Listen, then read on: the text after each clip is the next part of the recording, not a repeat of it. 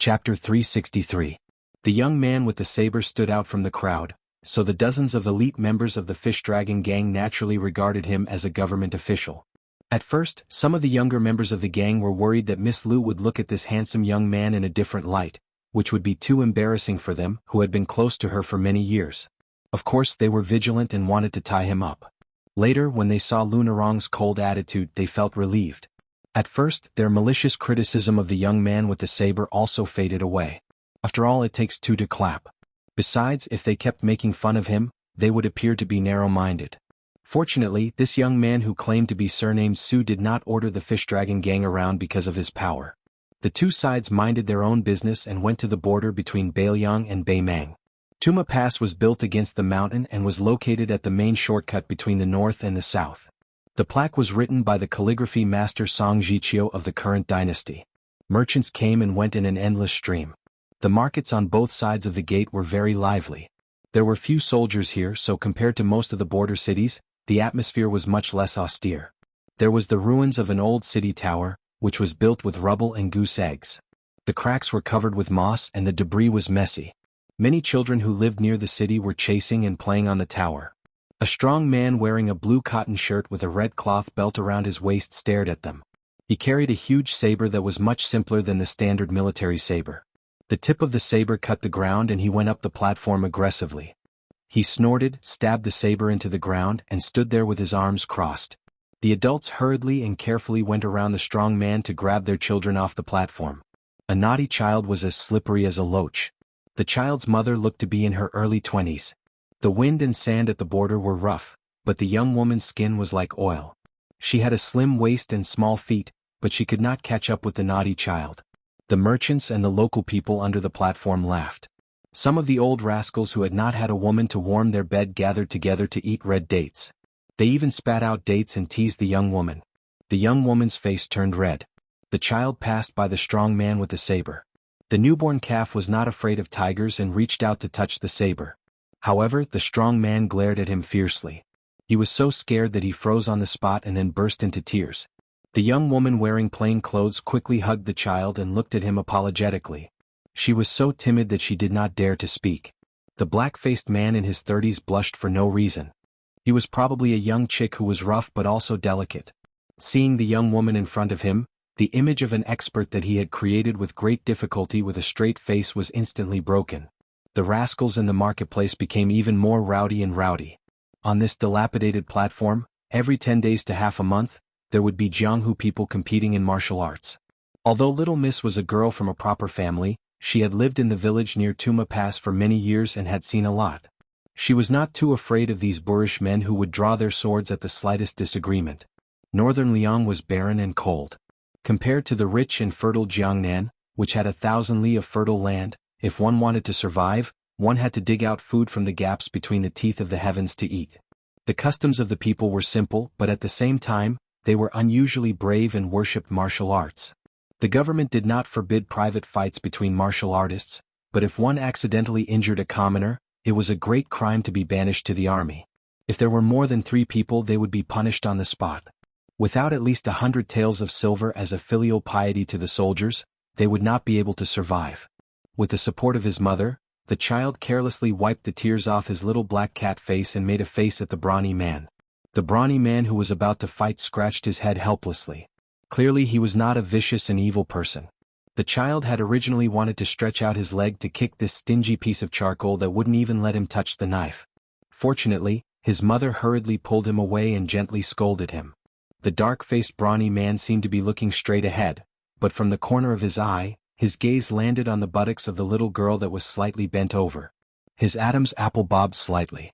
The girl's body was small and delicate, her clothes were plain and clean. Probably because she had been washed many times, adding on to the fact that her buttocks were too perky compared to her body, it was difficult for her to stretch her full breasts. She appeared even more beautiful. It wasn't that the brawny man with the Zamadeo had evil intentions. He did have some skills, but he disdained to be a heartless flower thief.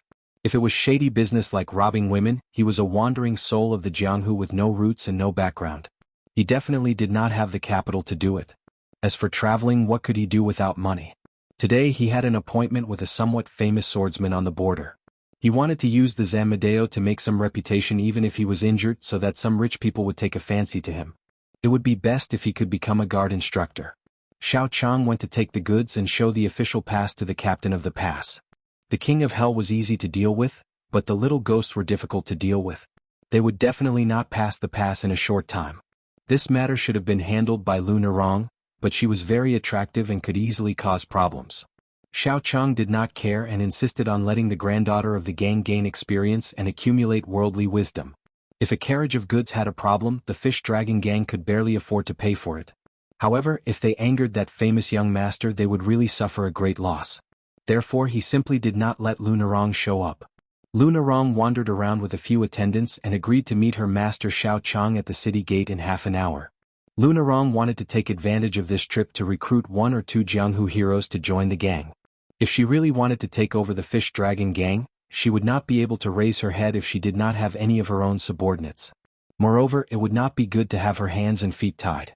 She and 6 or 7 young members of the fish dragon gang followed the crowd to the base of the platform. A few local gangsters who wanted to get close to her were gently pushed away by Lu Nerong's escorts. They were all skillful and made people retreat. After all, this was not Lingzhou. If they provoked someone difficult to deal with, who would give face to the fish dragon gang that they had never heard of? How big was the Jianghu today? A half-baked Jianghu person who had been in the Jianghu for a few years could casually name a lot. The so-called sects, gangs, temples, villages, islands, villages, palaces, and so on, not to mention other places. Just in Lingzhou alone, there were more than 40 people who could name themselves. To put it bluntly, it was as difficult as ascending to the heavens to be able to give a good name. The fish dragon gang was considered to have started their business early, so they were able to snatch the name Fish Dragon, which was not vulgar. Outside of Lingzhou, the whole Jianghu probably had at least 8 or 9 members of the fish dragon gang with the same name. Chapter 364. There was an uproar. Lu Nerong turned her head and saw a swordsman in snow-white clothes with a sword stepping on the shoulders of the crowd. His demeanor was otherworldly. This swordsman who showed off his skills was heading towards Lu Nerong. How could Lu Nerong bear the humiliation of being stepped on by someone else? She silently unsheathed the famed sword at her waist. Her eyes were sharp. The handsome swordsman with a face like a peach blossom narrowed his eyes. He seemed to have sensed the sharpness of Lu Nerong's aura. He made a slight turn and stepped on the shoulders of the spectators nearby to reach the base of the stage. After floating down, he could be said to be handsome.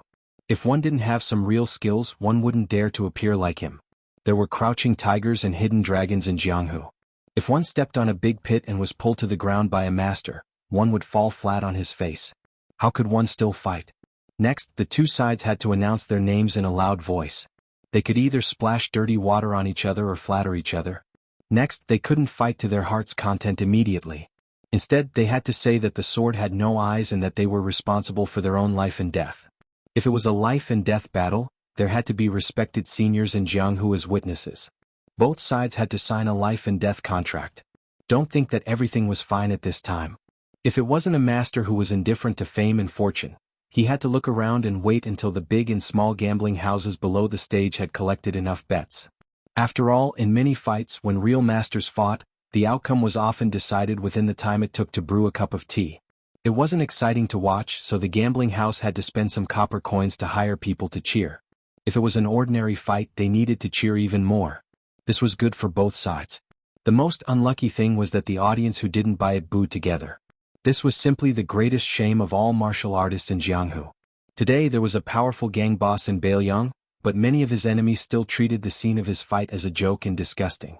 Many people around Lu Nerong excitedly brought long benches and sat down with their families to wait for the show. There were even hawkers with dozens of sticks of sugar-coated haws shuttling back and forth. The greedy children were clamoring for their parents to pay a few copper coins. The crowd below the stage was noisy and lively. Lu Nerong looked around and didn't let her guard down. In the past 2 years, the Fish Dragon gang had not been treated kindly by other gangs in Lingzhou. Moreover, their master, Xiao Chang, who won the title of Double Revolving Swallow by killing people, had made countless enemies. This time, without the protection of the Fish Dragon gang's leader, Lu Nerong, there might be people who would come to seek revenge. No matter how big the business in Lingzhou was, there was a limit. There were dozens of sects and factions standing in this small area. Everyone wanted to take the jobs of others into their own hands. The Fish Dragon gang was now at the critical moment of resurgence. Not to mention the gangs with similar power, who were afraid that the Fish Dragon gang would become stronger. Even some big gangs wanted to trick the Fish Dragon gang. Lunarong knew that she didn't have the confidence to ignore everyone like before, so she could only be very careful. The few strangers around her made Lunarong very afraid. One of them was the merchants who had submitted the official documents together with her outside the city gate. For example, the Fish Dragon gang was selling expensive products like rouge and face powder, which was already considered a big deal. However, everyone knew that the real deal was the most powerful ones. Once this kind of thing was discovered, the family would be ruined. No matter how powerful the officials behind you were, once it was found out by the Bailiang army, even if you were a 4th rank or 3rd rank feudal official, you would be beheaded in public. Next was the horse business. Buying horses from Baimang. As for whether you would sell them to the Bailiang army or to private individuals, it depended on your own ability. In short, this business was dangerous. Not only did you need to have a good relationship in Bailiang, you also needed a reliable person with real power to help pave the way in Baimang. At this time there was a group of horse sellers around Lunarong. They seemed to be dressed as merchants, but they were all strong. Another group of people were openly pointing at her, not showing any signs of concealing their intentions. Lunarong whispered, "Be careful. Don't just watch the competition on the platform." The young men around her nodded silently. Somehow, when Lunarong saw a young man squatting on a pile of mud bricks connected to the mountain in the distance, holding a stick of sugar-coated haws in one hand, he lowered his head and nibbled on it, but he was not watching the competition on the platform like them. Instead, he was looking at the city wall of the Fallen Horse Pass. She was stunned for a moment and then she wanted to cry and laugh. This guy was in a leisurely mood, not at all like a reckless warrior. Why did the general's mansion send such a person to escort the escort? Lunarong was not in the mood to think deeply about the identity of this young man with a saber, so she continued to look at the platform. She had to admit that the man with the Zamadeo had amazing strength. He wielded a saber that weighed more than 40 kilograms. The swordsman in snow-white clothes had excellent swordsmanship. Under the Zamadeo, he walked leisurely, and the sword in his hand was raised slowly. He was very relaxed, obviously holding back his strength. His swordsmanship was at least equal to her master Xiao Chang's, which made Lunarong want to recruit him. On the top of the mud brick wall, of course, was His Royal Highness Su Fengyan. The candied hawthorn was sweet and tasty, and the syrup was thick and light yellow. Although it was the stingy low-quality syrup of the hawthorn, it had its own unique flavor. The candied fruit was crunchy but not greasy. With each bite, a hawthorn was crunchy. After a few bites, there was only one hawthorn left on the stick. Just as he was about to bite down, he saw a little kid squatting beside him, staring at him without blinking. It was the naughty child who competed with the black-faced swordsman on the platform. The child's family background was probably not good, but he was dressed neatly, unlike the sloppy poor children. Seeing His Royal Highness turn his head, the child hurriedly pretended to look at the fight on the platform. Su Fengyan smiled, gritted his teeth, and threw away the remaining candied hawthorn on the stick. He then stretched out his hand and handed over the other stick of candied hawthorn that he had not eaten yet. The child tilted his head and looked at the tempting candied hawthorn from the corner of his eyes. He swallowed his saliva. It seemed that his family background was very good, and he did not have the habit of asking for things from strangers. He revealed his 2 canine teeth and shook his head shyly with a red face. The child hesitated for a moment, then finally gathered his courage and made up his mind. He turned his head and looked at His Royal Highness with his eyes wide open. Su Fengyan turned his head with a puzzled expression. The child pointed at the spring thunder saber hanging from Su Fengyan's waist. Obviously, in the child's eyes, no matter how greedy he was, a stick of candied hawthorn could not compare to touching the real saber. Which child did not have a Jianghu in their heart? Su Fengyan smiled and generously took off his saber and handed it to the child. The child's eyes were filled with joy and surprise. He hugged the spring thunder saber that was not heavy at all. It was as if he had embraced the Jianghu in such a simple manner.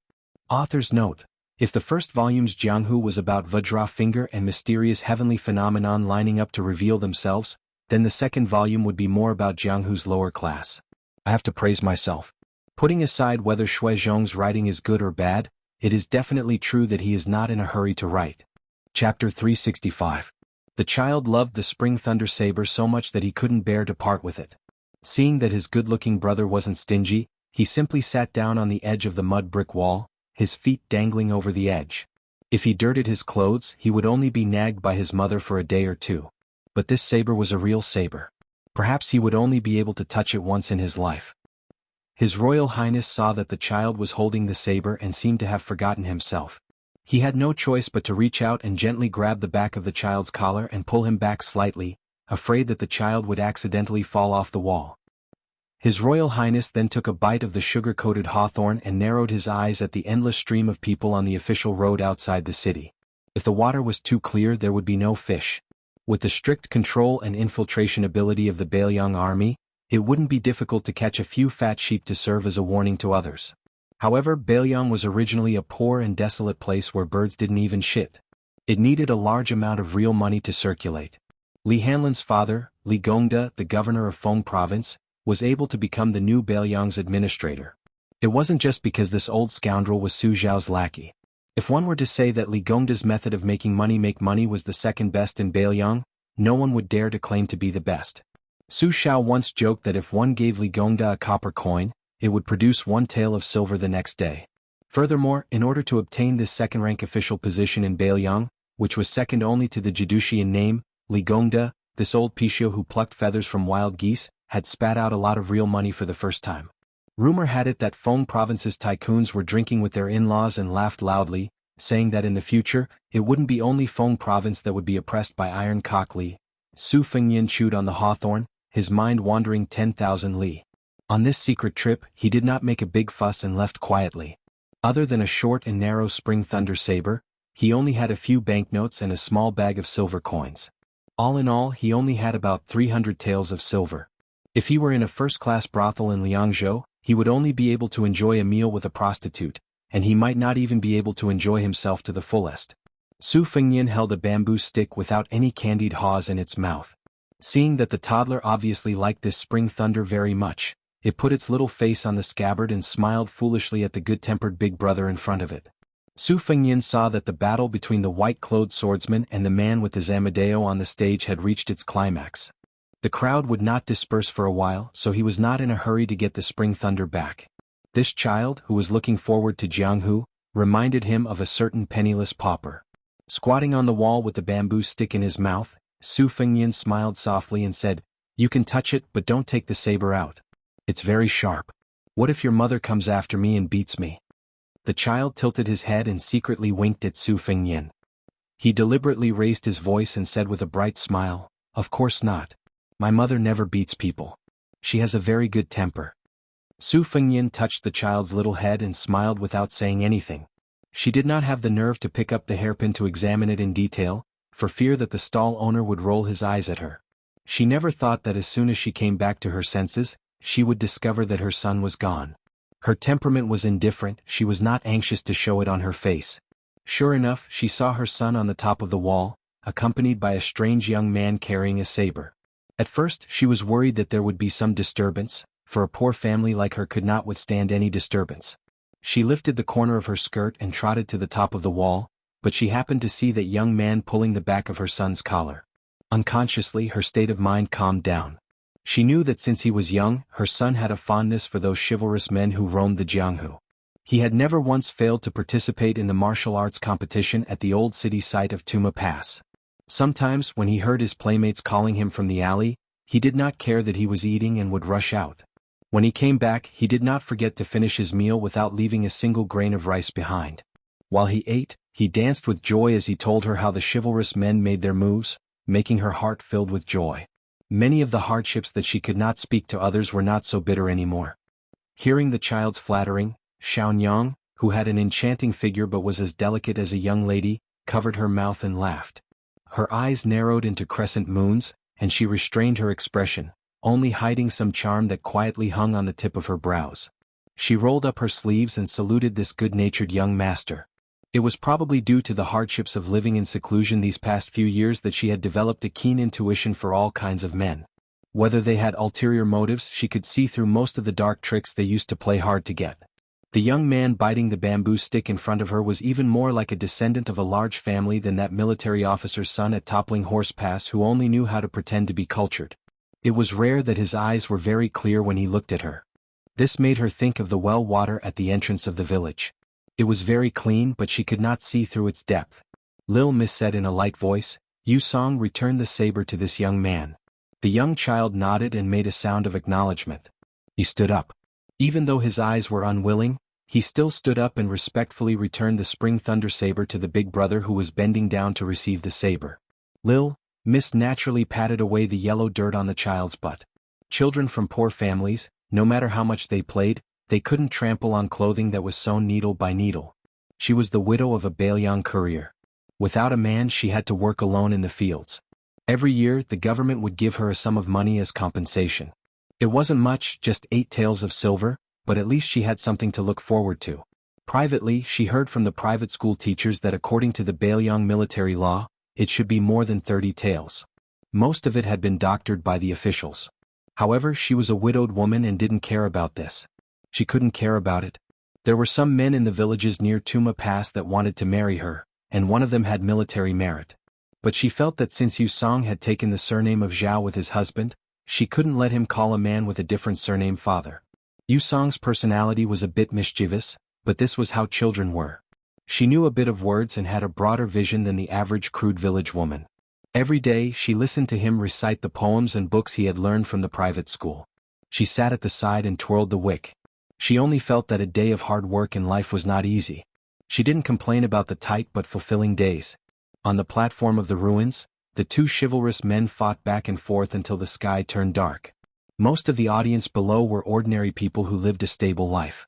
No matter who they were, whether it was Tianshan Wind chasing sword, chopping horse, splitting tiger, or saber, as long as they fought energetically, they wouldn't be stingy with their applause and cheers. A total of 100 to 200 spectators cheered loudly. Many men stood on the benches and applauded. After all, they didn't need to pay half a copper coin.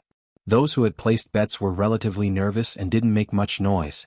They only secretly clenched their fists when they saw the person they bet on making a good move. When they saw that they were at a disadvantage, they were worried.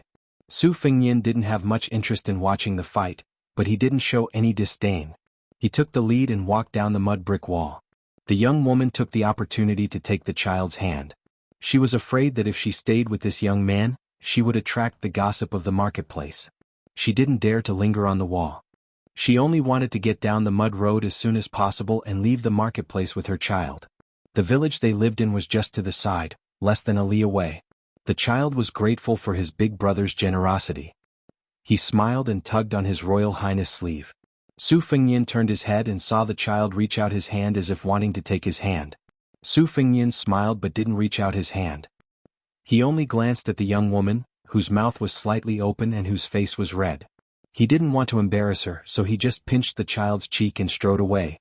The young woman quietly exhaled. Her face was burning hot. She glared at the child. The latter was a child as white as a thin sheet of paper. He only felt that his mother was prettier than before. She was shy but didn't know why she was blushing. Chapter 366. The fierce battle finally came to an end. If it didn't end soon, those guys who were hired to warm up the scene with a dozen copper coins would clap until their palms were red and swollen. Their voices were hoarse. It wasn't that they were dedicated to their job, but that the battle was really wonderful. The Zamadeo in the tan man's hand was so powerful that it could move mountains and rivers.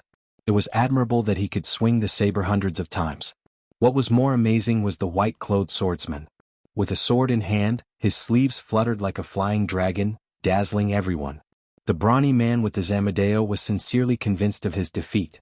He cupped his hands and admitted defeat. He sincerely praised the swordsman. His magnanimity made the onlookers give him a thumbs up. Several brilliant swordsmen who were infatuated with him put their swords back into their sheaths and left.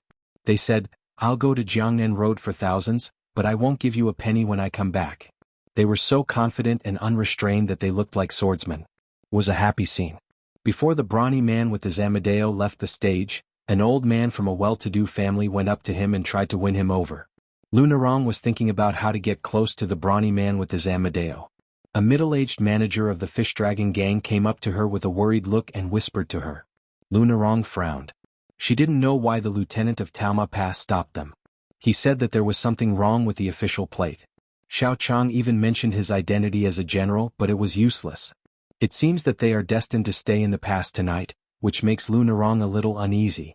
Taoma Pass is just a small pass, and the highest-ranking deputy captain here is only level 6. The one who works for the Fish Dragon Gang is level 4, and his official title is several levels higher. Although he is a military officer and is not in charge of military power, the Northern Liang Army has its own system. If they follow the vine to find the melon, they can always find all kinds of relatives and friends. A level 6 in a small pass can make a deputy captain, and under the premise that they have a lot of money, there is no reason for them not to give face. Lunarong didn't care about the brawny man with the Zamadeo. She quickly walked to the top of the city wall and met the sullen Xiao Chang. Obviously he was angry. When he saw Lunarong, he walked to the side of the official road and whispered with a bitter smile, "Something's wrong. We can't sleep peacefully tonight. Let's find a shop in the downtown area to stay. It's expensive, but we can't save this money. Each shift has 10 people and we take turns. We'll be fine after tonight." Lunarong was not a petty woman. She nodded and said, "Yes, it should be so." While they were talking, Lunarong caught a glimpse of the horse dealers walking toward them. They were surrounded by an extremely arrogant and plump woman. The woman was quite old. She wore a beautiful mink fur headband. This kind of decoration was very popular in the border of Liangzhou. It could be used to keep out the cold in autumn and winter. It was also beautiful. It was known as the mink headband or the sleeping rabbit. It was first spread in Bailiang Palace. It seemed that the first commandery Princess Su Jihu was the first to wear such an ingenious outfit. The lively Bailiang noblewomen also hurriedly followed the trend. The graceful woman with the mink headband was surrounded by old Taoist practitioners. She was calm and steady, and her breathing was much longer than that of ordinary people. Especially the old man next to the woman. His eyes were as malicious as an old goshawk's and his fingers were like hooks. She didn't know what kind of martial art he practiced, but his hands had an unusual pale gold color. It was probably the dragon claw hand or some other kind of overbearing and vicious external martial art. Number 7 or 8 valiant martial artists surrounded the arrogant woman like stars surrounding the moon. Apart from her, the most redundant one was a man who wore a thick layer of makeup. He was handsome but too feminine without the slightest bit of masculinity. He stuck close to the woman like a little bird, looking at Lunarong's group with a sinister and playful gaze. Su Fengyan slowly walked over. Seeing that the situation was about to turn hostile, he stopped and planned to watch from afar. Unfortunately, this detail was not only seen by the observant Lunarong, but also by the plump woman. Her eyes lit up and the corners of her mouth curled up. She didn't even care about Lunarong. She directly hooked her finger at Su Fengyan, her expression showing that she wanted to pamper Su Fengyan. The woman was able to look at someone so lecherously on the street. She could be considered to be thick-skinned and capable. Su Fengyan took a step back. In Lunarong's eyes, this was almost a death sentence that deserved to be beheaded. She thought that this young man with a saber was really annoying. Why didn't he have the backbone of a Jianghu man? Thinking about it, Lunarong sneered, full of ridicule and disdain. This guy surnamed Su was not a Jianghu man. He was just a dog in the general's house, wagging its tail and begging for mercy. She thought too highly of him to put her hopes on him. The handsome man wearing makeup saw that the woman beside him was moved and his eyes turned red with jealousy. He whispered like a spoiled child, "Miss, that pretty boy is carrying a saber. These barbarians are so vulgar." The woman raised her hand and slapped the man's face. The latter held his face, his eyes full of resentment, and he was about to cry. Seeing Lunarong and the others from the Fish Dragon gang, they all felt their hair stand on end and only felt nauseous. As a result, their disgust for the guy surnamed Su was reduced a lot. The rich woman who raised pretty boys like she raised cats and dogs faced Su Fengyan. Her face was hot as if the sun had risen from the west. She had fallen in love with this slender young man at first glance. She was tired of eating the pretty boys beside her who were full of makeup and powder. She needed a change of taste to make her stomach feel better. She was just about to tease him when the sound of horse hooves came from the street. 4 riders disregarded the noise of the busy streets and galloped over. Fortunately, they did not trample or knock down any pedestrians. Although these 4 riders were domineering, their horsemanship was also superb. A young master in brocade jumped off his horse, but the 3 armored retainers behind him did not move. Lunarong saw all of this and had already guessed the identity of this young man. He was Zhou Ziru, the eldest son of the deputy commander of the Toppling Horse Pass. Lunarong had already memorized the places and people along the way to the north with her master, Xiao Chang. She remembered Zhou Ziru's name because even Xiao Chang mentioned him. It was said that Zhou Ziru was not only brilliant in literary talent, but also had many excellent works passed down in Bailiang. He could also draw a 3-stone bow and shoot a willow leaf from 100 paces away. His archery skills were outstanding. It should be known that 30 Jin was a Jun and 4 Jun was a stone. To be able to draw a 3-stone bow was already a shocking amount of arm strength. If he could also ensure that the arrow was accurate, then he could directly enter Bailiang's army and become a crossbowman. Jiang Hu and the military were two sides of the same coin, but in the world, there was no ignorant brute who dared to look down on Bailiang. Lunarong looked at Zhou Ziru. She didn't expect that after he got off the horse he didn't talk to the woman first. Instead he smiled at her. Lunarong, who was caught off guard, subconsciously turned her head away. When she came back to her senses, she felt ashamed and her eyes returned to their usual coldness. In Bailiang, Zhou Ziru, who could barely be considered a seed, was happily chatting with the plump woman. Perhaps it was because this mink had a real handsome man like Zhou Ziru that she had lost interest in Su Fengnian. She just winked at him and walked through the city gate with Zhou Ziru. When they passed by the people of the Fish Dragon gang who were on guard, she didn't forget to make a show of force at Lunarong. Zhou Ziru, on the other hand, paused his steps. Xiao Chang let out a sigh of relief. When they were outside, as long as they weren't a lone wild crane who looked down on the world with disdain, how could everything go according to their wishes? It was inevitable that they would have to face all kinds of forces several times. Afraid that Lunarong would take a liking to him, he found a light topic and said, "This young Master Zhou is skilled in both literature and martial arts. He is a good match for our Narong."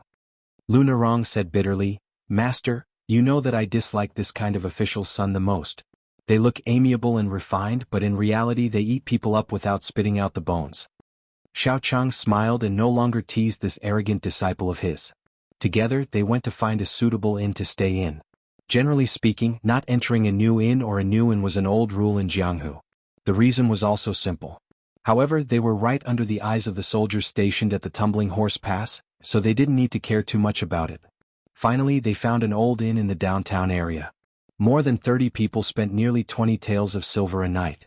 Even Lunarong, who had never worried about food and clothing since childhood, was a little distressed. She knew that the local regulars would only ask for less than 10 taels of silver, but to be safe, even if they were treated as fat sheep and ruthlessly slaughtered, the Fish Dragon gang could only pinch their noses and endure it. During this period, Su Fengnian quietly followed behind. The scene on the street made the Fish Dragon gang despise this young man who originally didn't belong to the same gang with a sword. They thought to themselves, "Boy, are you wearing a sword for show? You were almost snatched away by a woman to be her gigolo. Even if you can't beat those evil servants, you should at least put on an angry face. You are a coward who doesn't say anything and takes a step back. Aren't you implicating the Fish Dragon gang and making a fool of themselves with you?" Bah! A young man from the Fish Dragon gang spat at Su Fengnian's feet. Chapter 367. Jianghu people were straightforward and straightforward. Su Fengnian immediately received his karma. In addition to spitting out a mouthful of saliva, he was also assigned to live in the cheapest and cramped room in the inn with the least experienced gang member. Su Fengnian remained silent and did not object. The guy who shared the room with him was called Wang Dashi. Unfortunately, his physique and personality were the complete opposite of his name. Not only was he short, but he was also as thin as a bamboo pole. Not only was he not as smelly and hard as the stone in the latrine pit, but he was also very weak and docile. However, his father had died in a gang fight in his early years, so he was very loyal to the Fish Dragon gang. Old gang leader Lu remembered his loyalty and took Wang Dashi into the gang despite his poor constitution. Although this young man did not have the slightest talent in martial arts, he was willing to endure hardships and was very diligent in his work. He would never slack off. In the gang, he often did the dirty work of scrubbing toilets or washing clothes for his senior brothers. He worked hard without complaint and was bullied several times over the years. However, this young man was naturally optimistic and never held grudges. Once in the gang, Lunarong accidentally saw him being bullied too much, so she paid extra attention to him and took care of Wang Dashi a little bit. Only then did Wang Dashi's situation improve slightly. This time, among all the members of the Fish Dragon gang, Wang Dashi was the only one who was willing to squeeze out a smile to Su Fengnian. Probably because they were in the same boat, this time he was living in the same room with Su Fengnian, so Wang Dashi did not have to worry about the faces of his senior brothers and martial uncles. After closing the door, he took the initiative to call out young Master Su, and even took out the shichi pastry that he had bought in the downtown market. He actually bought 2 portions. The one on the surface was more than half a kilogram, but he secretly hid less than half a kilogram. The first portion was naturally taken away by his senior brothers. Otherwise, even if Wang Dashi, who loved pastries, spent money, he would not even be able to eat half a kilogram of delicacies. This was Wang Dashi's shrewdness in finding joy in suffering. In front of the taciturn young Master Su, Wang Dashi obviously had a strong sense of inferiority. It was so strong that he did not know how to hide it. He took out all the shichi pastry wrapped in oil paper and asked with a red face, "Young Master Su, would you like to have a taste?" Su Fengyin shook his head. Wang Dashi wasn't surprised. He sat at the table and started eating. Just as he started eating, a few senior brothers pushed the door open and entered without knocking. Wang Dashi turned his head in surprise and swallowed the pastry in his mouth subconsciously.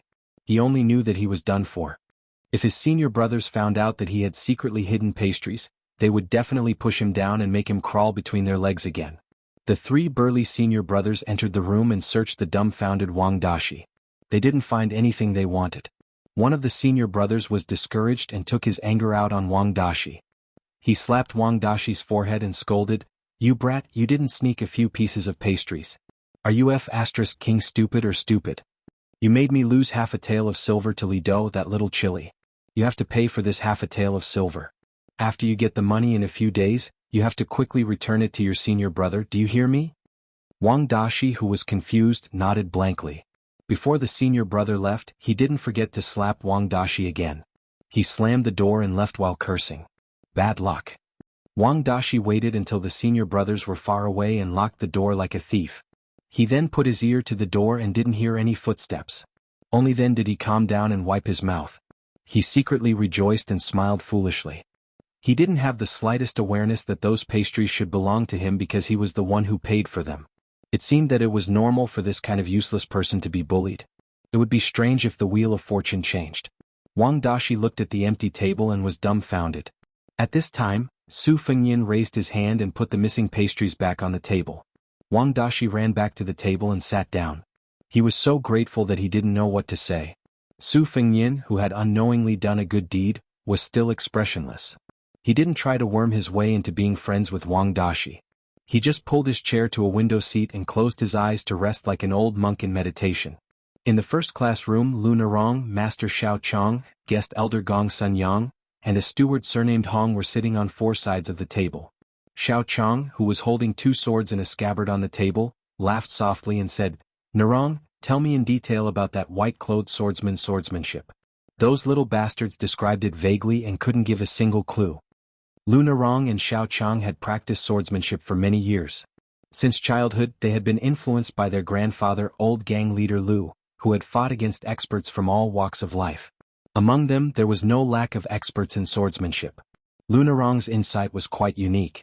He spoke tirelessly about several exquisite moves. Lu Narong didn't forget to use her finger as a sword and slowly draw strokes in the air. Xiao Chong was not a swordsman who fished for fame. The most powerful thing about using two swords in a scabbard was that after being unsheathed, the mother and son swords could be used to circle around him like a pair of swallows. It could both attack and defend. Of course, this was not a superior swordsmanship, but a clever move. Xiao Chong mocked himself for not being able to enter the eyes of a swordsmanship grandmaster. However, in the eyes of the Fish Dragon gang, this was an extremely mysterious ability. Even the experienced and knowledgeable Lu Narong sincerely admired him. After practicing swordsmanship for more than 10 years, she could only make a single sword circle within a range of 3 feet. Moreover, it looked good but was useless. It was completely useless in a fight. Xiao Chong was one of the few masters in the Fish Dragon gang who could be ranked at the top of the second rate in the Lingzhou Wulin. He was not far from the front line of old gang leader Lu. He was the true number one swordsman in the gang. Lu Narong was his disciple, so Xiao Chong was not misleading. Chapter 368. Xiao Chong listened to Lu Narong's story and smiled. If I didn't guess wrong, the white-clothed swordsman is Qing Yish, who is very popular at the border. I thought he was just fooling the people, but I didn't expect him to have some skills. It's a pity that he left in a hurry. Otherwise, he could have joined the Fish Dragon gang as a guest. That would be even better. Lu Narong sighed. What a pity. Xiao Chong glanced at the dull Gong Sun Yang and smiled. This Qing Yish is good at martial arts, but compared to us he is still inferior. Narong, back then your uncle Gong Sun. Gong Sun Yang struggled to lift his eyelids. His expression was as calm as an ancient well as he interrupted his old friend Xiao Chong. He waved his hand and said, "Don't mention it if it's nothing." Xiao Chong said helplessly, "I haven't said it yet." Gong Sun Yang stood up and said softly, "Miss, I'll go back to my room first." Lunarong got up to see him off, but Gong Sun Yang shook his head and stopped her. He walked out of the room alone. The fish dragon gang knew that this guest suffered from wet poison on his right toe. It was said that when he slept, he couldn't even pull out the heel of his shoe, so he walked with a slight limp and rarely showed up. Among the senior members of the fish dragon gang, he was the only one who didn't even have a disciple. They only heard that the old guy could use the unique skill of 5 consecutive arrows, but no one had the chance to see it with their own eyes. The horn bow was covered in dust and hung on the wall all year round. No one knew if it was just for show. After Gong Sun Yang left, Xiao Chang revealed some secrets of the past.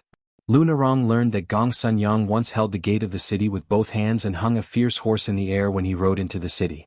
If this was true, Uncle Gong Sun was not inferior to her grandfather when he was at his peak, but she didn't know if his cultivation had regressed over the years. Lunarong knew that the path of martial arts was like sailing against the current. If one slacked off, 1 month's effort would be wasted. It was like a pearl covered in dust for a long time. Even if it was wiped again, it would not be as round as it used to be. As the saying goes, pearls also have a life, and martial arts also have spirituality that can only be understood but not spoken. Xiao Chang hesitated and said in a deep voice, "Narong, I saw a familiar figure on the street today." Lunarong's heart skipped a beat. She whispered, "Is it Master's enemy?" Xiao Chang nodded. "It's not difficult to deal with one of them, but I'm afraid that several of them will gather together." Lunarong's tone was calm. She smiled and said, "What are you afraid of? The inn is only a short distance away from the pass. They wouldn't dare to cause trouble in public. Besides, Master and Uncle Gong Sun are here. These scoundrels will kill them one by one. If 2 come, we'll kill a pair. If 3 come, we'll kill them all." Xiao Chang was also affected by Lunarong's tone, and a heroic spirit that was once covered by the aura of dusk welled up in him. He laughed and said, "We practice the sword, so we should have this heroic spirit. And Rong, your cultivation will definitely be higher than mine in the future." Lunarong smiled. But when night fell, the fish dragons couldn't laugh anymore. His original intention was to live in a busy city, so that those who hid in the dark would have scruples. Who would have thought that he would be caught like a turtle in a jar? Lunarong stood by the window, her face pale. The torches outside the inn lit up the night like it was daytime. There were as many as 3 forces that had designs on the fish dragons. One of them was the enemy of the second leader, Xiao Chang. There were 5 or 6 people and they didn't ride horses. Obviously, they wanted to take advantage of Xiao Chang's last trip to Jianghu before he retired and take revenge.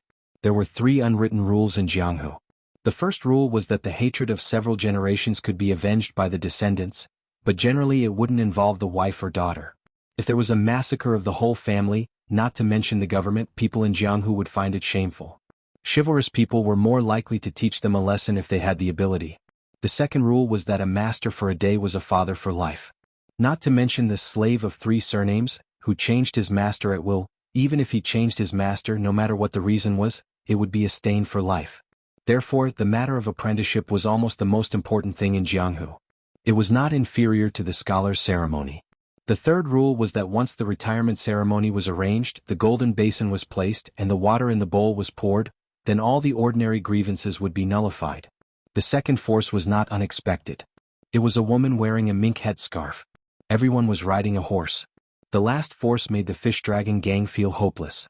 It was the young master Zhou Ziru, who was the deputy captain of the pass. He was followed by 8 or 9 cavalrymen and more than 20 infantry soldiers. Zhou Ziru's handsome face was shining brightly under the light of the fire. He looked at Lunarong on the second floor and slowly said, "We are catching bandits. Unrelated people, please leave." The mink headscarf woman spoke and acted without restraint. She didn't care if the fish dragon gang in the inn could hear. She said sweetly, "Young Master Zhou, it's settled. That woman surnamed Lu belongs to you, but you must not hurt her little brother with a saber." Zhou Ziru frowned and didn't reply. The woman, who was faintly unhappy, twitched the corner of her mouth and suppressed the disrespectful words that were already on the tip of her tongue. She coquettishly sat high on the horse with one hand on her waist, her index finger rhythmically tapping the pattern on the jade buckle. "At this border, who can escape from the palm of my hand? Why can men sit in the harem with 3,000 beauties, but we women can't have 300 gigolos? I just want it." Chapter 369. Zhou Ziru believed that he was well-read in military books and could skillfully apply them to worldly affairs. Over the years, he had been successful in every endeavor. Not only did he become the chief advisor of Vice Captain Zhichang's father, he also gave advice. He also personally set up traps, causing many famous bandits to fall in the pass. Just the reward alone was more than 2,000 taels of silver. Zhou Ziru ignored his father's heartache and distributed most of the silver to the soldiers of Tuma Pass who worked for him and his father. Although he was the most powerful young master in the pass, because a rabbit does not eat the grass near its burrow, his reputation among the common people had always been good. This time, casting a large net against the fish dragon gang was only a temporary idea. 3 days ago, a few people from Lingzhou found one of Zhou Ziru's friends and had a banquet. During the banquet, they said that they wanted to kill a member of the fish dragon gang named Xiao Chang. Zhou Ziru originally did not want to participate in this kind of Jianghu vendetta, but those people from Wulin were very efficient. They detained a bandit who had fled to the vicinity of Tuma Pass and handed him over to young Master Zhou without saying anything. Zhou Ziru saw that they only wanted the fish dragon gang to stay in Tuma Pass for one night and did not need to personally do the dirty work, so he agreed. Who would have thought that when the fish dragon gang arrived, they would take out a personal letter from the former weapons supervisor of Bailiang. This caught Zhou Ziru off guard and he immediately regretted that these people did not know the severity of the situation. However, Zhou Ziru knew that it was not easy to accumulate the reputation of young Master Zhou of Tuma Pass and did not want to ruin it.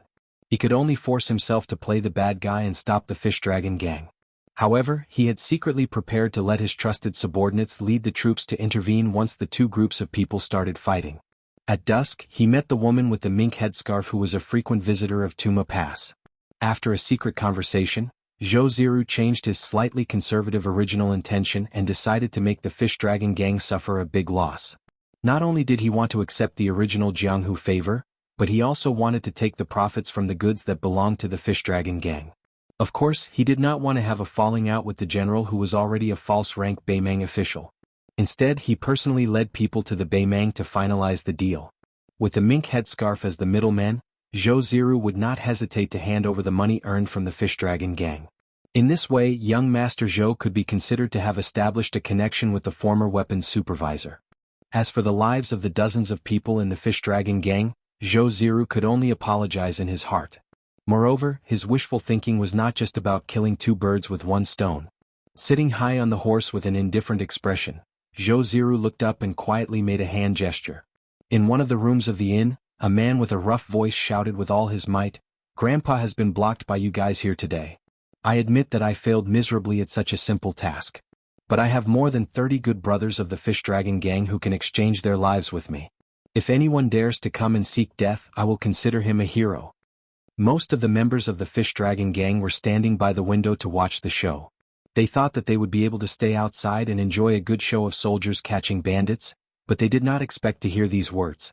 The gang members almost spat blood on the window. Where did this bastard bandit come from? A few impatient young gang members raised their swords and were about to follow the voice to kill this bastard who had climbed out of a pond. Before they went out, the second gang leader Xiao Chang and the steward came to gather them into the 3 connected rooms next door and did not allow anyone to fight. The fish dragon gang was not qualified to be a gang that lived like a prince and collected money by lying down. The members of the gang had seen a lot of schemes. At this time, no matter how stupid they were, they only knew that they had fallen into a trap. None of them dared to breathe. If it was just a fight between gangs, they were not afraid of anyone. But the cavalry and armored soldiers outside the inn were really terrifying.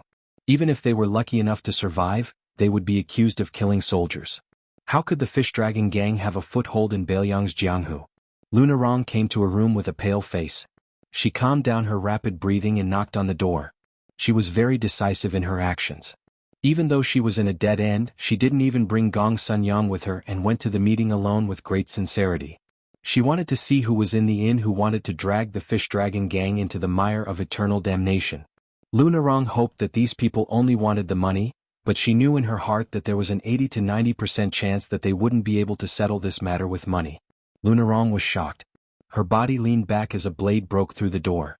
Lunarong could even clearly see that the blade was only an inch away from her face. The person in the room didn't succeed in his attack, so he decisively put away his saber and kicked the door.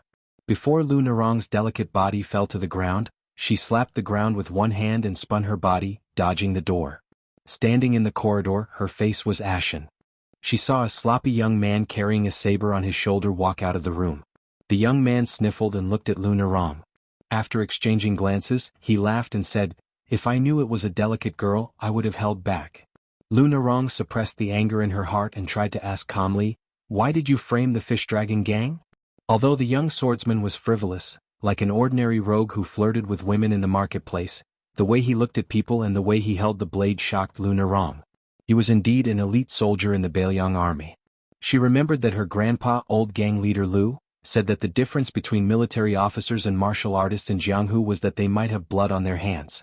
But compared with the ruthlessness of the latter, the former had a kind of courage that really penetrated into their bones. This kind of perseverance was the heart that was trained in the face of thousands of soldiers and horses. It was the evil spirit that gritted teeth and crawled back to the world of the living. After Lu Narong confirmed the identity of the swordsman in her heart, her whole body was cold and her mood fell to the bottom.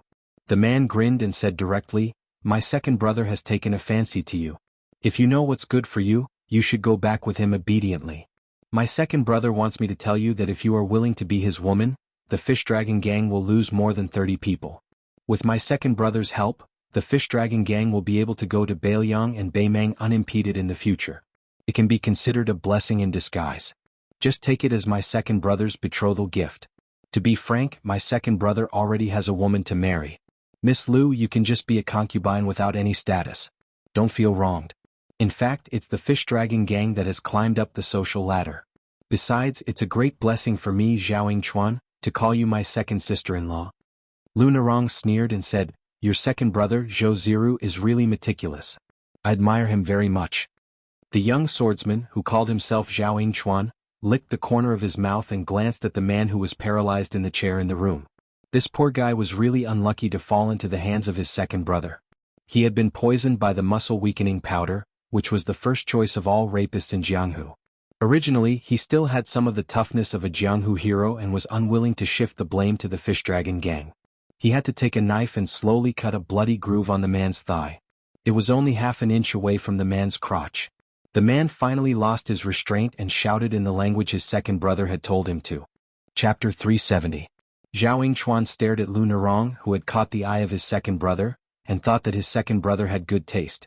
He smiled and said, "It's settled. I'll have to trouble second sister-in-law and Zhao Chuan to leave through the back door.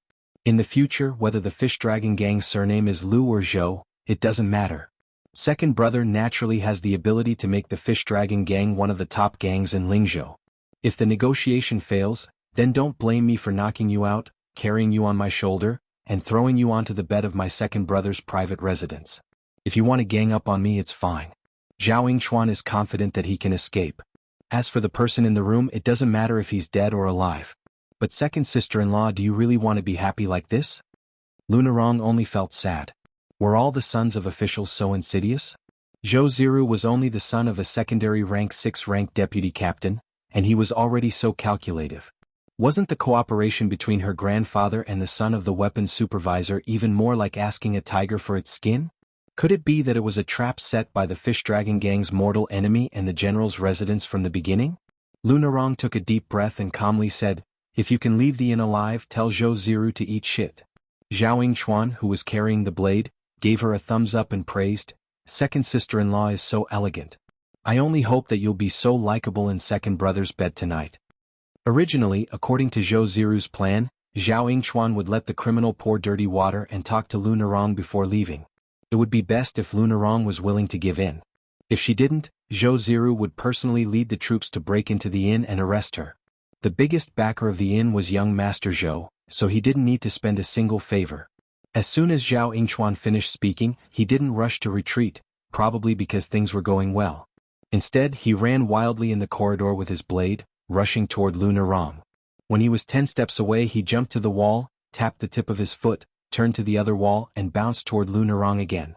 His speed was much faster than before and he had the advantage of being on the high ground.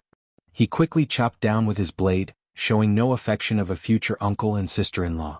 Lu Narong raised her arm to block. What a bright sword. She was indeed the granddaughter of gang leader Lu. This autumn water-long sword was enough to make ordinary martial artists drool. After the blade and sword collided, Zhao Chuan grinned and said, "Get out of my hand." Lu Narong's entire arm was numb and she took 2 steps back. Zhao Chuan, who had landed on the ground, did not show any mercy. He did not give Lu Narong any chance to catch her breath. He brandished his saber, forcing Lu Narong to only be able to take it head-on. She had no time to use any exquisite swordsmanship. It could be seen that Zhao Yingchuan was not a person who blindly believed himself to be reckless. In the final analysis, the swordsmanship and saber techniques of the military were all extremely clean and nimble killing methods. They were never flashy or flashy. However, the people of Jianghu were different. They more or less pursued the exquisiteness and magnificence of their moves. It was hard to avoid the suspicion of being cumbersome. If one's realm was low, they would be skilled. If one's realm was high, they would be immortal. Lu Narong retreated again and again, swallowing a mouthful of blood that had surged up to her throat. When Zhao Yingchuan finally took a breath, the long sword that had been fiercely knocked away by the saber slipped out of his hand. Zhao Yingchuan was delighted because after all, this was the woman that his second brother had taken a fancy to. He couldn't really kill her, so he was prepared to take down this Miss Lu whose swordsmanship was actually not bad. However, he didn't know that the moment he relaxed, the long sword that had slipped out of his hand strangely circled around Lu Narong's body and swept towards Zhao Yingchuan's neck at a tricky angle. Zhao Yingchuan turned his head and a strand of his hair was cut off. He was able to use his saber to parry the attack. He laughed and said, "What a good sword move." If second brother hadn't reminded second sister-in-law that Master Xiao Chang is good at the double swallow whirlpool, I would have really suffered a big loss. Lu Narong remained calm and stretched out her arms. She didn't reach out to hold the long sword. Instead, she flicked a finger on the sword and patted the hilt with her other hand. The long sword spun rapidly in the air like a spinning top whipped by a child and flew towards Zhao Yingchuan. Even Zhao Yingchuan, who had been on the battlefield countless times at a young age, had a serious expression on his face. He didn't dare to rashly pull out his saber, fearing that the saber's momentum would be used by the woman. His second brother had said that the most exquisite move of the Fish Dragon Gang's old gang leader's fist cannon that shook Lingzhou was the teacher's 3 cupped hands technique. After 3 consecutive cupped hands, the strength would multiply. It was completely different from the common martial arts common sense that the first move would be used up, the second would be weakened, and the third would be exhausted. This Lu Narong had clearly integrated the teacher's 3 cupped hands technique into the double swallow whirlpool swordsmanship. It was a bit tricky. Zhao Yingchuan made up his mind to avoid the fierce wind. He pulled out his saber and retreated. There was a door behind him. He suddenly exerted force with his back and smashed the wooden door. He retreated into the room in a slightly embarrassed manner. Seeing that Lu Narong didn't take advantage of the situation to pursue him, he held the long sword. Finally, he couldn't hide the trace of blood oozing out of the corner of his mouth. Zhao Yingchuan shook the saber in his hand and resumed his carefree attitude. He laughed and said, "Second sister-in-law, you're good with your sword." Lu Narong wiped the trace of blood from the corner of her mouth and smiled. "I don't care about your mother." There was an awkward silence. The corner of Zhao Yingchuan's mouth twitched. Obviously, he didn't expect such a woman to swear. In fact, there were 2 other people in the room. However, whether it was Lu Narong or Zhao Yingchuan, they didn't think that these 2 guys could do anything. She was just worried that they would be implicated. Lu Narong didn't have the confidence that she would be lucky enough to survive a life-and-death battle with this swordsman who was only hiding his strength. Her eyes moved slightly, indicating that the 2 people in the room shouldn't act rashly. However, in the next moment she was disappointed. Her disappointment was twofold. The first disappointment was that the young man with the same saber was standing by the window, motionless and indifferent. But what made Lu Narong most anxious was that Wang Dashi didn't care about the situation. He shouted and rushed toward Zhao Yingchuan.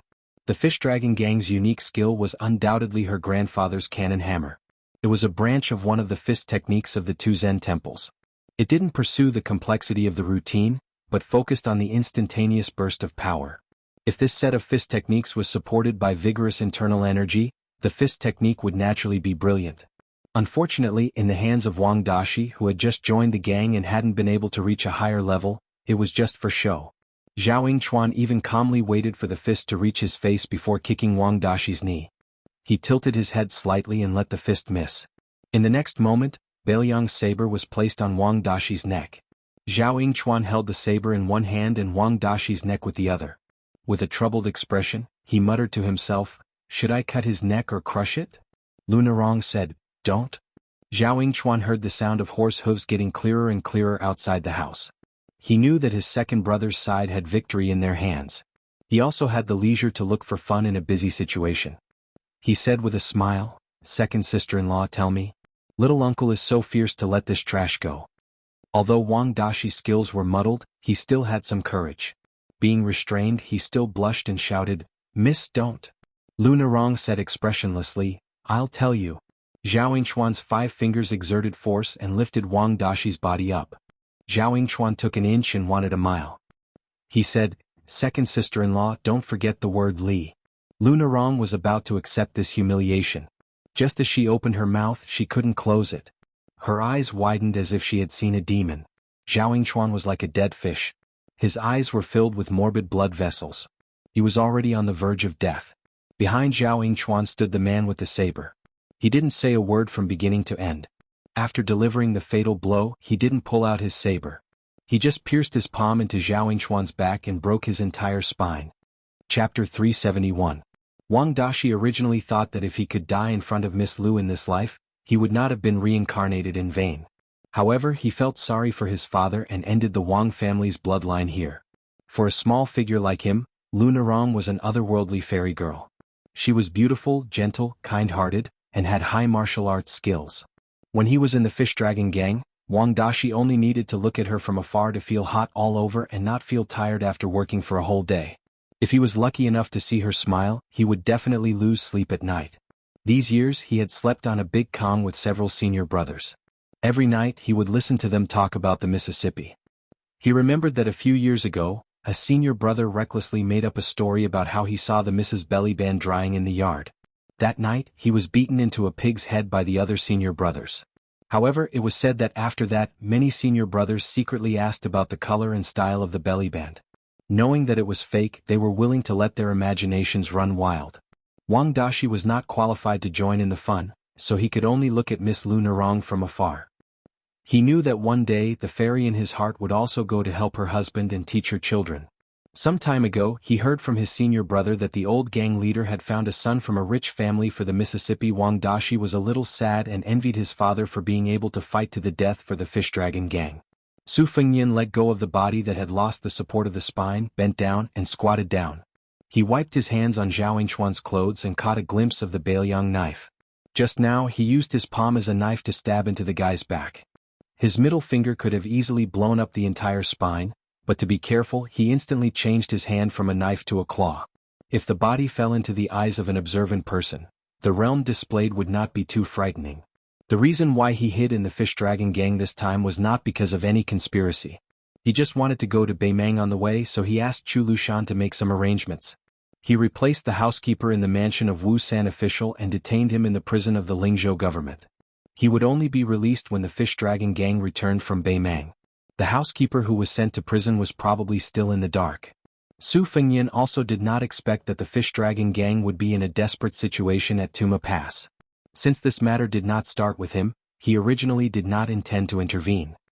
His Royal Highness, who was cold by nature, had no interest in caring about the rise and fall of a third-rate gang in Baoyang. Hero to save the damsel in distress and win Lu Narong? Su Fengyan really did not have the leisure to do so. Just now in the room, Wang Dashi was in a daze while His Royal Highness was slowly flipping through a nameless knife manual.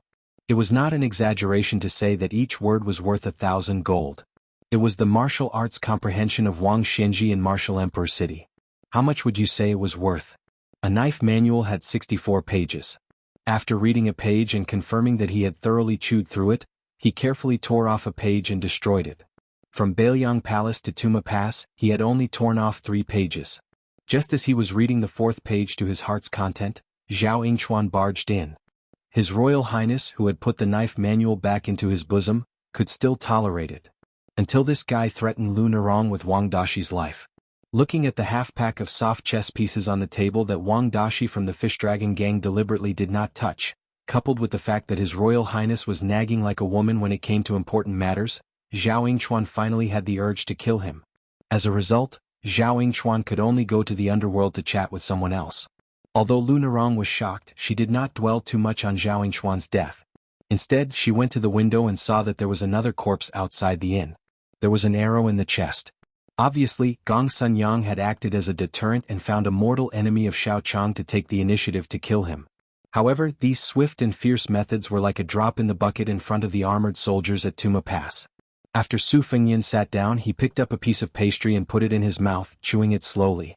He slowly said, "What about the goods in the cart?" It was not easy for Lunarong's impression of him to change a little, but as soon as he said this, it immediately changed back to its original state. Lunarong was burning with anxiety. She racked her brain but still could not think of a foolproof plan to bring the Fish Dragon gang out of the quagmire. She had no time to care about this unscrupulous man. She saw that Gong Sunyang had nailed arrows into the ground in front of the horses, finally temporarily blocking the advance of the armored soldiers at Tuma Pass. It was impossible to escape. Zhou Ziru had personally led more than 10 elite cavalrymen. With this person's careful calculation, he must have arranged a series of traps in the backyard. The Fish Dragon gang had more than 30 people. As long as a dozen or so archers chose a good position, they would be able to drag the Fish Dragon gang down. At that time, only a few fish would escape the net. Facing Zhou Ziru's cavalrymen and the other two forces, Shi Xiaochang and Gong Sunyang would not be able to escape the miserable fate of being slaughtered. Lunarong was faced with a dead knot created by several pairs of hands. Even if she had delicate hands, how could she untie it? Xiaochang walked into the room and saw the dead body at Wang Dashi's feet. He frowned. When he saw the Bailiang knife in the corpse's hand, he sighed and mistakenly thought that it was Lunarong's work. He thought that since Lunarong was determined to do this, he would die tonight. However, when Wang Dashi saw the high and mighty second gang leader arrive, he was grateful for young Master Su's life-saving grace. On the other hand, he was afraid and instinctively explained, "It was young Master Su who helped me kill this person." Of course, Xiaochang did not believe him. His eyes drifted to Lunarong, who had turned around by the window.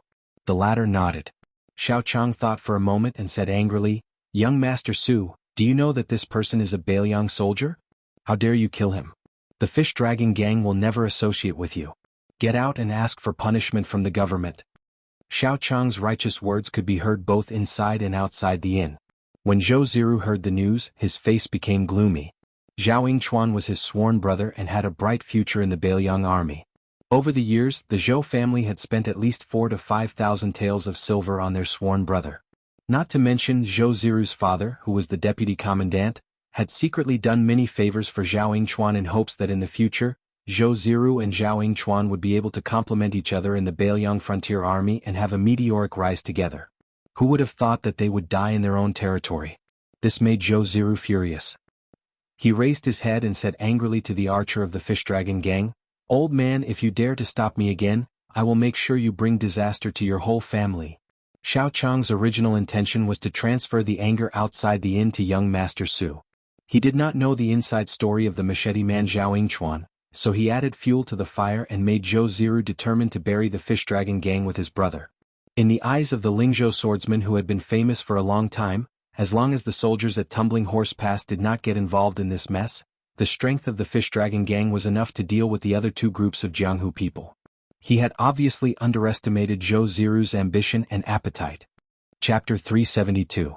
Lunarong didn't seem to expect her master to say such words. She was surprised.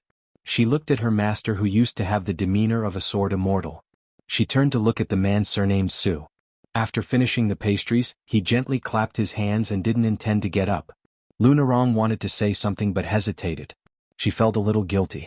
Xiaochang couldn't wait to throw this pretentious idiot out of the window so that the horses could trample him into meat paste. He stubbornly believed that as long as the soldiers at the Fallen Horse Pass were not angry, he and the Fish Dragon gang would have a chance to escape. Su Fengyan saw that the number one swordsman of the Fish Dragon gang was a little flustered and exasperated, so he calmly said, "Don't be in such a hurry to divert the trouble. The most important person in today's trap is not your enemies, but Zhou Ziru of the Fallen Horse Pass. This guy not only wants to take more than 30 heads of the Fish Dragon gang in exchange for military merits in suppressing the bandits, but also wants to seize control of your disciple Lunarong and control the Fish Dragon gang. Fortunately, he has a place in Lingzhou, the hinterland of Bailiang, and it will be much easier for him to do some shady business in the future. Zhou Ziru seems to be doing things very well. He will definitely eliminate the Fish Dragon gang.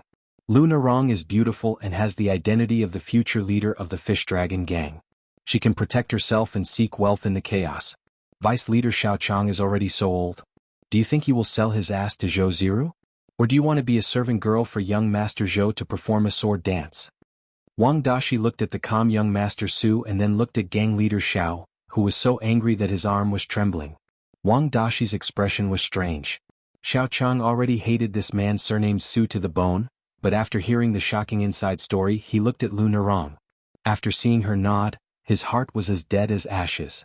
Then, as if he had grasped at a life-saving straw, he turned around and saw that there was no one outside the room. He turned his head and whispered, "Nerong, I have worked for the Fish Dragon Gang for 20 years. I have been cautious and conscientious. Have I ever done anything to betray the name of the Fish Dragon Gang? Moreover, you and I are master and disciple, and I have taught you swordsmanship wholeheartedly. Have I ever had the slightest selfish intention of teaching my disciple to starve the master to death? Master knows that you would rather die than live in dishonor, but this matter involves the century-long plan of the Fish Dragon Gang. Even if you are wronged, you still have to swallow your pride. As long as you have a connection with Zhou Zizu, the Fish Dragon Gang won't have to worry about financial resources in the future. Taking a step back, as long as we leave Falling Horse Pass, it won't be too late for you and me to fall out with Zhou Ziru. Where there's life, there's hope. Master can promise you that when the time comes, even if I have to risk my life, I will definitely help you get back at Zhou Ziru. If you don't believe me, Xiao Chang can swear to the heavens." Hearing this, Wang Daxi was stunned. This deputy leader used to be so heroic and heroic. He had done all kinds of heroic deeds and even a pawn of the fish dragons admired him. Why was he acting like this at the moment of life and death? In the past, when they watched acrobatics in the downtown area, the old people of Shishu had the unique skill of changing faces, but it seemed that they were not even half as good as Xiao Chang's. Su Fengyin said indifferently, "What Xiao Chang said is reasonable. Not only did you take into account the overall situation of the fish dragons, but you also guaranteed that you and Xiao Chang would be out of danger. You have put a lot of thought into this. I think old boss Lu will be extremely grateful after this. He might as well marry his granddaughter to Hero Xiao. This old man and his young wife are a match made in heaven. I congratulate the two of you first." These words were so vicious. Thinking about how he wanted Xiao Chang to sell his ass to Zhou Ziru and how he coquettishly played a sword dance, His Royal Highness's eloquence had obviously reached a very high level. Even Wang Daxi, who was usually the most docile and patient nobody, wanted to slap Xiao Chang a few times when he saw the so-called hero Xiao Chang's sanctimonious and ugly face. Su Fengyin did not forget to turn his head. He glanced at Lu Nerong and asked, "Miss Lu, what do you think of this marriage? When the time comes, don't forget to send me a wedding invitation." Xiao Chang said angrily, "How dare you?" Lu Nerong shouted at Su Fengyin and Master Xiao Chang together, "Shut up." Xiao Chang originally had a strong intention to kill with his sword, but when he heard Lu Nerong's crying voice, he realized that if he killed in front of her, he might really be implicated and lose his life in the end. Lu Nerong said in a low voice, "Xiao Chang, our relationship as master and disciple ends here. Lu Nerong will not compromise with Zhou Ziru today. If you leave now, you may still have a chance." Xiao Chang's expression was uncertain. He snorted coldly and turned to leave without hesitation. At this time, Lu Nerong finally began to sob. From a child to a young girl, and then to a woman, the longing and reverie of Jianghu for more than 20 years was shattered at this moment like a bronze mirror. Su Fengyin stood up and did not look at the weeping Lu Nerong. He walked to the window and whispered, "If you endure for a while, there will probably be a turnaround. The Tuma Pass is not Zhou Ziru's Tuma Pass alone. The second-in-command, Captain Han Tao, has always been at odds with Zhou Ziru's father. If I remember correctly, there has been a direct supervisor patrolling the Tuma Pass recently. If Han Tao still has some brains, he will not miss this great opportunity to suppress Zhou Ziru and his father's arrogance. But when the time comes, the Fish Dragon Gang will have to pray for good luck. At that time, if someone covets your beauty, I guess you won't be able to hold on much longer, right? Your chivalrous master is right about one thing. In the long run, as long as you are willing to sacrifice yourself for the Fish Dragon Gang, you will only lose 30 fighters tonight. In the future, with the support of the Bailiang Frontier Army and a lot of money in your hands, you will not be afraid that you won't be able to recruit henchmen who are willing to work for you. You are nothing more than a concubine for the army. If you want to be a concubine, then be a concubine. Maybe you can even become the Empress of Lingzhou's Jianghu." Lu Nerong stood behind Su Fengyin and looked at the back of the man with the sword with teary eyes. She shook her head and said, "This is not the Jianghu I want." Su Fengyin sneered and said, "Then you should beg Captain Han Tao to fight with Zhou Ziru." To be honest, the woman with the Beimang accent has a great background. Not every noble woman can wear a Xianbei dragon head jade belt. If Han Tao has a normal relationship with the newly appointed Captain Gui, he may not be able to take advantage of him.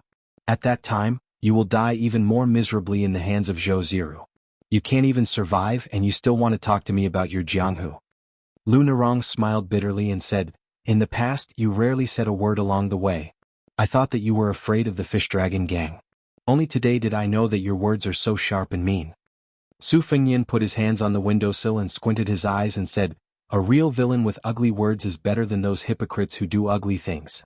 Lu Nerong was sad and asked blankly, if the captain you mentioned didn't appear, would you help us?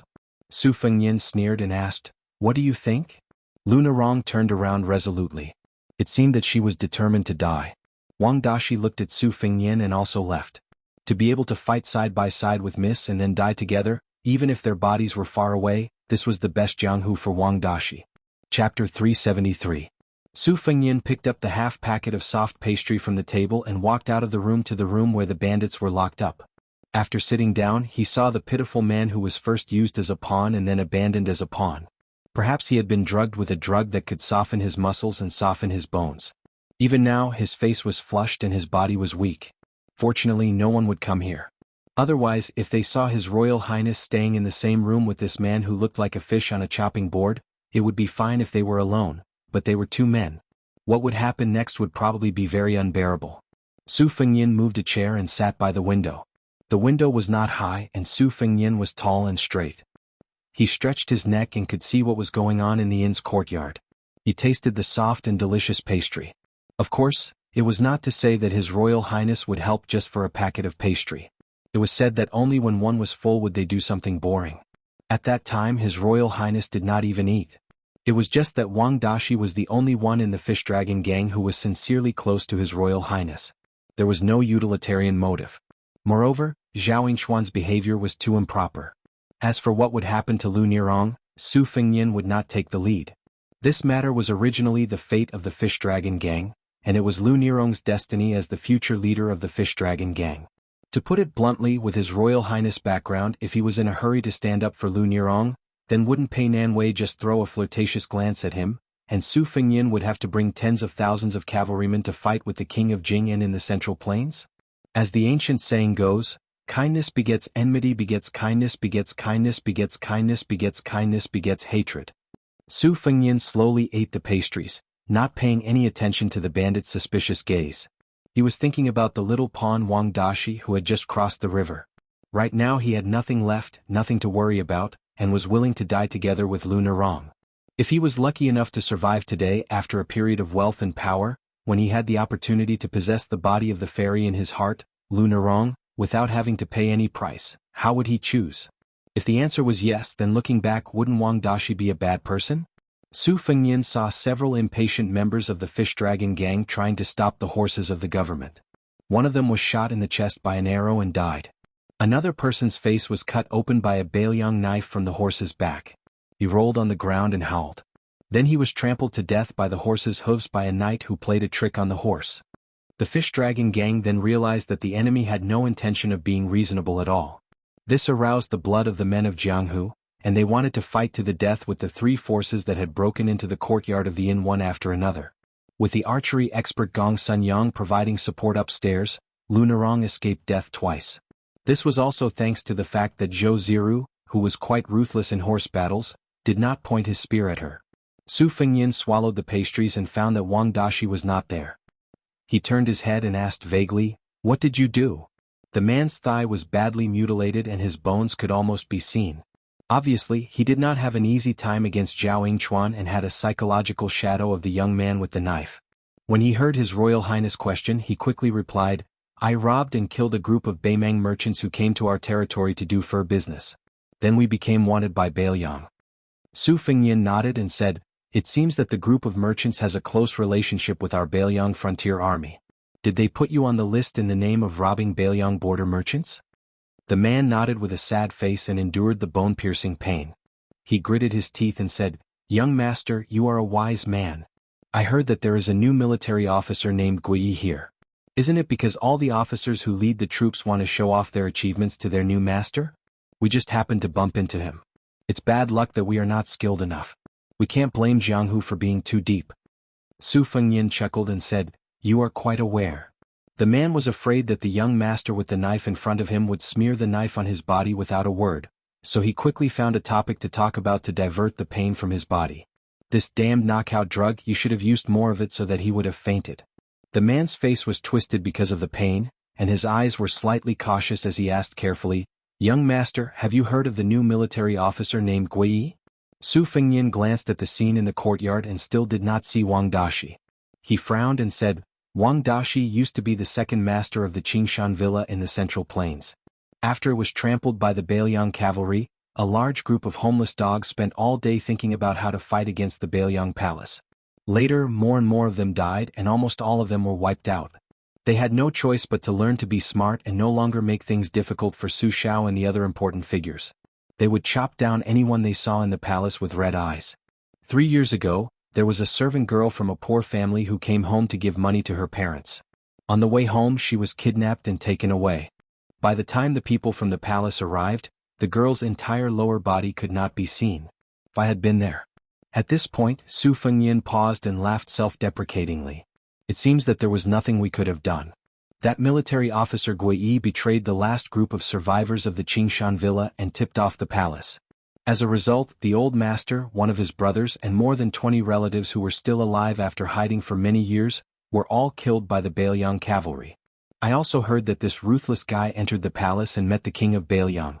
Not only was he rewarded with a few martial arts secret manuals from the Tide Listening Pavilion, but he also got a 5th-rank military officer Gui. His luck has changed, and it's true that the old saying in the Jianghu is that selling something is better than selling one's brothers." The more the man listened, the more frightened he became. He asked uneasily, "Young master, you're really well informed. Are you a government official like the young general?" Su Fengnian smiled and said, "I'm closer to the Fish Dragon gang now." The man's leg bled even more. His hands gripped the arms of the chair tightly, and his head was covered in cold sweat. He forced a smile that was uglier than crying and said respectfully, "Young master, you have an impressive appearance. I can tell at first glance that you're a man of great fortune. After surviving this disaster, you'll definitely achieve great things." Su Fengnian finally saw Wang Dashi show up in the courtyard downstairs. The Fish Dragon gang had already lost 6 or 7 hot-blooded men, including the one who had checked into the inn at dusk and spat at the feet of His Royal Highness. He was the last corpse lying on the ground. He was stabbed diagonally in the chest by a spear, and then his head was cut off by another knight who skillfully cooperated with him. If the previous few people fought with their lives on the line, then this guy didn't take his life seriously at all. After all, if he went forward he would die. With several bloody corpses on the ground as an example, if he ran forward to show off his courage, he would die in vain. When he was killed by a spear and a knife, there was no one beside him except for Lu Nerong. Fortunately, Wang Dashi, whose legs were trembling for a long time, kept punching his legs and even slapped himself twice. Only then did he finally manage to get his trembling legs to listen to him. He shouted loudly to boost his courage. Halfway through, he picked up the sword of his senior martial brother and charged into the formation. He closed his eyes and slashed wildly. Those people who had killed their way into the inn probably found it funny, so they were not in a hurry to get rid of this kid who did not pose the slightest threat. Lu Nerong looked around and found no one else except for the enemy. When the members of the Fish Dragon gang behind her looked at her, they all lowered their heads and retreated in fear. Upstairs, Gong Sun Yang shot 31 arrows. At first, he killed 4 people with 6 arrows, but none of them were soldiers of the Tumbling Horse Pass. Later, he realized that there was no room to maneuver, so he began to capture the leader first. However, all the arrows were easily caught by the old man raised by the mink woman. Gong Sun Yang knew that even if the old man was not a top master in the Vajra realm, he was not far from it. He stroked the big horn bow and then broke the bowstring. Then he slowly went downstairs, limping silently behind Lu Nerong. Zhou Ziru, who had not dismounted from the beginning, turned his horse around and leisurely and arrogantly circled around with his horse. He looked down at Lu Nerong, who was covered in blood, and the corners of his mouth raised in a gloomy arc, with great satisfaction and pride. Su Fengnian said to himself, "Here he comes." The man on the chair didn't hear him clearly, so he whispered to himself, "Young master, I snatched a yellowed knife manual a few years ago. I can't read, so I went to a brothel and kept a literate girl for 2 months. I opened the manual word by word and memorized it. If you want to learn it, you can take me out of the inn and I can slowly dictate it to you." Chapter 374. Su Fengnian's back was facing the door. He seemed to be absent-minded and did not hear the man's tempting offer. An untimely rumble of horse hooves came from afar. It was abnormally ear-piercing to Zhou Ziru's ears. Zhou Ziru, who had always been confident, turned his head to look. In the dark night, a string of torches stretched out like a mountain. No less than 100 riders had suddenly arrived.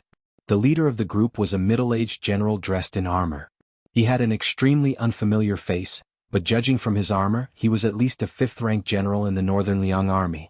This was definitely not an existence that could be shaken by the vice-captain of the Toppling Horse Pass or the Hanging Bough Commandant.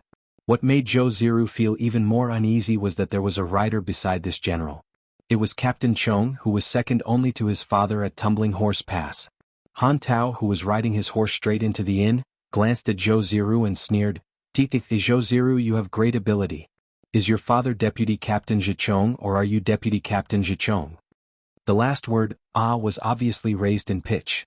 Many people like to say this when the upper echelons of the bureaucracy suppress people. Zhou Ziru lowered his head and cupped his hands. A hint of viciousness flashed through his eyes as he said calmly, "Reporting to Captain Han, there are bandits colluding with the Lingzhou Fish Dragon gang. I heard the news and received permission from Deputy Captain Zhichong to bring my troops to the inn. I was afraid that these bandits would escape. If there was anything wrong during this time, I sincerely hope that Captain Han can tell me. I am willing to accept any punishment." A rider slowly stepped into the inn.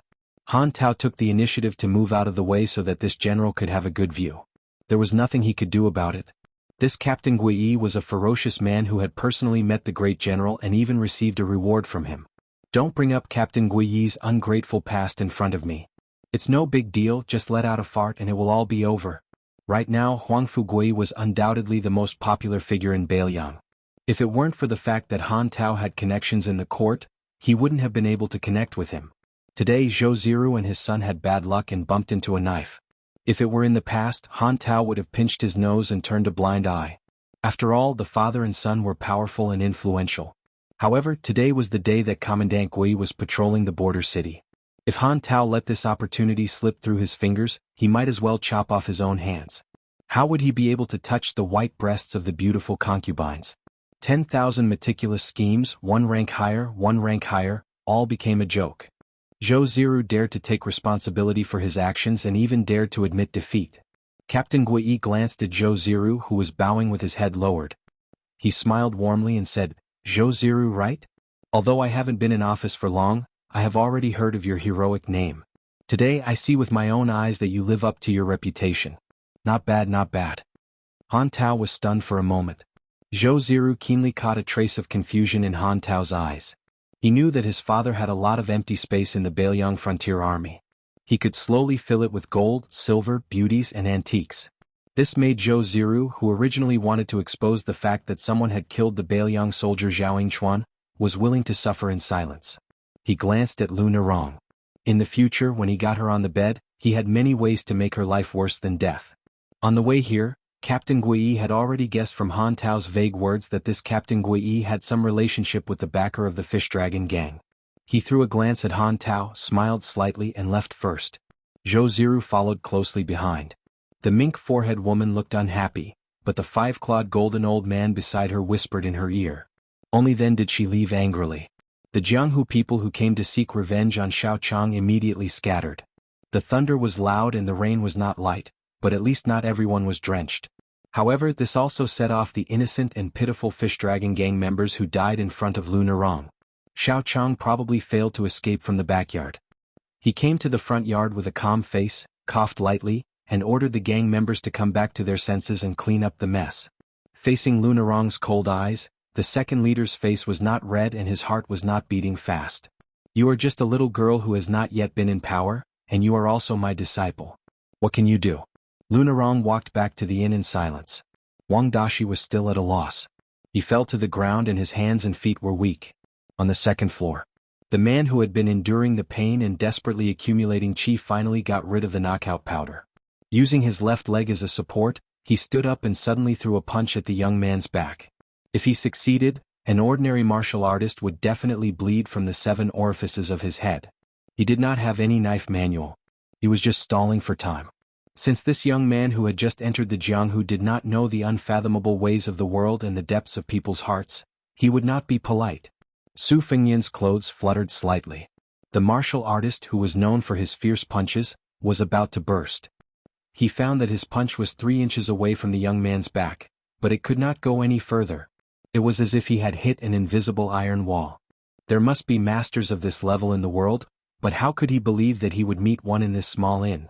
Knowing that things were not going well, the experienced man was about to withdraw his fist and retreat. An even more terrifying emotion enveloped his body. The man found that he had already used all his strength to retreat, but his body did not move an inch. He watched as the young man, whose back was facing him, stretched out his hand and grabbed the hilt of the knife hanging at his waist. The scabbard hit his chest lightly. It was like the morning bell of a temple. The sea of chi in his body suddenly exploded. He died, bleeding from the 7 orifices of his head. Su Fengyan did not feel anything after killing the man. He only thought of the Jianghu. He remembered that when he was young, he heard an experienced guard servant talk about the Jianghu. The old man's words were humorous. He said that in the Jianghu, there was a hero who used a knife. One time he wandered the Jianghu and met a person. "Hey, your nickname is Knife Copying Ghost?" "So am I." That person laughed and said that it was a coincidence. And then what? Didn't he find an opportunity to stab the other person's back with a black knife? Was there only one knife-copying ghost in the world? His Royal Highness thought it was funny at first. He could not understand the old man's self-mockery and the loneliness in his eyes. It was a long time later that he learned that the old man's real nickname was Knife-Copying Ghost. The other person was a good brother he met when he was young. For the sake of their brotherhood, the old man even rejected the girl he liked and quietly left the Jianghu.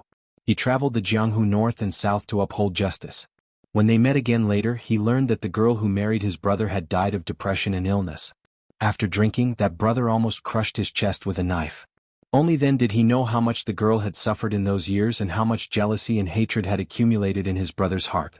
Later on, a young man from Jianghu came to the armory to seek revenge for his father's death.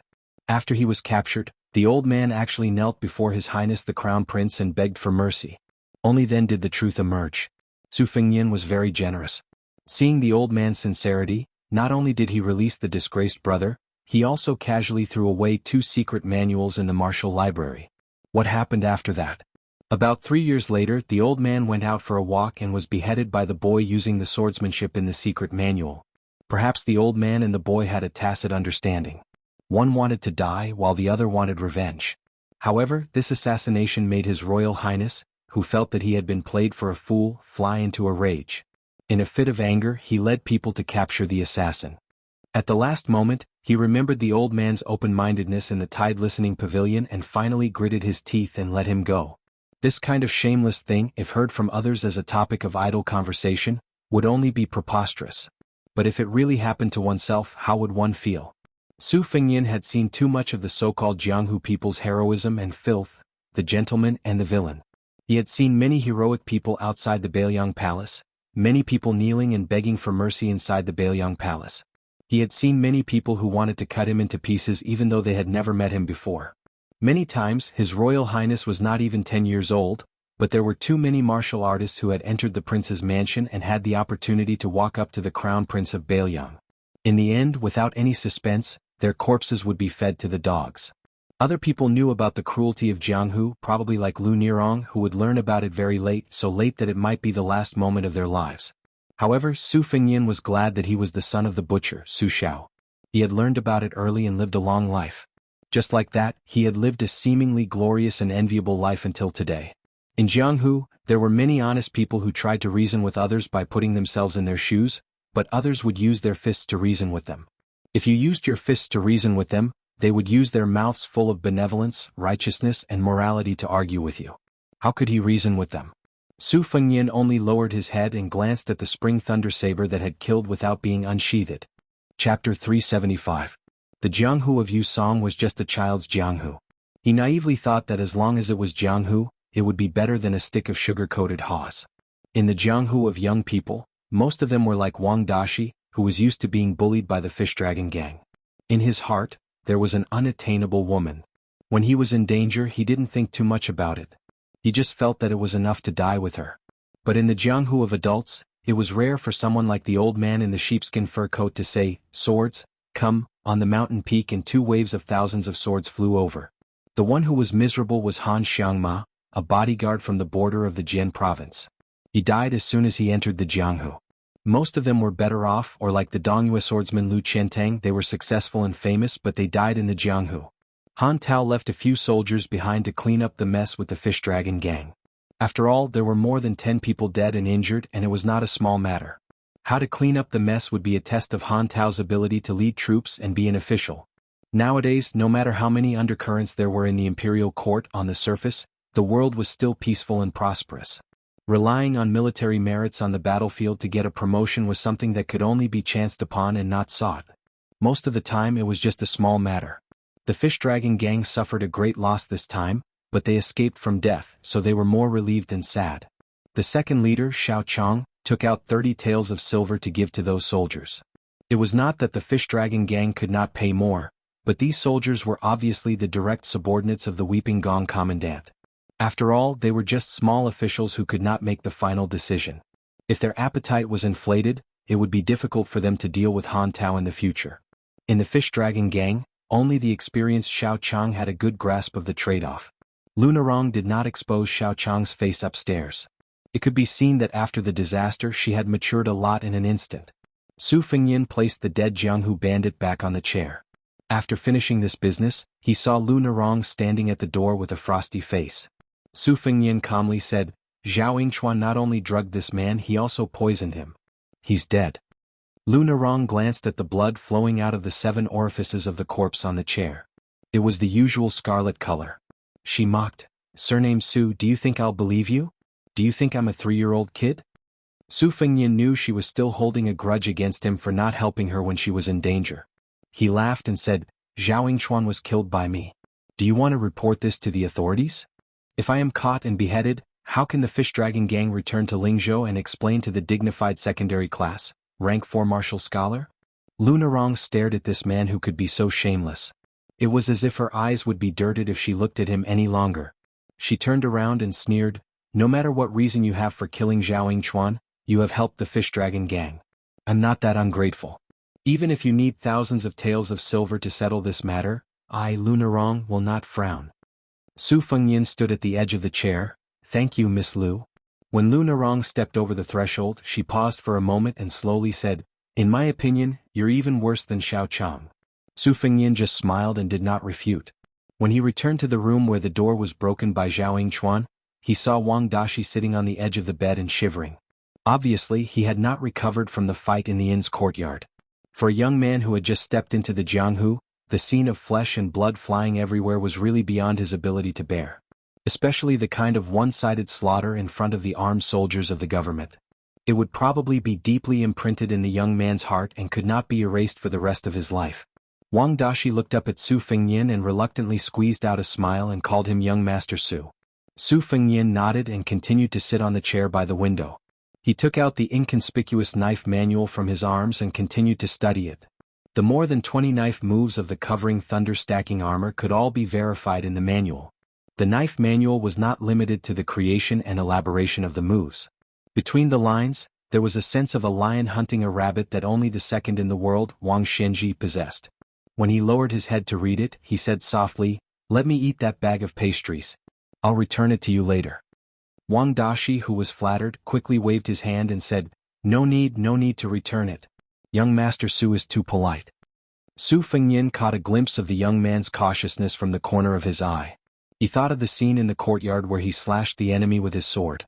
He smiled and asked, "Old Lu of the Fish Dragon Gang is a master of both internal and external martial arts. He's a master of the Fish Dragon Gang. He pays attention to reason and qi. How come you're so weak? Did no one teach you what to learn?" Wang Dashi was afraid that young Master Su would misunderstand and belittle the Fish Dragon Gang, so he said in a panic, "Yes, they did teach me. It's just that my comprehension is too poor and I can't grasp the gist of it. My senior brothers are very capable." Su Fengyin did not expose Wang Dashi's lie. Most of the sects and clans were filled with experts, and the real martial arts skills had to be taught orally by the masters. Otherwise, the slightest difference would lead to a huge difference. Otherwise, the saying that a teacher for a day is a father for a lifetime would have no basis. Wang Dashi was a soft persimmon that could be bullied by anyone, so who would be willing to spend time and effort to nurture him? The old story of the poor learning literature and the rich learning martial arts had been passed down for hundreds of years. If one really wanted to stand out in martial arts, one had to rely on luck and more on financial resources. To become a disciple of a master required a large amount of monetary gifts, and the amount was directly related to the master's skills. After becoming a disciple of a master, it was not something that could be done once and for all. One still had to support the master, and other than giving gifts during festivals, one also had to be discerning enough to take the initiative to buy all kinds of clothes for the master. Moreover, in martial arts competitions, if one was injured, one would need to take care of one's muscles and bones, and take care of one's muscles and bones, then it would be a terrifying expense with no end in sight.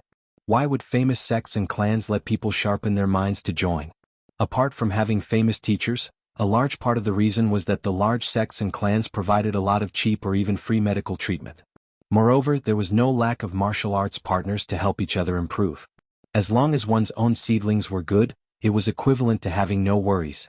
It was a pity that Wang Dashi was an orphan who had lost his parents, and all his savings were the copper coins that were given by the sect every month, which had been emptied by his senior brothers.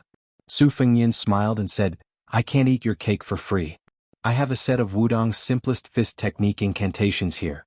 It's not worth much and there's no suspicion of it being passed down to outsiders. If you want to learn, you can memorize as many of the 800 words incantations as you can tonight." As if struck by lightning, Wang Dashi fell to his knees with a thud. His shoulders trembled as he choked and said, "Please teach me, young master." Su Fengyan did not say anything to comfort him. He allowed Wang Dashi to kneel on the ground. He began to slowly recite the set of fist technique incantations. After some slight modifications, he explained the profound and simple terms. He had already removed many obscure Taoist terms and only extracted the incantations that could be used as soon as he got hold of them. If this method was seen by the Taoist masters, they would definitely be unable to restrain themselves from cursing him for being a prodigal son. One must know that this set of fist technique incantations came from the mouth of Wudong's chief, Hong Shixiang, who was the one riding the bull. After the people of the world guessed whether this earth immortal from the underworld had been dismembered or ascended, they learned that Wudong Mountain had such a set of incantations. They began to crazily flock to Wudong Mountain. Chapter 376. Originally, Wudong Mountain followed the wishes of the headmaster and did not put this set of fist techniques on a shelf or deliberately omitted its essence. Anyone who wanted to learn it could come to Wudong Mountain to learn it. However, Jianghu was dangerous and unpredictable, causing many troubles for the peaceful Wudong Mountain. For example, some ruthless martial artists who saw the Taoist priests practicing on the Big Lotus Peak were not satisfied, so they captured a Taoist priest who knew the formula and interrogated him. After that, they threw the corpse into the wilderness, fearing that they would miss something or doubt the tolerance of Wudong Mountain. Even after killing a Taoist priest who knew the formula, they still did not feel at ease, so they killed several people before leaving the mountain. This caused the distressed Wudong Mountain to have no choice but to seal the mountain. Other than pilgrims who burned incense, the 72 peaks all refused visitors from Jianghu. Therefore, Wang Dashi's kneeling for an entire night was not considered a grievance. However, Su Fengyan spoke until his mouth was dry and his tongue was dry. He repeated the formula 7 or 8 times, but Wang Dashi only remembered about 50 or 60% of it. It seemed that the fish dragon gang's evaluation of this youth's aptitude was not exaggerated. Later on, Wang Dashi's head hung lower and lower, fearing that young Master Su would despise him for being stupid. However, young Master Su did not show the slightest bit of impatience. His tone was calm and he spoke tirelessly. This made the youth feel more and more guilty. Later on, when he made a mistake in his answer, the youth actually cried and raised his head with red eyes and said that he did not want to learn. Su Fengyan was not a fiery clay bodhisattva. He himself had a photographic memory. No matter how slow he was in practicing the saber, even the old god of swords Li Chungang had to admit that he had half of his comprehension when he practiced the sword. It should be known that Li Chungang had entered the first rank when he was 20 years old. After that, except for the Earth Immortal realm, the other 3 realms were like a hot knife cutting through butter in just 5 or 6 years. How bad could Su Fengyan's constitution be? As for the people around His Royal Highness, to be able to walk beside him, it was obvious that they were all carefully selected. There were very few idiots among them. It would be self-deceiving to say that Wang Dashi, whose aptitude was mediocre, was not the least bit depressed. However, what really made His Royal Highness angry was the youth's words that he did not want to learn. Su Fengyan breathed in and out, relaxing his expression. He no longer repeated the formula but chuckled softly, "You don't want to learn it? Then you can wait to watch Lunarong's back for the rest of your life." The youth's skin was thin, and when his thoughts were exposed, his face turned as red as the buttocks of the monkeys on Mount Wudong. No matter what, the atmosphere suddenly became relaxed. Su Fengyin let Wang Dashi, whose legs had already lost all feeling, stand up and sit on the edge of the bed. Seeing that Wang Dashi carefully put only half of his butt on the bed, Su Fengyin smiled softly and said, "I used to know a person who was born in a poor family. He didn't study and couldn't read. When he was young, he only did some farm work like chopping firewood and feeding pigs. Later, he took over his father's property and became a blacksmith. If there was anything special about him, it was that he was stronger than the average person. He had been blacksmithing for more than 20 years and didn't even have time to save money to get married." Wang Dashi was confused. He did not know what young Master Su was trying to say. From his point of view, young Master Su was not only good-looking, but also had a good temperament. He must be from an aristocratic family that the people of Jianghu envied the most. This kind of person probably had a profound meaning behind his words. The simple youth did not dare to continue the conversation. Su Fengyin laughed. It was this kind of person who became a very powerful swordsman. His Royal Highness remembered some embarrassing events of the past and could not help but laugh. A very powerful master. Wang Dashi looked at young Master Su, who had a pair of phoenix eyes, and for the first time revealed a sincere smile. Wang Dashi was stunned. He felt that only this kind of person was worthy of Miss Lunarong. Su Fengyin looked at the bright sky outside the window. He estimated that it would not be long before the rooster crows could be heard. He stood up and said, "This set of incantations is called Wudong Fist Arts, but it actually focuses on nourishing the qi and spirit. It does not specify how to circulate the qi in the body. You will have to rely on yourself to figure it out day after day, year after year." When Wang Dashi heard this, he could not help but want to kneel down and express his gratitude. Su Fengyin stood up and joked, "Don't bully a young man for being poor. A young man has gold under his knees. Don't kneel. If you kneel too much, don't mention the gold under your knees, even the copper coins will run away." Wang Dashi stood up and scratched his head with a blushing face. Su Fengyin walked out of the room alone. He wanted to go outside the inn to find some breakfast to fill his stomach. The front yard had been cleaned up, but there were still some bloodstains from last night's fierce battle in some hidden corners. After leaving the courtyard, Su Fengyin stretched his body. He spent 8 copper coins to buy 4 big meat buns. He gnawed on them as he walked, grease dripping from his mouth. A meat bun of this size could not be bought for 6 copper coins in Gangnam-do. Unknowingly, he arrived at the platform of the old city ruins. The corner of his mouth curled up as he saw the child named Yusong practicing boxing with a few of his peers. Of course, he was just practicing blindly with a child's temperament. He was babbling and yelling, and there was a book bag sewn by his parents by his feet. Su Fengyin walked up to the platform and squatted at the edge of the platform to deal with the 3rd meat bun. When Yusong, who had touched the spring thunder saber, saw Su Fengyin, he hurriedly stopped and jogged over. He had an innocent smile on his face. He deliberately raised his voice and said, "Big brother, when I returned to the village yesterday, I told them that I had touched your saber. They didn't believe me and said I was bragging." Su Fengyin reached out and patted the child's head. He was kind enough to clear his name and said, "Yusong wasn't bragging." The 4 or 5 children surrounded Su Fengyin and envied Yusong from the bottom of their hearts. Su Fengyin's eyes were sharp. He saw that the child, Yusong, kept glancing at a little girl standing in the distance. She was thin and petite, and her clothes were sewn even better than Yusong's. Her hands were clasped behind her back. She wanted to join in the fun, but she did not have the courage. She only dared to lower her head and look at the tattered hemp shoes that exposed her toes. Su Fengyin, who was about to eat the meat bun, smiled and stopped.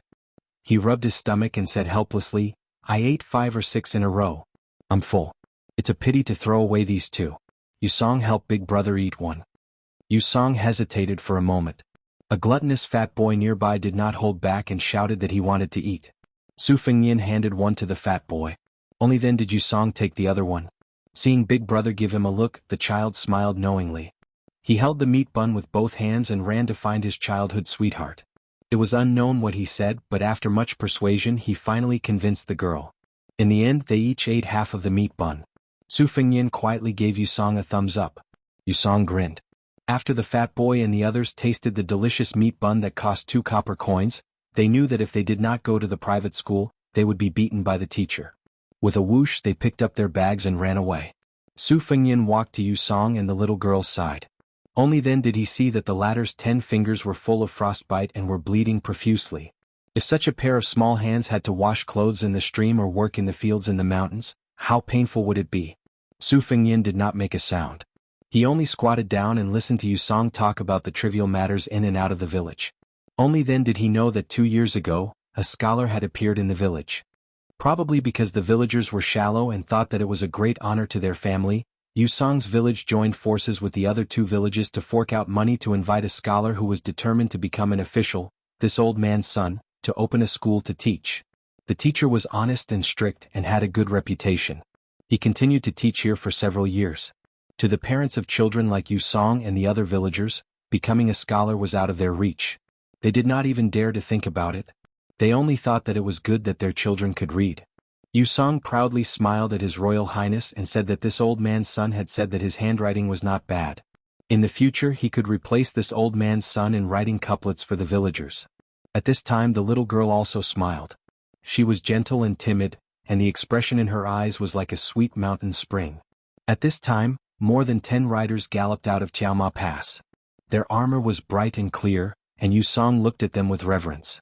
Behind the group of horses were several black-skinned scoundrels who had a bad reputation around Tiaoma Pass. They ran with all their might. Every time the group of riders ran a certain distance, they had to slow down and wait for the few people who were running with all their might. Each and every one of the riders had a look of disdain on their faces. The little girl was meticulous. She tugged at the corner of Yu Song's clothes and pointed in the direction of the village. She was somewhat afraid and worried. Yu Song's face immediately turned pale. He carefully handed the book bag to the little girl. He did not care if this old man's son would hit his palm with a board. After bidding farewell to His Royal Highness, he chased after them. Su Fengyan lowered his head and found that the little girl was grabbing his sleeve. He smiled and nodded. "I'll go right away." Chapter 377. There was a stream that flowed around the village, and it was like a woman's eyes were full of life. The roosters crowed at the entrance of the village, and then there was a young miss squatting by the stream to wash clothes. Because of her posture, her figure was even more graceful. The wooden mallet gently hit the clothes on the stone. She didn't dare to use too much force, and when she was tired, she would rest for a while. She reached out with a slender finger to brush away the black hair that covered her face. When it was wet, it stuck to her forehead and cheeks. Occasionally, she would be lost in thought, looking at the reflection of her face in the water. Ripples would ripple out, and the corners of her mouth curled up slightly. Poor people couldn't afford a bronze mirror. To her, this item was too flashy and impractical. Even though everyone within 10 li said that she was beautiful, she didn't feel that she was beautiful anywhere. It was better to praise Yu Song's good fortune as a boy and a girl. This made her happier. She lightly exhaled, coming back to her senses, and continued to hit the white and sparse clothes. She didn't dare to wash clothes when there were many people around, especially those that were close to her body. She always felt embarrassed. Also, there were some idle and lazy men in the village. No matter if they were young or old, they would shamelessly squat by the stream and point at her. Some of the village women were naturally unhappy, calling her a fox spirit behind her back. If there was a man from their family who was shameless enough to stand by the stream, they would definitely mock her with a few words. She sighed slightly and saw a red embroidered doo-doo. It was probably because that part of her was too burdensome and it was always propped up. Therefore, compared to the clothes she wore outside, the needle and thread were sparse to a point that made her blush. The young miss hurriedly used the wooden mallet to hit it a few times. She thought about quickly washing it clean and drying it in the room. She laughed self-mockingly. Wasn't it just 2 pieces of meat? She really didn't know why the men were always staring at her. She wanted to be born as small as possible. She had always felt sorry for her husband's family and had never complained. In fact, even the harshest villagers knew that this poor girl had not done anything wrong to old Zhao's family. A thin girl who should have married into a rich family and enjoyed a good life had done farm work that many men found tiring. Once, a few wanderers from outside the village had sneaked into her courtyard and stole her undergarments that were hung on a bamboo pole to dry. Little Miss, who had never been angry with anyone, had gone crazy and chased them to the neighboring village with a desperate stance. A few older elders in the village finally could not stand it anymore and called their sturdy juniors. Half of the village carried hoes and finally understood the matter. They could only remember that this girl had tightly gripped her undergarments and sat on the ground crying silently. She did not scold anyone and just cried silently. From then on, she would rather dry her clothes later, and only set up a pole to slowly dry them in the ventilated room of her home. In the following years, the ripe pine forest became her sky. Fortunately, the child who had lost his father when he was young did not let her down. Even this old man, who was very knowledgeable, was willing to let the child take some books home. If a normal child dared to touch this old man's private collection of books, their little hands would be beaten into steamed buns by this old man. The elders in the village all said that in the future she could rely on her son to rise in status, and that the hard times would end and the good times would come. Miss was putting clothing piece by piece into a bamboo basket. She suddenly turned her head and saw an unexpected male standing quite far away. At this time she was holding a blue fan-shaped tube top embroidered with flowers. Her pretty face instantly flushed red and she unconsciously glared. How could this person be so unrestrained in his conduct? Yesterday she had thought that he might be a traveling young master from a prestigious family. Did he not know what it meant to be indecent to look at? To think that she had mistakenly thought that he was elegant. Miss, who was angry from embarrassment, saw the embarrassed expression of the man with the saber. He seemed to want to explain something, but in the end he did not want to reveal what he was trying to hide. He could only turn his head and let her hide her personal items in the bamboo basket. Miss paused slightly. This young master seemed to be blushing? Only then did her expression ease slightly. This was a man who knew shame. Compared to those rascals who liked to talk lasciviously, he was slightly better. But what did he come to this village for? Miss hurriedly picked up the bamboo basket and put it behind her. Maybe it was that the young master with the saber had turned his head away that gave her the courage to look him in the eye. She might be a woman of the village, but she knew the illnesses of rich families. Those sons of rich families who spent lavishly may not have better personalities than the rascals of the village. This young master who had squatted on the mud wall to eat sugar-coated haws and played with the ripe pine forest shouldn't be a bad person. But if he thought that she was a woman that could be teased at will, she dared to slap him. Su Fengnian slowly turned his head and calmly said, "Later, no matter what happens, if you see ripe pine, take him back to the village." The sound of horse hooves sounded without warning and broke the tranquility of the little village. Smoke still curled up from the chimneys and the barking of yellow dogs followed.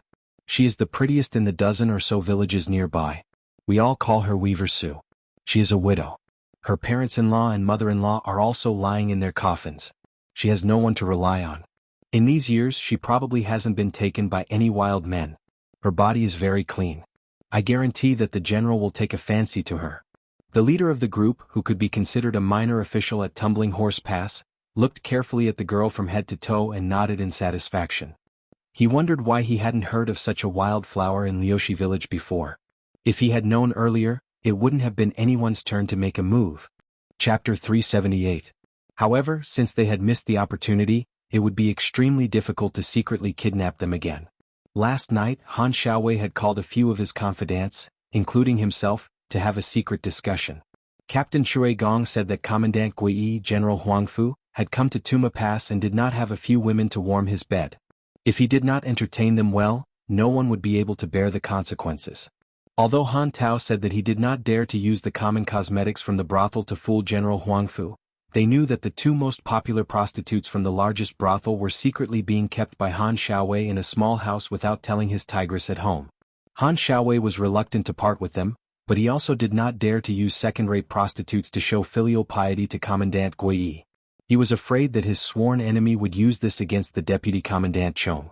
Therefore he came up with a plan and asked them to find two young ladies with clean backgrounds. He said that he would spend a lot of money to invite them to Tuma Pass. However, how could they not understand the meaning behind this? They were just trying to snatch the prostitutes. After the deed was done, they would be rewarded 10 to 20 taels of silver to keep their mouths shut. Of the two girls they found at night, Han Xiaowei did not take a fancy to one of them. He said that even if she was thrown into a brothel, she would not be able to earn a few taels of silver a year. The other girl was quite pretty and was still a virgin. Han Xiaowei also said that this girl who was crying her eyes out did not know how to serve people. Without another word, he ordered someone to bring her to his private residence. This caused the few of them to be so anxious that they almost suffered internal injuries from holding back. When the sun rose, they felt that Han Xiaowei would die if they delayed any longer. One of their fellow officers suggested that they might as well ask a hooligan in town to lead the way and see if they could be lucky enough to find a girl in the surrounding villages who could satisfy Captain Gui. Had they really did find one by chance? The young woman who was standing gracefully by the stream with a basket in her hand did not look stunning at first glance. However, after a few glances, one of them could tell that she was a beauty. Using the words of those poor scholars, her skin was whiter than snow and could be broken by the wind. That small waist and those breasts were all one of a kind. The squad leader swallowed his saliva and knew that this trip would not be in vain. The horseman threw the bag of copper coins that the lowly scoundrels had agreed upon beforehand. He bent down, his eyes staring at Lil Miss as he quietly asked the people beside him, "There needs to be a reason. The soldiers of Tumbling Horse Pass always love the people like their own children and won't make things difficult for the people." One of the hooligans turned his head and laughed in a small voice, "Officer, don't worry, this is simple. Weaver Sue often goes to town to buy some satin and embroider a sachet at home and then sell it at the market. Officer, say that there is a general's wife and young miss at Tuma Pass and want her to embroider embroidery. What do you think?" Out. The hooligan who had received a large sum of money and wealth was extremely excited. He said in a trembling voice, "Officer, this one is called Zhang Shun. Officer, you can call me Shun Zi." Seeing the officer turn his neck towards the little stream, Zhang Shun moistened his throat and glared viciously at the young woman that he dreamed of holding in his arms and playing with every night. "Who asked you to put on airs? If I can't get your body, I definitely won't let you live a pure life. Didn't you reject the marriage offers from many well-off families for the sake of your chastity memorial arch? I know that you are a proud girl, but I won't let your body and reputation be pure. When that powerful officer Gui has played with you, what face and heart will you have to continue pretending to be a pure and chaste woman? Ha, when I play with you properly, won't I be brothers with the great general that have done that kind of thing together? It's just that I don't know how many hands it will take when it's my turn." Looking at the situation, the officers around her all had eyes like wolves. They definitely won't let her go. Zhang Shun, who had a belly full of evil tricks, quietly pursed his lips. He reached out to wipe his saliva and shouted, "Su Qing, there is a great general's wife at Tumbling Horse Pass who wants you to embroider. Reward?" The sergeant took the initiative and said softly, 20 taels. Zhang Shun immediately climbed up the pole and said in a charitable tone, 20 taels? You can't earn that much in a year. Why don't you hurry back to Tumbling Horse Pass with the officer? If you delay the great general's wife, can you afford to be punished?" Zhang Shun's evil intentions were secretly aroused. He tried to speak in a calm tone, "I'll take that basket of clothes home for you." The sergeant on the horse frowned. How could he not know Zhang Shun's dirty thoughts? However, he still didn't say anything. He knew that in order to make his subordinates do things willingly, to be a dog that could not only wag its tail but also bite people for its master, it was not enough to just rely on the power of an officer. If he didn't give them some extra benefits, they would all be slippery and stingy. What could he do? Su Fengyan only now knew that she was called Su Qing. However, wasn't the Qing in this simple name a bit too heavy in this world? The little Miss Su Qing bit her lips. The little stream behind her was only knee-high. Even if she jumped in, who would drown? She shook her head and said, "I'm not going." The sergeant and the riders beside him were expressionless. Clearly, they had expected this answer and were not in a hurry to pressure her. How could a lonely naked woman win against a dozen iron cavalry and the entire Tumbling Horse Pass? Zhang Shun said angrily, "Su Qing, don't be so shameless. Do you believe that I'll knock you unconscious and carry you to Tumbling Horse Pass?" Su Qing raised her arm. In her hand was a wooden mallet used to hammer clothes. The dozen iron cavalry saw that this young woman was so stubborn yet cute and laughed loudly. Zhang Shun hated that this woman did not know how to appreciate his kindness and made him lose face. He rolled up his sleeves and was about to go to the stream to let her know the severity of her fists. Of course, he wouldn't really use all his strength to hit her. "Mother, don't go." The young child who ran covered in dust and fell countless times before finally appearing in front of everyone's eyes. This naughty but filial child had a sobbing tone as he desperately shook his head at his mother. Poor children, more or less, would know the bitterness of the world earlier. Zhang Shun smiled nastily and said, "Su Qing, don't forget that you still have a son. If you disobey the military lords, their prime minister is magnanimous and won't argue with a widow like you. However, I, Zhang Shun, will have a good relationship with your son." After Zhang Shun finished speaking, he jogged towards the child.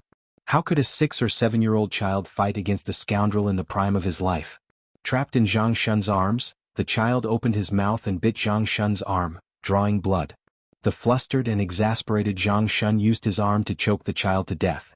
The little miss still didn't cry out.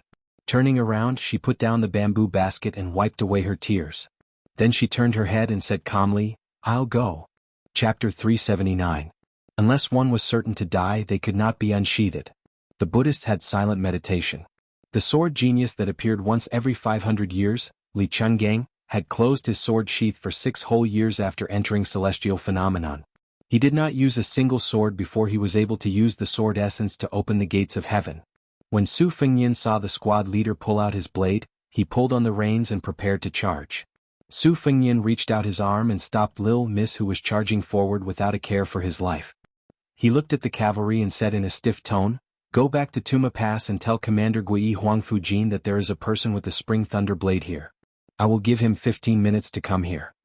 The dozen or so war horses that had just started to run instantly stopped when the squad leader pulled on the reins. The squad leader was not an idiot. A young person who called himself a scholar from Lingzhou and dared to call Commander Gui by his name, was he really just putting on a show? The future was important, but one's life was more important. In this world it was better to be safe than sorry.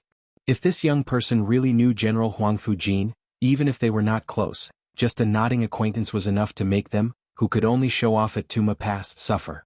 If this young master with the blade really came from a landowning household with some status in Lingzhou, then when Han Xiaowei pushed the blame away, who would take the blame?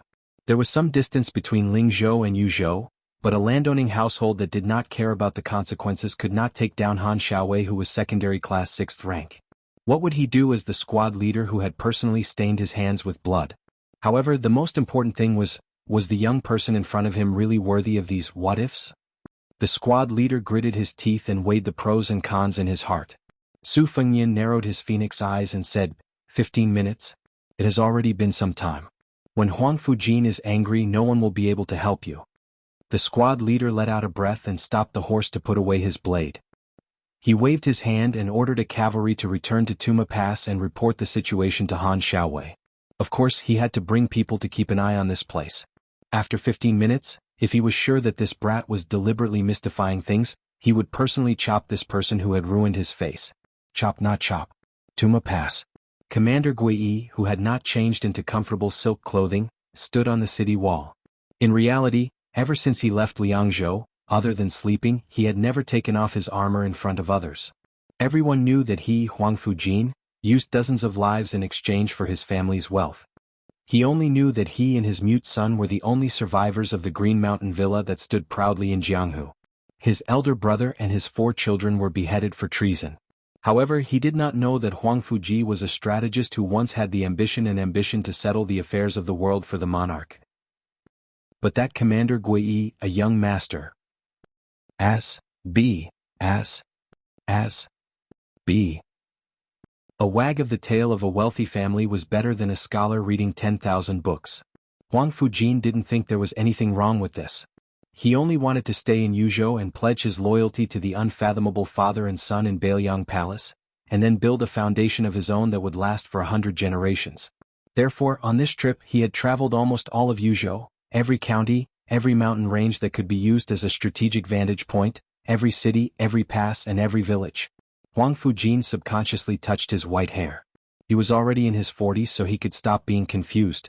If he didn't wake up from his dreams and was muddle-headed like his brothers, not only would the Green Mountain Villa not be rebuilt, but his descendants would also be cut off. The 2 officials with the highest ranks in Tuma Pass, Zhou Xian, Zhou Ziz's father, and Commander Han Tao, stood behind Commander Gui as if they were walking on thin ice. After returning from the inn last night, General Huangfu didn't stay in the mansion arranged by Han Tao. Instead, he stayed at the relay station. According to a secret report, Zhou Xian, the old tortoise, visited at night, which made Han Xiaowei alert. He thought the general felt that he hadn't done his duty as a host. Whether it was in the officialdom or in the military, they were most afraid of hindsight. Han Tao didn't care about the plump body of the woman on the bed. He sat alone in front of the lamp and pondered. He inadvertently turned his head and saw the 2 sluts, who were originally planning to have sex with each other, throwing flirtatious glances at him. He slapped his thigh and hurriedly ordered his trusted subordinates to find the 2 pretty women. They had to serve General Huangfu well. Han Xiaowei was busy the whole night. Of the 2, one was returned and the other was taken. He didn't know if his subordinates could finish this before General Huangfu left Tuma Pass. Demon Moth? At Tuma Pass, as long as the Zhou father and son didn't make a move, there would be no demon moth. Seeing a familiar-looking cavalryman dismount at the gate and scramble up the wall, Han Tao's face lit up with joy. When he smiled, Zhou Xian, who had been at loggerheads with him for many years, also smiled faintly. However, his smile was fake, making Han Tao want to slap him. The ordinary cavalryman with no official rank was stopped in the distance. Han Tao didn't dare to put on airs in front of Captain Gui, so he walked over. Seeing the cavalryman's face as ugly as if he was holding in his excrement, he realized that something was wrong. He told him to come to the corner of the gate tower. Without waiting for Captain Gui to speak, the cavalryman spilled the beans. It was not a complicated trick to begin with, and Han Tao, who had been immersed in officialdom for many years, immediately understood everything. His expression changed a few times, and he raised his foot to kick the little bastard who had given him the bad news. However, just as he raised his foot, he suddenly put it down and quickly turned to walk toward General Huangfu. Although Huangfu Xiu, who had a lot on his mind, was not paying attention to the fighting and scheming at Tumbling Horse Pass, he could see from the corner of his eye that Han Tao had a sullen expression on his face. He smiled and said, "Han Tao, if you have something to say, just say it." Hearing his name being called and not the polite but unfamiliar official rank, Han Xiaowei let out a sigh of relief. He bent down and jogged a few steps closer. In a small voice he said, "My cavalrymen were patrolling a village within our jurisdiction and met a scholar from Lingzhou who claimed to be traveling. He said he knew General." Huangfu Xiong's expression was calm as he stared at Han Tao. Chapter 380. Feeling great pressure, Han Xiaowei hurriedly said, "That scholar seems to be wearing a spring thunder blade." Huangfu Jin calmly made a sound of acknowledgement. No one saw him instantly clench his fists, the veins on the back of his hands bulging. "This Bailiang army Captain Gui, the most famous person in the Bailiang army, said calmly, 'Prepare a horse for me. Let that rider lead the way. You don't need to follow.'" Han Xiaowei was sweating like rain, his lips blue and trembling. "Risking death," he said softly, "that scholar also said he would only give you 2 incense sticks of time." Captain Gui turned his head and smiled. Han Xiaowei, who had beheaded more than a dozen people on the battlefield, was probably used to a peaceful life. Being glanced at by General Huangfu, he stumbled back in fright. Leaning against the city wall, he said with a tearful face, "General, there is no need to worry. From Tumbling Horse Pass to that village, it won't take 5 incense sticks of time." The 2 riders galloped wildly. That rider was scared out of his wits. He only hated that the warhorse he was riding on did not have 8 hooves. By the stream, Su Fengyan turned and said gently to Lil Miss, "Take Yu Song home. I'll come back and find you. Don't worry, it's fine now. I have some relations with a general at Tumbling Horse Pass. At most I'll spend some silver. I guarantee you won't have to go to the general's manor. If you don't trust me, pack up and take Yu Song away from Tumbling Horse Pass. But remember to pay attention to the news here when you're outside. You will naturally understand." Lil Miss, who was half believing and half doubting, was preparing to move when he saw 2 riders arrive. A terrifying and dignified general stopped his horse on the high slope. The other riders, for some reason, only heard the words, quickly returned to Han Xiaowei to receive orders. They turned their horses around and retreated sickly. Su Fengyan and Lil Miss walked back together. She held her child and looked back. Seeing Su Fengyan smile and wave his hand, she took her son's hand and jogged back to the village. There were only 2 people left by the stream. Gui Commandant Huangfu Qiong rolled off his horse and prostrated himself on the ground just like he did when he first entered Bailiang Palace. Without saying a word, his 5 fingers dug into the ground as if he wished he could sink his entire body into the ground to appear sufficiently humble.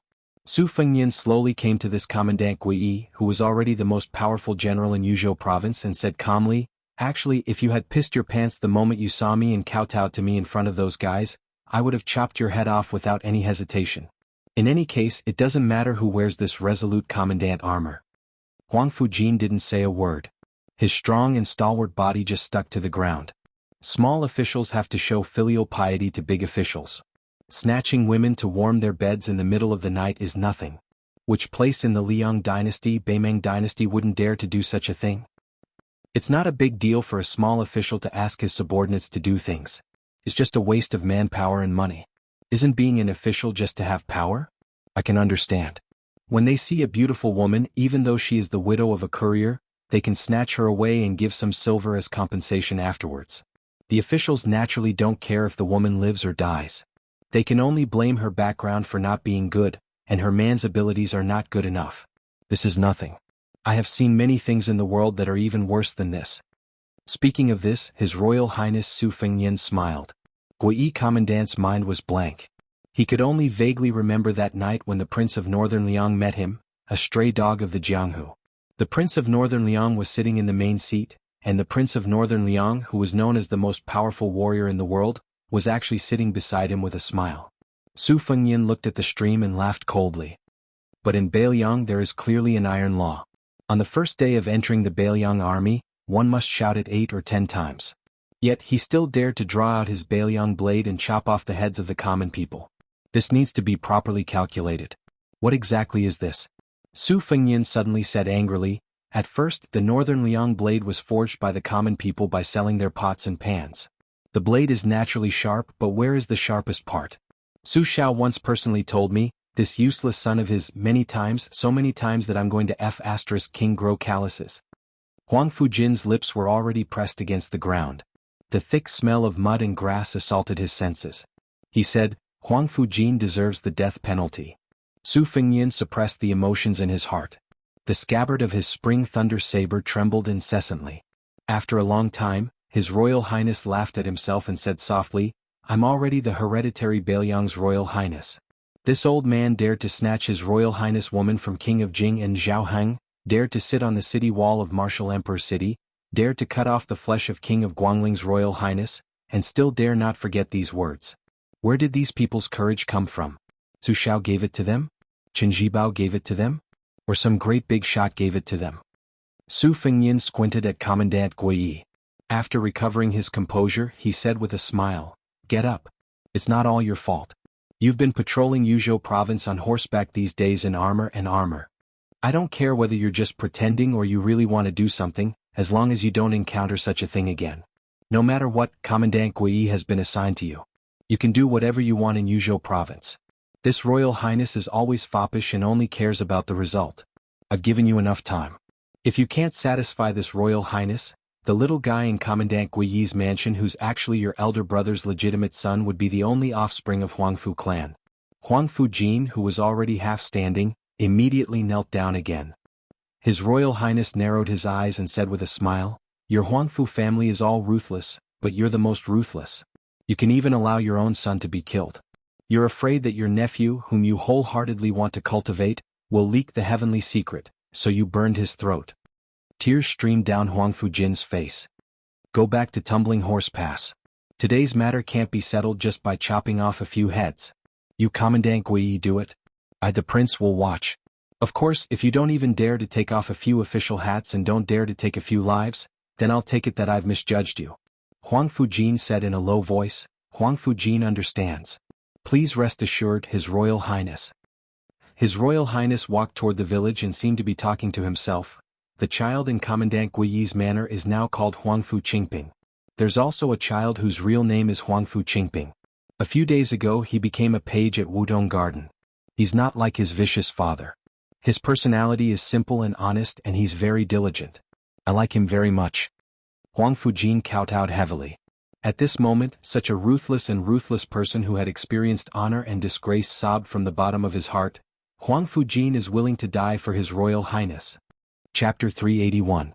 At the entrance of the village, there were a few feng shui trees covered with withered vines. A few dirty yellow dogs saw this strange traveler and began to bark incessantly. The village was not large, with only 40 to 50 households, so it was immediately known that a guest had come to the village. However, the dozen or so strong riders at Tuma Pass had come and gone in a hurry, so many of the timid villagers did not dare to go out. Later, when they saw Su Xingyang and Yu Songyang return in a hurry, some of the diligent women who had gotten up early to cook hurriedly went to wake up the men who had been lazing in bed. Although the men on the Kong were not very promising, they were more knowledgeable than the women. The sleepy man stood on his tiptoes and looked behind the yellow mud wall for a long time, but in the end, he could not say anything.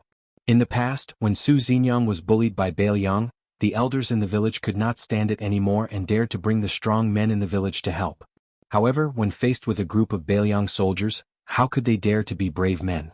At this time, hearing the dogs at home barking loudly, they were afraid of causing trouble. Some of the more impatient men did not put down their bowls and ran out to kick them a few times. The dogs whimpered and hid in the corner, looking very innocent. Through the crack of the door they saw a young master carrying a saber. He was walking slowly on the winding bluestone path. He was very handsome. A few beautiful village women would have gone out to flirt with him if they didn't know the severity of the situation. It was the first time they had seen such a handsome man. The villagers didn't have too many scruples. If their wives gave birth to children, they would even dare to open their chests when breastfeeding in the cool summer weather. They just wanted to cool off. It wasn't like they would lose a piece of meat if they were stared at a few times. The village women who saw the young master felt that if they were stared at by his beautiful red phoenix eyes, they might even take advantage of him. Su Fengyin passed by house after house. At the door, there were spring festival couplets written by the scholar This Old Man. He admired them one by one. He stopped at the door of a house at the end of the village and knocked. Without waiting for the owner to respond, he pushed open the door and entered. Unexpectedly he saw the young miss. Su Fengyin avoided arousing suspicion and stopped in his tracks. He smiled gently and said, "Why haven't you left?" Unsettled, Lil Miss turned his head slightly and didn't meet the gaze of this Lingzhou scholar. He said softly, "Without relatives or friends, where can he go?" Su Fengyin leaned against the cold courtyard door that was damp with morning dew. He smiled and said, "I came here to try my luck, thinking that you shouldn't leave too quickly so that you can tell sister-in-law that today's matter has really been resolved. The general that came later is from Lingzhou. Although we can't be considered family friends, he still has to give face to the Buddha. He and my father's generation have seen each other all the time, so he didn't want to go too far. I spent some money to have him distributed to those military men to drink a jar of aged wine and eat dog meat. This way the big matter was reduced to a small matter. This way everyone's face is not that bad. How should I put it? It's just like the old saying, the king of hell is easy to see, but the little devils are hard to deal with. If you still don't trust me, the government will spit out all the money that they've embezzled to compensate you. Then you'll know that I'm not lying to you." Lil Miss' eyes instantly turned red, and he lowered his head even more. His slender and beautiful fingers that were not as smooth as those of rich girls twisted the corners of his clothes tightly. Su Fengyin hesitated and said, "Tell Yu Song to study well with this old man. There is a house of gold in the books. When he reaches the age to take the imperial examinations, our Bailion will be different from the present world. To say nothing of other things, a scholar will have a greater chance of success." Su Fengyin finished speaking and turned around. Hearing the young child run out the door and call out, "Big brother," His Royal Highness still did not stop. Lil Miss Su Qing sighed softly and said, "Young master, you're not even willing to walk through the door? You think it's dirty? There are many disputes in front of a widow's door. I understand this principle." Su Fengyin was shocked. He turned around and said with a bitter smile, "Sister-in-law, you know I don't mean that." Lil Miss glared at him and said, "Who's your sister-in-law?" She turned around and said in a small but determined voice, "I heard Yu Song say that you gave away 2 steamed buns this morning. I'll make some food for you. Eat before you leave. A small family doesn't have anything good, but they can't be unreasonable." Su Fengyin smiled slightly and walked into the room. There was a square table that took up half of the space. Could be seen how small the room was. The left side of the room was the sleeping side room. Lil Miss went to the right side, which should be the kitchen. Although the room was small, it was facing south and did not appear gloomy. Yu Song brought over the only chair for Su Fengyin and sat on the small stool. He raised his head to look at the great hero in his heart and stared at him with wide eyes. Lil Miss was skilled at cooking and quickly made a bowl of white rice porridge that could hold 5 or 6 bowls for Su Fengyin, a pair of bowls and chopsticks, and a dish of vinegar cabbage to go with the porridge. Su Fengyin did not exchange pleasantries. He sat at the table and used his chopsticks to pick up a piece of sweet and crispy vinegar cabbage. It was tender and went well with the porridge. He chewed and swallowed it slowly. It was the most refreshing meal he had in the past few days. Lil Miss and Yu Song sat shoulder to shoulder on a long stool whose red paint had mostly peeled off. The child leaned against his mother, his face full of innocent smiles. Lil Miss seemed to be infected by the child's emotions and had a smile at the corner of his mouth. He probably felt that this young master was interesting to be able to eat this white rice porridge and vinegar cabbage with relish. Su Fengyin did not drink the porridge quickly and slowly ate 3 bowls. He put down the bowl and chopsticks and said contentedly, "Delicious." Lil Miss smiled warmly and said, "If you eat this every day it won't taste good anymore." Su Fengyin nodded and then shook his head, saying, "It's better than eating delicacies. At least it can nourish the stomach. Also, the taste of the world is bland. Normal people can't reach this realm. I only learned this after traveling abroad. Lil Miss pulled back her delicate brows and patted Yu Song's head. The child was sensible and immediately went to take the bowls and chopsticks back to the kitchen. She then carefully asked, "How much silver did Gongzi give out?" "Just treat it as Su Qing owes you.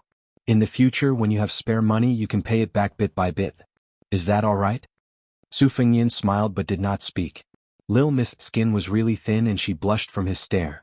Su Fengyin said calmly, "A small family like yours in Bailiang with more ways to make a living, can only save 10 or 20 taels of silver in a year. Even if you know how to embroider and can embroider some beautiful sachets to sell to well-off young ladies, Tuma Pass is only so big. How many sachets can you sell in a year? If you spend a large amount of money to buy fine satin from a silk shop, but you can't sell the sachets and keep them in your hands, even if there's only one, you won't lose a lot of money. Even if business is good, you have to work on the crops during the day. This delicate embroidery work can only be left to the night. You can light an oil lamp and slowly work on it. When you're tired, you can accidentally fall asleep. When you wake up and find that the oil lamp is wasted, won't your heart ache? Won't you use the embroidery needle to stab yourself a few times? Even if you take 10,000 steps back and add on the compensation, you can only pay me 30 or so taels of silver a year. How many years will you have to pay? Logically speaking, an official higher than Vice Captain Zhichong at Tuma Pass, 1 or 200 taels of silver wouldn't even be enough to fill the gaps between his teeth. How can he enter the eyes of this kind of official? So this topic you shouldn't have brought it up at all. In any case, I don't lack this bit of money. Just treat it as me doing a good deed for once. Isn't that good? Lil Miss raised his head. Biting his lips, his eyes clear, he said, "You have to pay it back." Su Fengyin smiled and said, "You have to pay it back? All right, 500 taels of silver as a base. Also, in this official circle, people aren't willing to accept just because you give them money. Compared to the favor you got from that general, how do you calculate it? Is it worth 1,000 taels? If I give you 1,500 taels, you can slowly pay it back in 50 years? Lil Miss said calmly, "In the future I'll have Yu Song pay it back." Su Fengyin didn't know whether to laugh or cry. Had Su Xingyang's stubbornness been brought from her mother's womb?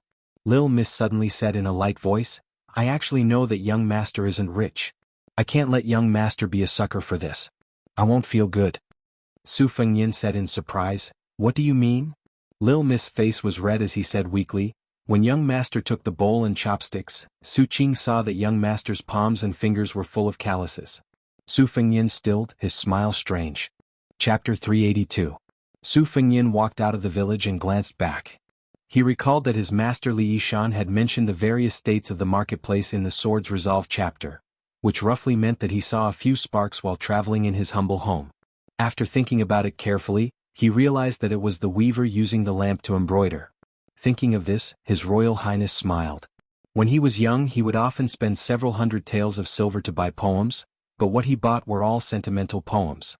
Looking back now, it was still Li Yishan's poems, which were similar to the congee and vinegar cabbage in Su Qing's house, that warmed his stomach. Seeing that there was no one around, His Royal Highness's chi suddenly surged. Like a flying swan stepping on snow, he swept toward Tuma Pass. Of course Huang Fujin had true talent and knowledge. The key was that he was ruthless enough. After all, his family was ruined and he could disown his own family. Only then did he have the qualifications to be a chess piece to break the game. But what really moved His Highness the Crown Prince was Huang Fujin's trick of swapping his son's body. He probably knew that his son's personality was simple and honest and would not be able to support the future of the Huangfu family. Or perhaps he felt guilty towards his elder brother, so he decisively chose to let his only son die in place of his nephew, Huangfu Qingfeng. Such a ruthless and chilling Jianghu tyrant would be like a fish in water even if he entered the big dye vat of officialdom. If it was too big, for example, General Huaihua, who held the Tiger Tally and commanded half of the military power in Yuzhou, it would probably cause a fierce backlash from the military of Yuzhou. If it was too small, for example, General Huaihua, who held the Tiger Tally and commanded half of the military power in Yuzhou, it would probably cause a fierce backlash from the military of Yuzhou. If it was too small, for example, General Huaihua, who held the Tiger Tally and commanded half of the military power in Yuzhou, he would be ostracized and isolated. No one would be willing to listen to him even if his mouth was full of blisters. Therefore, the Crown Prince of the Northern Liang Prince's mansion weighed the pros and cons and threw out a Captain Gui. As for Yuzhou province, each position would be scrambled for fiercely. However, for the father and son of Lord King of Northern Liang who always looked on coldly, it was not as simple as an honest official taking a position and a corrupt official getting out of here. If honest officials were mediocre officials, or corrupt officials were capable officials, which one would be more beneficial to Bailiang? For example, in the Tuma Pass incident this time, Su Fengnian as His Royal Highness, appreciated the means of Zhou Ziru and his son more than Han Tao, who saved the Fish Dragon gang. But in this case, should he let the former stay? If this Vice Captain Zhichong had an inextricable relationship with the one surnamed Chen, which would be beneficial to Tuma Pass, but would be a hidden danger to Bailiang Su family, how should they deal with it? Everything would affect the situation as a whole. Everyone had their own background and connections. The whole Bailiang was entangled in a mess. How could Su Fengnian clean it up with just a few moves? Saint Zhang Fuzi was famous for saying that governing a country was like cooking a small fish. For those in power, it was just a beautiful and easy thing to say. Su Fengnian approached Tuma Pass and slowed down. When he arrived at the inn, he knew that the Fish Dragon gang had already gone to the pass. He hurriedly trotted over. Seeing the gang members who had been waiting for a long time, Su Fengnian smiled apologetically and took the reins from Wang Dashi. The group smoothly passed the pass today. What made the Fish Dragon gang unhappy was that not only Zhou Ziru, who had led troops to kill people last night, but also Vice Captain Zhichong Zhou Xian had come to see them off personally. On the contrary, Han Xiaowei, who was supposed to be the Fish Dragon gang's biggest protective talisman, was nowhere to be seen. Xiao Chang continued to walk side by side with Lu Nerong. He observed the expression of this proud disciple and glanced at Su Fengnian behind him. He said softly, "Last night, Su Ziru killed a soldier at Tuma Pass. It seemed that I let him take the blame, but in fact I wanted to use Tuma Pass to test the depth of the Lingzhou family of generals. If you don't even know the background of the other party, it will not be safe to do such a big business. Nerong, you have to understand my good intentions." Lu Nerong said expressionlessly, "Second gang leader is too serious. Lu Nerong naturally understands your intentions." Hearing the cold and distant title of second gang leader, a touch of displeasure appeared in Xiao Chang's eyes. However, seeing that she did not hold on to his desertion, he forced himself to endure it. If he did not have this much self-control, how could he have been the second gang leader for the past 20 years? He, Xiao Chang, was like a grasshopper tied to the same string as the Fish Dragon gang. In the future, if he wanted to live a comfortable life with his family, he would have to deal with Lu Nerong. It was worth it to suffer some anger now. Whether she admitted their master-disciple relationship or not, it was not a big deal. Xiao Chang was very good at reading people. He knew that Lu Nerong was the same as the old gang leader. She had a sharp tongue but a soft heart. In the face of a big matter, she could not harden her heart. During last night's disturbance, Lu Nerong walked in front regardless of the obstacles. He could see the clues. Besides, this business was related to the rise and fall of the Fish Dragon gang for the next 10 years. Without Xiao Chang's help, how could it be done? Just relying on Gong Sun Yang, this blockhead who could not be beaten up with a few sticks? Wang Dashi felt that he was fortunate to have gone through thick and thin with young Master Su. Today he did not care about the faces of his senior brothers. He confidently trotted behind Su Fengnian's horse and said in a low voice, somewhat embarrassed, "Young Master Su, it wasn't easy for me to memorize 400 or 500 words, but after memorizing them I forgot some more." Seeing the guilt and annoyance in the young man's eyes, Su Fengnian smiled and comforted him. "It doesn't matter. Just let nature take its course. It's not good for you to care too much about things like memorizing. It's easy to forget. Take it slow. Anyway, there's still some time before we reach Beimang. But I'll say this first. No matter how worthless this incantation is, it's still a relatively complete set of martial arts incantations. Remember not to let others hear it. You won't be able to clear your name even if you jump into the river. If you have a habit of talking in your sleep, I advise you to seal your mouth before you sleep." Chapter 383. Wang Dashi secretly rejoiced. "Fortunately, I'm a heavy sleeper and won't wake me up even if there's thunder. It's just that my snoring is very loud. Fortunately, I don't talk in my sleep." Half an hour after leaving the Tumbling Horse Pass, they heard the roar of horse hooves behind them. The frightened Fish Dragon gang looked at each other and hurriedly got into formation. When they saw the figure of Zhou Ziru from the Tumbling Horse Pass, even Xiao Chang, who was experienced in Jianghu, felt his scalp tingle. However, after recognizing that Zhou Ziru only brought 2 guards, he was slightly relieved. It didn't seem like he was going to settle accounts with them. After Zhou Ziru stopped the horse, he raised his arm. His noble demeanor, which made the young members of the Fish Dragon gang extremely envious, was fully displayed. A strong rider untied 2 boxes from the horse's back and placed them in front of Lu Nerong and Xiao Chang.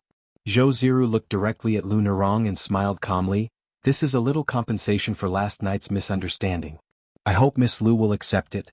In the future, if the Fish Dragon gang passes through the Tumbling Horse Pass again, I promise you that you won't need any official plates.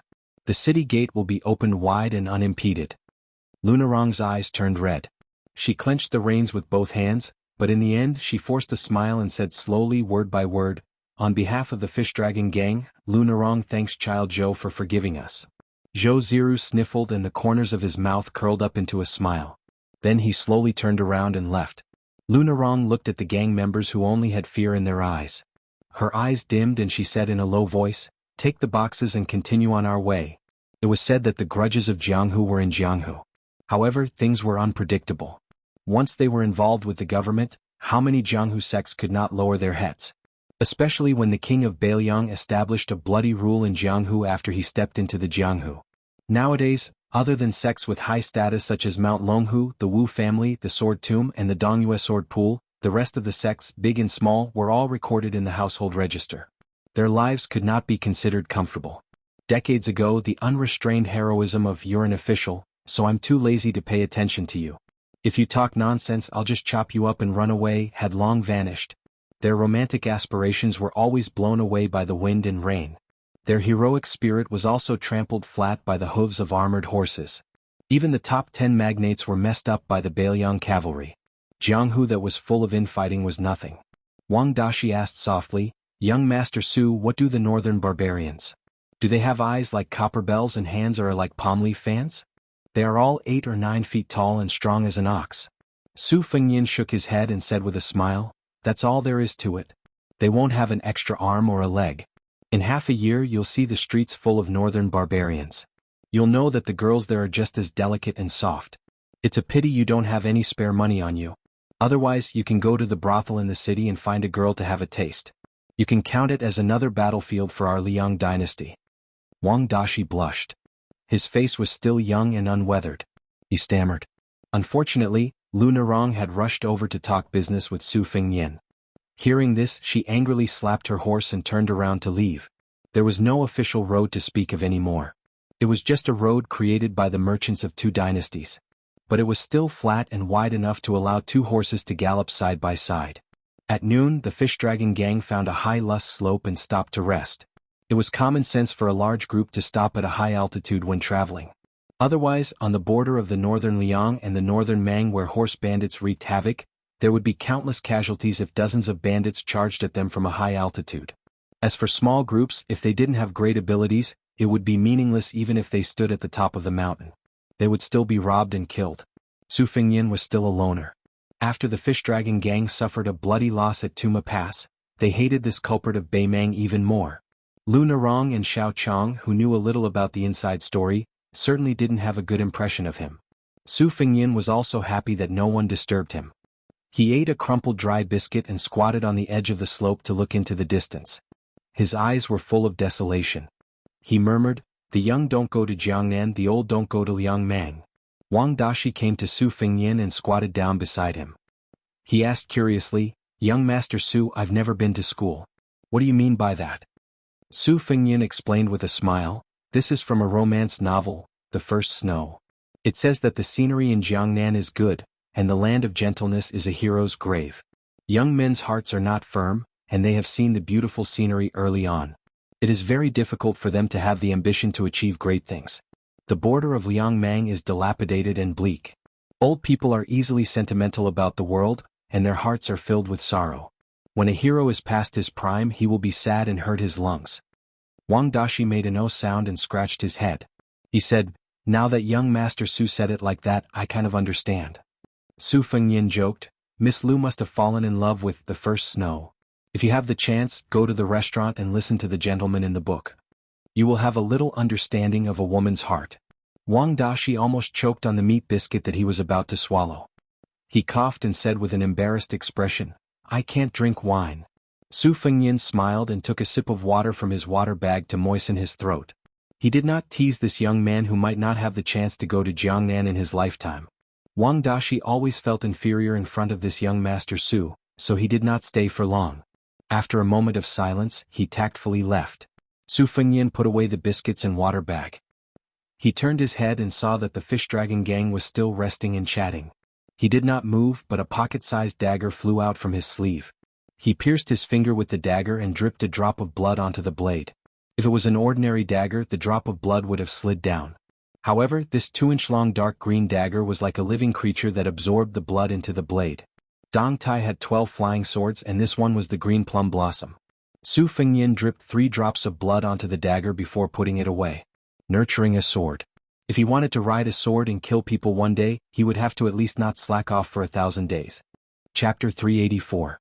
Su Fengyan grabbed a handful of yellow sand and raised his head to look at Beimang.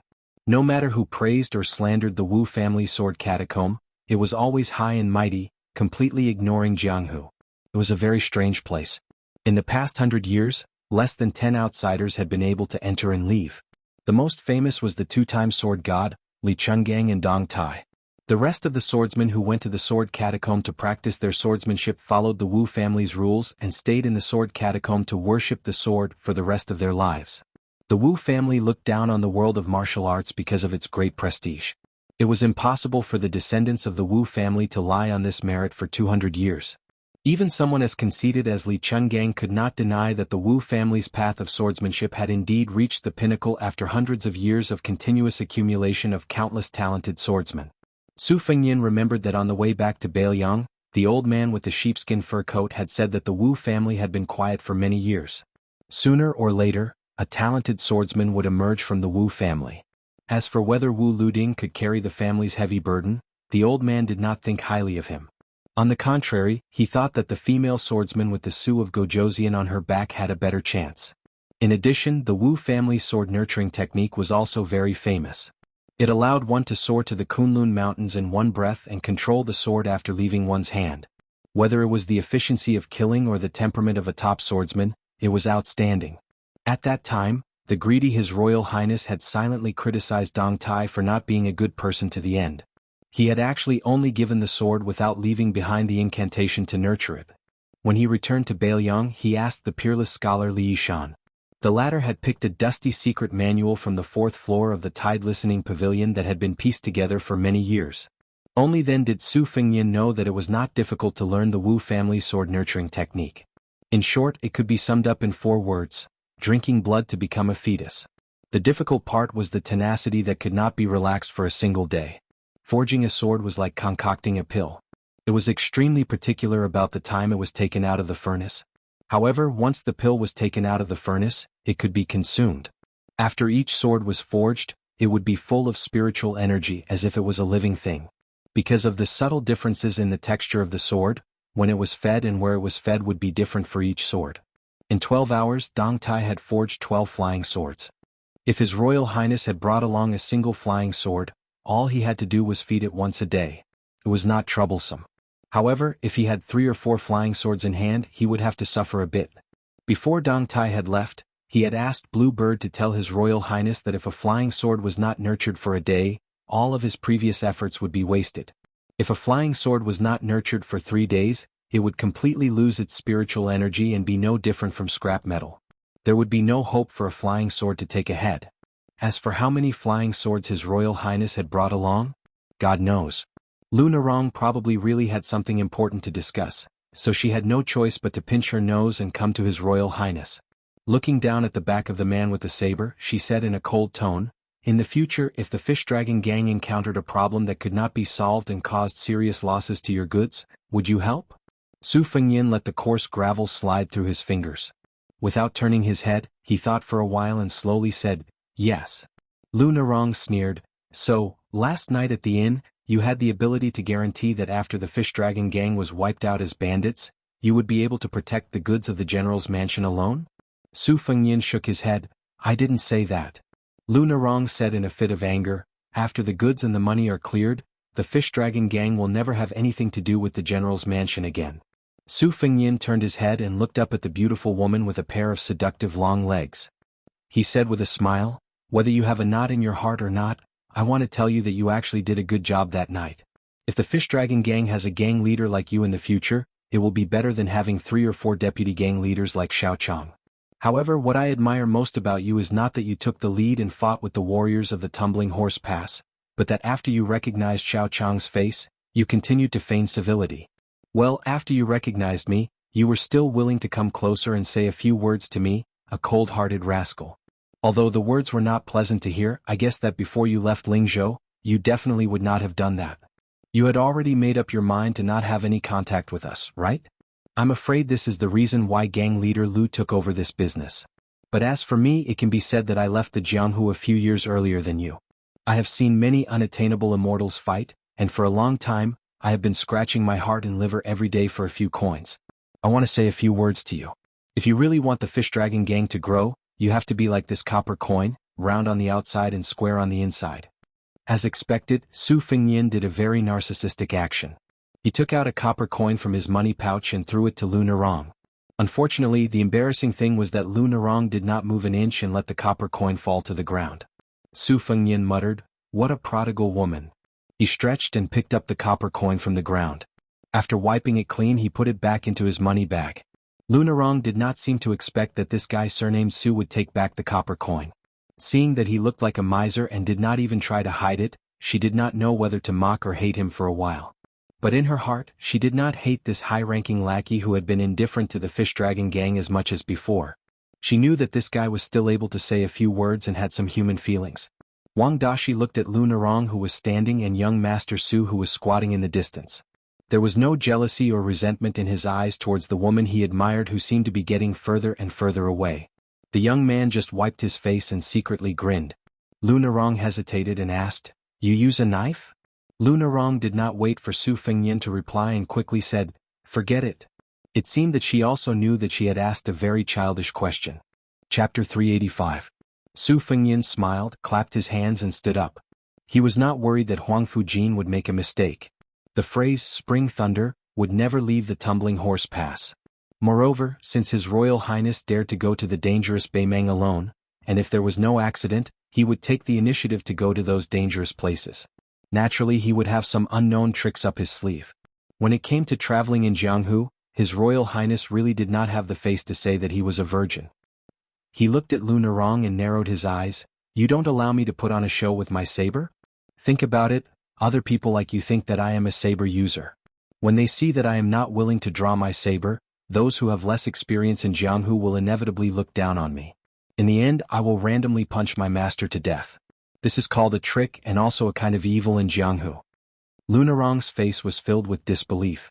The next journey to Beimeng was quite smooth. However, when the Fish Dragon gang saw a few horse bandits in the distance, they were so scared that they broke out in a cold sweat. They were probably locusts that specialized in catching merchants and sucking their marrow. After thinking about it, the Fish Dragon gang felt that they could not eat a hot potato, so they did not do anything. This made Lu Narong feel relieved. To the Fish Dragon gang, they could no longer afford any losses. The deaths and injuries in the inn had already left Lu Narong in a terrible fix. Since they were members of the gang who had joined their master, it would not be as simple as compensating them with money. If anyone died, it would be a great disaster for the people in this peaceful and prosperous world. Those family members would definitely go to the Fish Dragon gang and cry their hearts out. Moreover, if they didn't get off to a good start, it would be very bad for the reputation of the Fish Dragon gang. After the corpses were transported back to Lingzhou, Lu Narong didn't need to think to know that those gangs and sects that were on par with the Fish Dragon gang would definitely be secretly happy. Therefore, if they encountered difficulties in the Bailiang dynasty outside of Beimeng, they would not be able to get help. This trip to the general's residence to ask for a job through connections would be in vain. Fortunately, Zhou Ziru brought 2 boxes with a total of 3,000 taels of silver. Although Lu Narong was disgusted by it, she also knew that this money was an indispensable emergency for the Fish Dragon gang. As for those horse bandits who did not make a move and only watched from afar, Xiao Chang's thoughts were very straightforward and reasonable. He said that although the horse bandits were valiant and did not lose to the elite cavalry of any dynasty, the largest group of horse bandits at the border only had less than 50 to 60 riders. Ordinary bandits had at most 20 horses. Every time they went out in full force to rob, if they could not get a huge profit, they might lose more than they gained. A group of bandits who gathered because of the profit would disperse easily. How would they dare to compete with the Fish Dragon gang, who had a strong army? Moreover, the Fish Dragon gang only had 1 cart of goods. Compared to a dozen carts of goods, the scale was much smaller and there was not enough meat and fish. The horse bandits in the big strongholds looked down on them and the small groups of bandits could not swallow them. However, the taciturn Gong Sunyang had a different opinion. He said that they should be careful of these outlaws ganging up to rob. At first, Lunarong did not think much of it. However, after half an hour she saw the second and third groups of horse bandits watching them from afar and finally felt that something was wrong. When they stopped for the night, the fish dragon gang lit a dozen bonfires. In addition to keeping them warm, they could also scare the animals in the desert. What a good way to say that the stars hang over the plains. Wang Dashi helped Su Fengyin to light a bonfire. Sitting together, the clumsy bird flies first. The most important thing is the word, diligence. The youth had finally managed to memorize the 600-word fist technique formula by rote. A few days ago, Su Fengyin even took the time to go to a secluded place to demonstrate the fist technique several times to Wang Dashi. Now that the Wudong Mountains leader was no longer around, this set of fist techniques quickly evolved into two types, the old and the new. The old one had 108 styles and was full of flavor, but was relatively complicated and obscure. Even the old Taoist who first practiced with the young leader on the square of the Taishu temple may not be able to fully grasp the essence. Therefore, a new Taoist named Li Yufu of Wudong Mountain, who was really talented, was able to concisely practice 64 styles, which was called the new stance. Unfortunately, what Su Fengyin demonstrated was the earliest old stance. Wang Dashi already had a hard time memorizing the formula, let alone practicing the new stance. Fortunately, Su Fengyin did not dislike this half-baked disciple of his and taught him very patiently. Seeing that Wang Dashi was always feeling guilty and vexed, he smiled and said to the youth that Kung Fu was the work of dripping water to penetrate a stone. If you can't master it in 10 years, then practice it for the rest of your life. Only then did the youth relax. Su Fengyin and Wang Dashi exchanged blows back and forth. The cowardly coward once caught a sparrow with one hand, but the sparrow's claws were weak, so it was unable to fly in his palm. After Su Fengyin finished teaching, he drank a mouthful of water and added a few dry branches to the fire. He caught a glimpse of the youth staring at the distant Lunarong. Su Fengyin suddenly thought of the flying sword in his sleeve, green plum blossom. Love, the heart's green plum blossom. Even when old, he still remembers his youth. An innocent novel, an unhindered online game. Fire Beacon expresses its absolute support for the first novel online game, Immortal and Devil Transformation. I just found out that my good friend wants to be chosen as one of the game's first author's pets, and I'm all green with envy. I originally planned to take a cursory look, but now my motivation is greatly increased. When the time comes, I'll take a friend's pet. I heard that Old Wu is also preparing to hold a sect hegemony competition. It sounds very exciting. When the game starts on the 26th, I want to choose the 10,000 Goblins sect. Compared to other sects, I prefer the power of nature. Book friends, what do you think? Unhindered Immortal and Devil Transformation sections address, XMB, Zongheng.com. If you have any questions, come to the Immortal and Devil Transformation book group to discuss them. Group number, 67407091. Chapter 386. Su Fengyin was chewing on a piece of licorice that he had casually wiped off with his finger.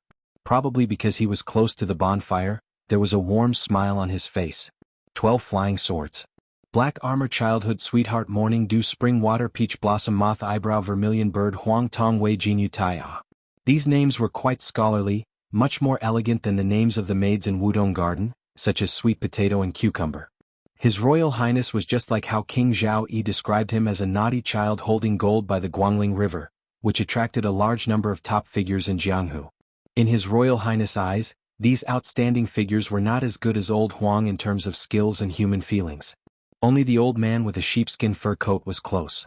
In terms of the demeanor of a master, Wang Xinji from Wu Wu City flew into the East Sea like a rainbow and raised the water level of the entire coastal area by 20 feet.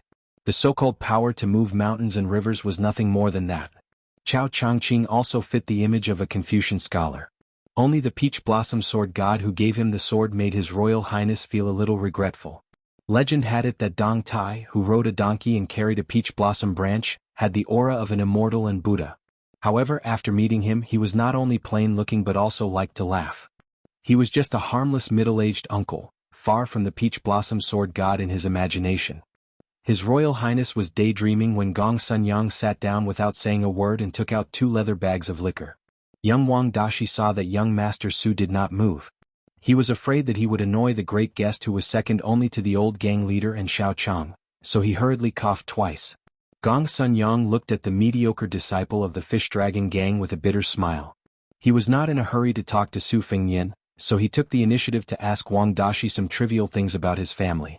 Only then did Wang Dashi know that his father used to be half a registered disciple of guest elder Gong Sun. In fact, it was Gong Sun Yang who strongly recommended Wang Dashi to join the Fish Dragon gang. No matter which sect it was, recruiting members was a big deal. There was nothing trivial about it. Now the government was very strict with Jianghu, and all gang members had to be recorded in the household register. Therefore there was an unwritten rule that both sides were aware of. Once, a great bandit was arrested and the government tracked him down. The great bandit wasn't very skilled, but he had run into as many as 10 gangs in his 20 years of martial arts practice. As a result, this matter was reported to the governor of Qingzhou, and 7 or 8 sects that happened to be in Qingzhou were tragically implicated. This was a lesson learned by the whole Jianghu. Moreover, since the gang members worked hard for the gang, many taxes would be placed on the gang. Those behemoths with as many as 700 or 800 or even thousands of members naturally had rich family backgrounds and all kinds of ways to make money, so they wouldn't be too tired. However, small sects like the Fish Dragon gang were struggling to make a living, so the expenses were like a rope around their necks. Perhaps one day they would be choked to death and be done with it. However, Gong Sun Yang had never mentioned that Wang Dashi was able to join the Fish Dragons and live a stable life without worrying about food and clothing. When Wang Dashi first joined the gang, he was not qualified to receive 1.5 strings of copper coins every month. In fact, the copper coins that were equivalent to 80 to 90% of silver coins came from Gong Sun Yang's own money bag. It was not until Wang Dashi grew up that Gong Sun Yang quietly stopped subsidizing him. Xiao Chang said that Gong Sun Yang was a taciturn gourd and it was not wrong. Su Fengnian saw that Gong Sun Yang had brought 2 wine bags, so he smiled and asked for one. He took it and smelled it. Hey, it's really the green ants of Bailiang that are suitable for both the rich and the poor. He was in a good mood. He raised his head and drank a mouthful. Squinting his eyes, he asked with a smile, Mr. Gong Sun, did the second gang leader go to a secluded place to practice swordsmanship again? Gong Sun Yang's voice was hoarse. It was unknown whether it was because he had been blown by the wind when he was young or because he was drunk. He waved his hand and said, I'm just a crude martial artist who relies on my strength to make a living. I don't deserve to be called Mr. Gong Sun. Although I don't practice swordsmanship, I know that hard work can make up for one's lack of talent. Mr. Zhao's swordsmanship has improved over the years because of his perseverance. Su Fengnian lifted the cowhide wine bag and said with a smile, one doesn't visit a temple without a reason. Senior Gong Sun, if you have something to say, just say it. Gong Sun Yang hesitated and said with a bitter smile, fortunately, young master didn't say that I'm unaccountably solicitous. You've given me enough face. Su Fengnian was a little surprised. He didn't expect this guest to have a sense of humor. His Royal Highness liked people who dared to make fun of themselves, but he didn't like people who put on airs because they were half-baked. Su Fengnian drank another mouthful of wine and silently waited for Gong Sun Yang to continue. When Wang Dashi saw this, he wondered if he should get out of here. His boat was only half a foot off the ground when he was stopped by Gong Sun Yang. Dashi, there's no harm in listening. Gong Sun Yang sat down cross-legged and placed his wineskin on his lap. He went straight to the point and said, to tell you the truth, Gong Sun Yang has been secretly observing young Master Su's skill, the distance between his steps, the way he gets on and off the horse, and the way he breathes while riding. I've paid close attention to all of this. It wouldn't be strange if I could see through it, but young Master's chi is restrained, so Gong Sun Yang couldn't sense anything. At first, I thought that young Master was just an ordinary martial artist who had learned some military techniques from the general's manner to train his body. However, that night at the Toppling Horse Pass Inn, young Miss told Gong Sun Yang that young Master had taken the life of a Bailiang soldier with one strike. This really gave Gong Sun Yang a fright. Although young Mrs. Swordsmanship hadn't been tempered by life and death battles, she had reached a higher level in swordsmanship. After using the leaving hand sword and the Liu family's unique cannon hammer technique, the master cupped his hands 3 times and still claimed that he couldn't beat the assassin named Zhao Yingchuan. Regardless of whether young master took advantage of the sneak attack or not, it really wasn't easy to kill him with one strike. Before Zhao Yingchuan's body was taken away, I secretly flipped his back and saw the shape of his spine after it was crushed. Even if Gong Sun Yang was at the peak of his youth, he wouldn't have been able to do so. It isn't that Gong Sun Yang is boasting, but even if I face a third-rank martial artist, if I don't use the ox horn bow, I will still be covered in dirt and grime. However, I walk the path of an external martial art that depends on age. People fear the young and fists fear the strong. In the past, I have barely touched the threshold of the second-rank strength. Wang Dashi was shocked. Second class. For the people at the bottom of the Jianghu, this was already a master who had reached the heavens. Even old gang leader Lu, who built the foundation of the Fish Dragon Gang with his own hands and cultivated both internal and external martial arts, was only close to third-class strength. However, in Lingzhou he was already able to intimidate the heroes. The pillars of the top sects in Lingzhou were only third-class strength, and without exception, they all had no hope of reaching second class in their lives. However, this 40-something-year-old guest whose feet were poisoned and could even walk with a slight limp actually claimed to be a second-class master? Wang Dashi didn't dare to doubt it, but his heart was in turmoil. When he looked at Gong Sunyang again, he was not just in awe of his guest's status. For the people of the Jianghu, fourth class was the first threshold and second class was the second. It was even more difficult to surpass it. How much luck did a martial artist have to be able to jump through the Dragon Gate twice? Only after reaching fourth class and close to third class could one be considered a master. This was common knowledge in the Jianghu. Poor Wang Dashi didn't even hope to reach fourth class in his life. Chapter 387. The sages had written thousands of moral essays, all of which were earnestly persuading the people to be good. They had worn out their mouths, and with the addition of thousands of words written by their pen, their arms were sore from writing and countless bamboo slips were used, but they were still not as useful as the Zhuxing dialect slang. What people do not look out for themselves, and what people die for wealth and birds die for food. Just listen to it, it was easy to recite and it was not nonsense. No wonder everyone believed it. In this depression surrounded by slopes on three sides, there were 5 or 6 men with different appearances and attire. There was not a single bonfire lit. In the middle of the night in the wilderness, there were no women around. It was easy to imagine what they were plotting. It could not be that these fellows felt that the border between the two dynasties was not peaceful and wanted to do a good deed of eliminating traitors and pacifying the people. Most of the people here were horse bandit leaders who rode fast horses and did evil deeds. Speaking of the horse bandits that were a big problem at the border, compared to the bandits that were living in the corners of the empire, they were naturally much more valiant. Moreover, they came and went like the wind and their lairs were hidden. It was as difficult as ascending to the heavens for the government to catch them.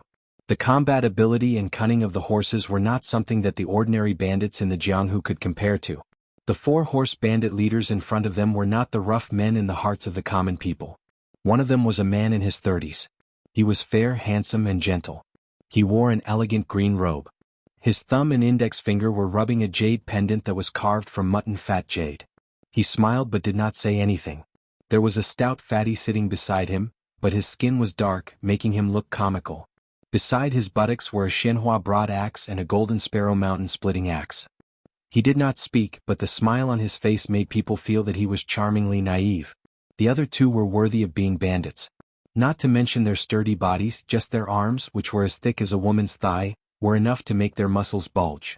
One of them, a middle-aged bandit with a scar on half his face, knocked on the golden scabbard on his leg with his fist and said casually, "Chief Shao, although it was Song Diaoer who introduced us to this matter today, we are all brothers. As for how to divide the goods, we have to be clear about it first. Otherwise, after this matter is settled, if there is an imbalance in the distribution of the spoils, we brothers will fight before we can even get our hands on the silver. It's not worth it." Sitting opposite the bandit leader was the second gang leader of the Fish Dragon Gang, Xiao Chang. Xiao Chang heard the man's explicit words and his face was covered in saliva. He could clearly smell the man's fishy breath. However, Xiao Chang only frowned slightly. After secretly exchanging glances with the handsome and scholarly bandit, he nodded with a smile and said, "Boss Wei speaks frankly. It is indeed reasonable. This carriage of goods came from the residence of the former weapons supervisor in Lingzhou. They have connections in Lingzhou and can raise the price to 35,000 taels of silver. However, if we sell the goods, I estimate that we will only get a little more than 20,000 taels of silver. Together with the 3,000 taels of silver sent by the son of Vice Captain Zhichong at Tuma Pass, we will count it as 25,000 taels of silver. The 5 of you here will each get 5,000 taels of silver. What do you think? But let's make it clear first. I can't wait until the day the goods are sold. I have to take the money back to Bailiang first. However, since all of you heroes have brought your brothers out to do business, I don't have the face to be on equal footing with you. Therefore, I will only take 4,000 taels of silver. What do you think?" The four bandits discussed and agreed with a smile. Their smiles towards Xiao Chang also became more sincere. After all, there were not many people who were willing to take less money. Besides, without Xiao Chang as an insider, and with Xiao Chang's friend Song Diao acting as the middleman, they would not be able to put together such a big platform with more than 100 people. Who did not dream of being able to roam the border alone with 100 horses? Unfortunately, for a team of 100 horses, not to mention that horses were difficult to find. There were many wild horses in the desert. If one was lucky, one could occasionally encounter a herd of hundreds or thousands of horses. However, even if the bandits managed to get some, they would not be able to raise war horses that could fight skillfully. Bandits had to have good horses before they could be bandits. If one could not train a horse well, one's legs would go weak at the sight of an inferior horse or easily lose control of it. Who the hell would dare to fight with others?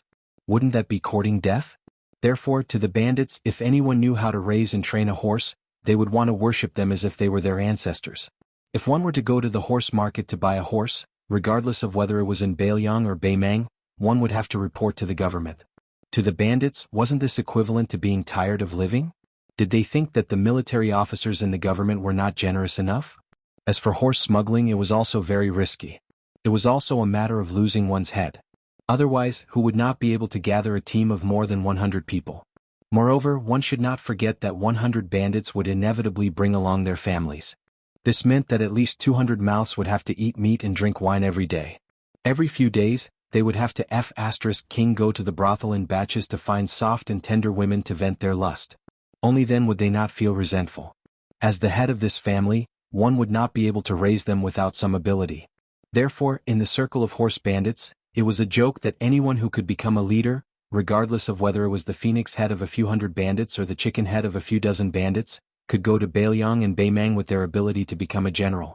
Song Diao, who looked like a white-faced scholar, did not speak much. This time he had brought 34 horses, which was the most out of the four of them. Among the hundreds of horse bandits at the border, his strength was only average. However, Song Diao's name was very well known. He came from a small noble family in Baimang. After studying hard for more than 10 years, he finally obtained a scholarly rank with great difficulty. Just as he showed signs of standing out, he was replaced by a fat brother from his family. In a fit of anger, he killed the father and son and kidnapped 2 women, who he should have respectfully called his concubines, as well as some money and valuables, to become a horse bandit. Unexpectedly, he really took root in this barren land that relied on martial prowess to survive. He was meticulous and vicious. A few horse bandits who provoked him were wiped out along with their men, horses, and nests. Originally, with Song Diao's means and financial resources, it was easy for him to deal with a group of 50 bandits, let alone 70 or 80. The other leaders of the horse bandits wished that the women in the village had just given birth to a child so that they could get on their horses and rob them. Song Diao went in the opposite direction and kept the number of his men at 36. The 3 men beside him were all ferocious horse bandits, but even if the 3 of them worked together to burn the bridge after crossing the river, they were destined to suffer great losses. This was probably the key reason why Xiao Chang of the Fish Dragon Gang was willing to take the risk. The 2 met in Lingzhou City. Although Song Diao was a bandit, he was more or less a scholar. When he went south to visit the scenery of Bailiang, he happened to meet Xiao Chang, who was good at swordsmanship. They were quite friends despite the difference in age. The scholarly bandit nicknamed Song Diao was also very close to Xiao Chang's son, Xiaoling. Xiaoling was not good at fighting, but he liked to read books and poems. He was not very sociable in the Fish Dragon Gang, but he was very happy to talk with Song Diao. When Xiao Chang left Lingzhou, his original intention was to ask Song Diao to take care of him along the way. But he did not expect that the incident at Tuma Pass would change everything. Song Diao was so clever that he immediately pointed out Xiao Chang's weakness. He beat around the bush and said that with Xiao Ling's talent, he was more suitable to be the leader of the Fish Dragon Gang. At first, Xiao Chang was still in a dilemma and was unwilling to immediately agree to this bloody business that was contrary to the word righteousness. After coming out of seclusion, every day he saw Lunarong's unfamiliar cold face. Xiao Chang was angry. A few days ago he finally saw Song Diao, who was pretending to be an ordinary bandit, and made a secret signal. Only then did the deputy leader of the Fish Dragon Gang make up his mind. Whether it was Lunarong or a carriage of goods, how could they compare to the bright future of his son, Xiaoling? Moreover, if the Fish Dragon Gang was handed over to Xiaoling, who was quick-witted and had many connections, it would definitely rise up strongly. It could be said that he was worthy of the pedantic old leader who had conquered the country but could not keep it. After all, Jianghu should be handed over to the young people to fight for. Old guys should not occupy the latrine. Lunarong was too soft-hearted, and she was also a woman. What could she do? When she got married in the future, would the whole fish dragon gang become her dowry? Not to mention Xiao Chang, the rest of the old guys who had retired in a gold basin would be bitterly disappointed. Xiao Chang's mind flashed and he had mixed feelings. His heart became colder and hardened. He said with a smile, "The fish dragon gang has more than 30 people. Except for Lunarong and the guest Gong Sun Yang, their martial arts are not outstanding. Gong Sun Yang is good at the rapid arrow technique, which can cause great damage to the cavalry of several leaders.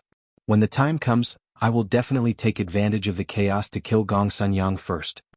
Song Diao pressed the jade pendant and said softly, "We are not in a hurry to kill them. In the next 2 days, we will first harass them in batches and let the fish dragon gang be tired of dealing with them. Later, I will ask Boss Xiao to bring a few tails of knockout powder and see if we can put it in their food. But this matter is just icing on the cake. It will be best if it works, but it doesn't matter if it doesn't. If we have 100 riders to deal with more than 30 people, it will be like a hunt. Originally, if it was a big escort agency, there would be many carts and we would know a little bit about the art of stopping and forming a formation. Unfortunately, the fish dragon gang only has one carriage. Even if they have the art of war experts, they can't do anything. They can only blame it on their bad luck." The other 3 leaders looked at each other and they all looked a little cold. Song Diao suddenly smiled and said, "By the way, the fish dragon gang has more than a dozen ready-made familiar horses. I don't want them. Let the 3 leaders distribute them at will. But that Lunarong belongs to me. There is no discussion." The fat black guy who played with the double axes gave a thumbs up and smiled at Song Diao. "Brother Song, you are indeed educated. You love the country but not the beauty. I admire you." The other 2 big men also smiled playfully. Only a fool would not agree to such a wonderful thing. On the border, having a good horse was 100 times more important than having parents. Chapter 388. Song Diao seemed to be amused. He finally stood up, hung the jade pendant on his waist, and tied the red string into a slip knot. Only then did he raise his head to look at Su Fengyan. "Young Master Su, since you dared to attend the meeting alone, it seems that clan leader Xiao has underestimated your strength. God is watching from 3 feet above? They might not believe it, but I do. But trust is trust and I'm not afraid. What I'm most curious about right now is whether or not you've underestimated our abilities. If you're wrong, your fate might be even worse." Song Diao finished and pointed at Scarface. Everything went without saying. Su Fengyan didn't want to waste his breath on this bunch of people who had already put their lives on the line. He stretched out 2 fingers, leaving only a small gap, and asked with a smile, "If I am just a hair's breadth away from the first-grade Vajra realm, will you guys escape?" Su Fengyan paused and continued to ask, "Can you escape? This should be a night full of surprises." Xiao Chang and the 4 horse bandits who had risked their lives were amused by these words. Even Song Diao thought that this guy must be crazy. There were only a few first-class experts in the world, and most of them lived in seclusion in the mountains, appearing and disappearing unpredictably. Some sat behind the scenes in seclusion, and very few of them were treated as distinguished guests by various top forces in the imperial court. They were also worshipped like bodhisattvas. How big was the world in Jianghu? Finding a first-rank expert was no different from finding a needle in a haystack. Even Song Diao and the others were used to seeing great storms and waves. Only Xiao Chang was fortunate enough to have seen the graceful bearing of a Vajra realm expert from afar when he was young. Song Diao was slightly better. She had once seen a renowned second-rank expert in northern Mang's capital city. Indeed, he was only a step away from the Vajra realm. However, that old senior was already 60 years old at that time. It was due to him being vigorous despite his old age that he was able to have such a profound ability. How old was this young man with a saber? How many years had he been in his 20s? As Su Fengyan spoke, he was surrounded by 5 people. After reaching a certain level of martial arts, even if they were strangers a moment ago, once they cooperated, it was quite seamless. Scarface was the first to attack. His face was ferocious as he aimed both his fists at Su Fengyan's chest. The leader of the bandits, Pu Dao, used his saber to sweep away thousands of soldiers and split the air. In order to prove his innocence, Xiao Chang also unsheathed his long sword. At any time he would take out his specialty, the flying sword whirling swallow. As long as he saw an opening, he would cut off the 4 limbs of this surnamed Su. The scar-faced man's fists were swift and fierce, but he still had some strength left. It was clear that he wanted to use the padao to force this fellow to dodge, and then use his fists to deal a heavy blow. However, when he saw that this fellow was indifferent to the large blade that was sweeping towards his waist, he did not hold back. The chi in his fists exploded and he used 90% of his strength. The remaining 10% was, of course, because he was afraid that old copper coin would accidentally lose control of the padao's strength and cut him and the kid in half at the waist. The changes in the strength of his fists also brought changes in the power of his fists. However, when the scar-faced bandit saw that the kid did not move at all, he felt somewhat helpless in his heart. He had wasted his good fists. A blind man lighting a lamp was a waste of wax. This kid must be at death's door and still did not see the brilliance of it. The scar-faced bandit's fists were about to touch the kid's chest, and he felt joy in his heart. However, he immediately sensed that something was wrong. Logically speaking, even if the coldness emitted by old copper coin's padao did not become stronger, it should not have faded away. Did this mean that he had withdrawn his blade? The scar-faced bandit instantly made up his mind. No matter how old copper coin calculated, this kid's life would be mostly destroyed by his fists. The pupils of Xiao Chong and Song Giao, who had the highest cultivation, rapidly contracted. This was a kind of sharp intuition that smelled danger. Su Fengyin seemed to casually turn his body to the side, his hand stuck to the scar-faced bandit's arms, and pulled him to the right. The scar-faced bandit's feet left the ground and flew forward as if he was staggering. Su Fengyin also moved his body to the side, his footsteps changing rapidly. Then the scar-faced bandit was unable to fight back as he flew higher and higher into the air. The shocked scar-faced bandit withdrew his fists 5 or 6 times and was barely able to react in time. Su Fengyin bent his left knee and struck upwards with lightning speed. With a bang, the scar-faced bandit's entire chest shattered. Su Fengyin let go of his hand and the scar-faced bandit was sent flying upwards by the domineering knee strike. Su Fengyin did not stop there. His right hand circled around the bandit's head, causing the bandit, who was at least 70 to 80 jin, to spin 3 or 4 times in the air. Su Fengyin's body slightly retreated and he raised his leg high, smashing the poor guy who had only used 2 fists once into the ground. Perhaps because the speed was too fast or the momentum was too great, there was no chance for the bandit to gather his spirit or chi. Or perhaps the knee strike caused the bandit's spirit to scatter along with his chest.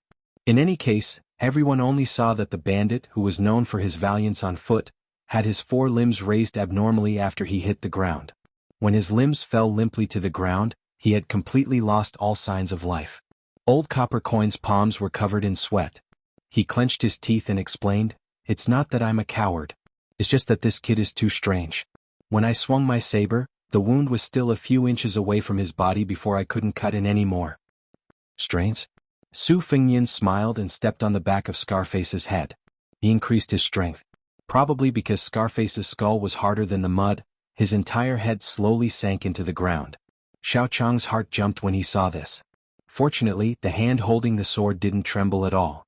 As a martial artist who had been famous for many years, he knew what it meant to lose before the battle. Song Diao frowned and said in a deep voice, "Attack together." Li Haida, who was twirling his axes, grinned and said, "Okay." As soon as he said that, he saw the man who was the furthest away from His Royal Highness retreating. Although his body was fat, his escape technique was as light as a goose feather. His lightness skill wasn't bad. Song Diao wasn't surprised or angry. Instead, a trace of insidious ruthlessness flashed in his eyes. Li Haida retreated quickly, but Su Fengyin chased even faster. When His Royal Highness flashed past Old Copper Coin, the horse bandit who was used to killing people didn't dare to move and let him pass by. Li Haida knew that Su Fengyin knew that he couldn't kill him. Seeing that he couldn't escape, he hardened his heart and suddenly stopped. After landing on the ground, he still slid for a while, leaving 2 marks on the ground. He took the opportunity to accumulate power. When the young devil who killed without blinking arrived in front of him, he crossed his axes and swung them. The momentum was heavy and the force was far stronger than Scarface's fists. He relied on the simple and boring 3 axes to travel the world. Naturally, he had his merits. The young man who carried a saber but didn't use a saber was really arrogant. The 2 axes turned 7 or 8 trajectories in the air in an instant and chopped down violently. He didn't retreat or dodge but used his arms to meet the axes in a terrifying posture. Li Haida, who was despised to the extreme, shouted angrily, "Go to hell."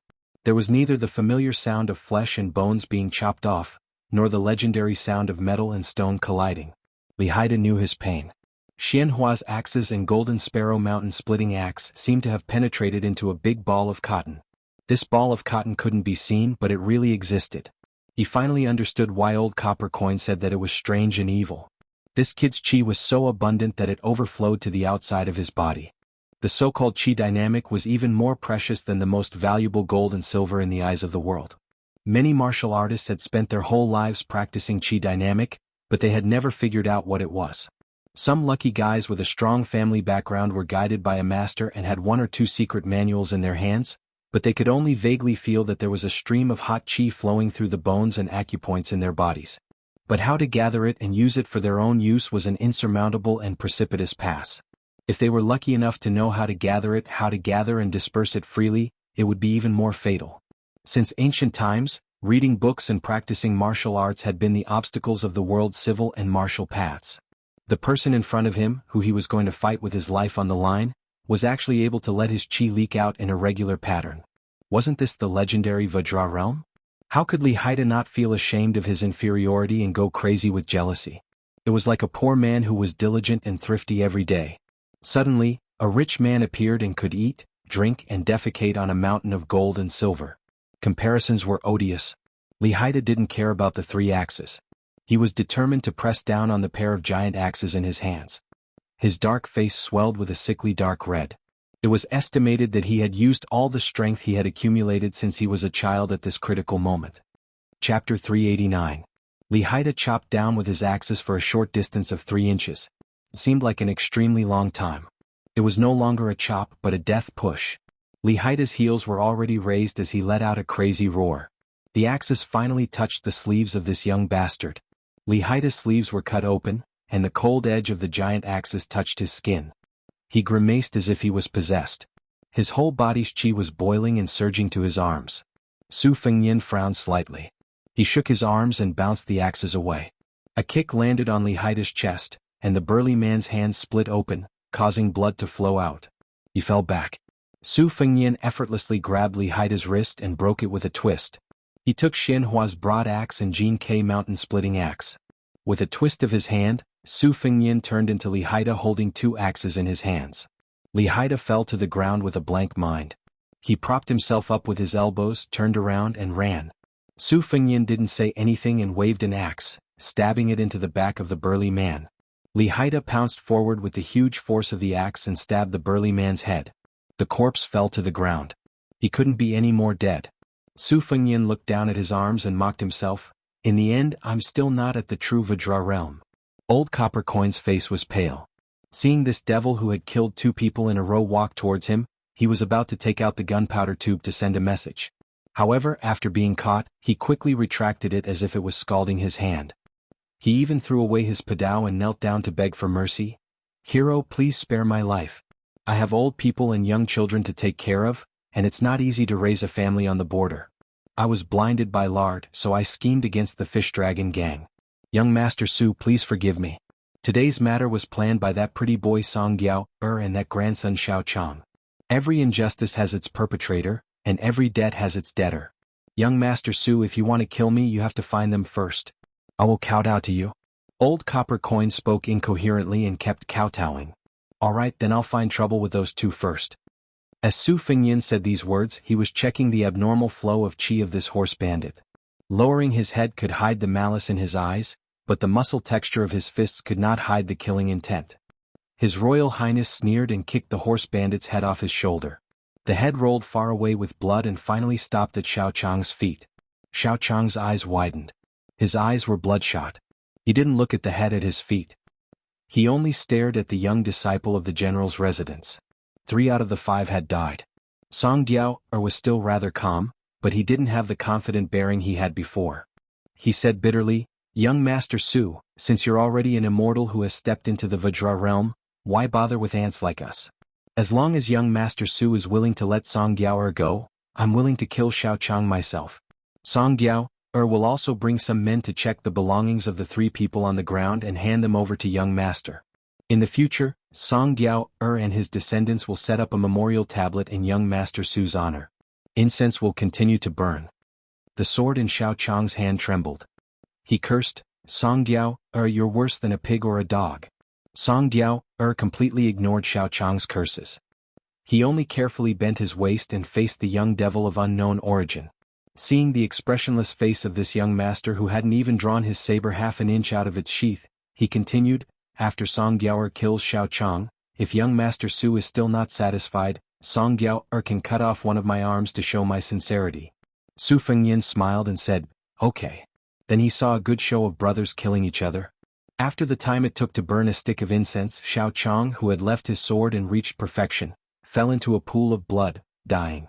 Song Diao, who had always given people the impression of focusing on scheming and rarely fighting, was actually an expert close to the second rank with a flexible sword at his waist.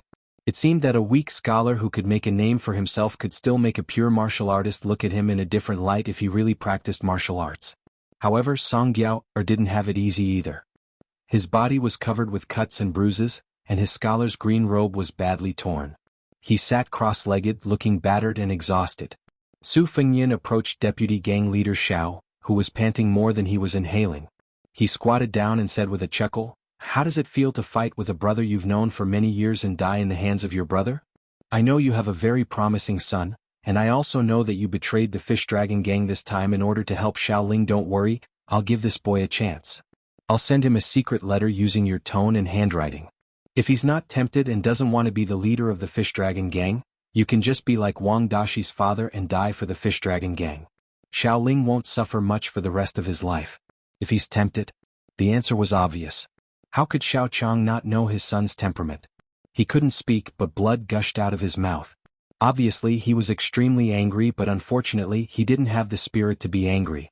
Su Fengyan pointed to the top of his head and then said flatly, I know you want to say that I'm unreasonable, but why should I reason with a person like you?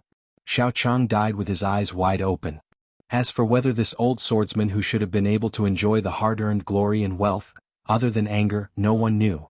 Seeing Su Fengyan stand up and turn around, Song Diao wiped the blood from the corner of his mouth and said with a smile, Young master, please let me say a few more words. I know I'm going to die, but instead of being easily killed by you, it's better to show off what I've learned in my life. Just treat it as showing off my slight skill in front of an expert. The reason why I didn't even want to send a letter to the 36 horsemen is because I'm afraid that these brothers who have followed me will die in vain. Hey, one of the second in command has liked my concubine and daughter-in-law for many years, but because of their brotherhood, he stopped because of his love for her.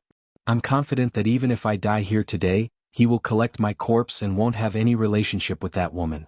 On our border, there are no more honest people like him than young Master Su, who is in the Vajra realm. The youngest of my brothers, 16 years old, only taught him about 40 words. It's a pity? Song Diao chattered for the time it takes to burn a stick of incense.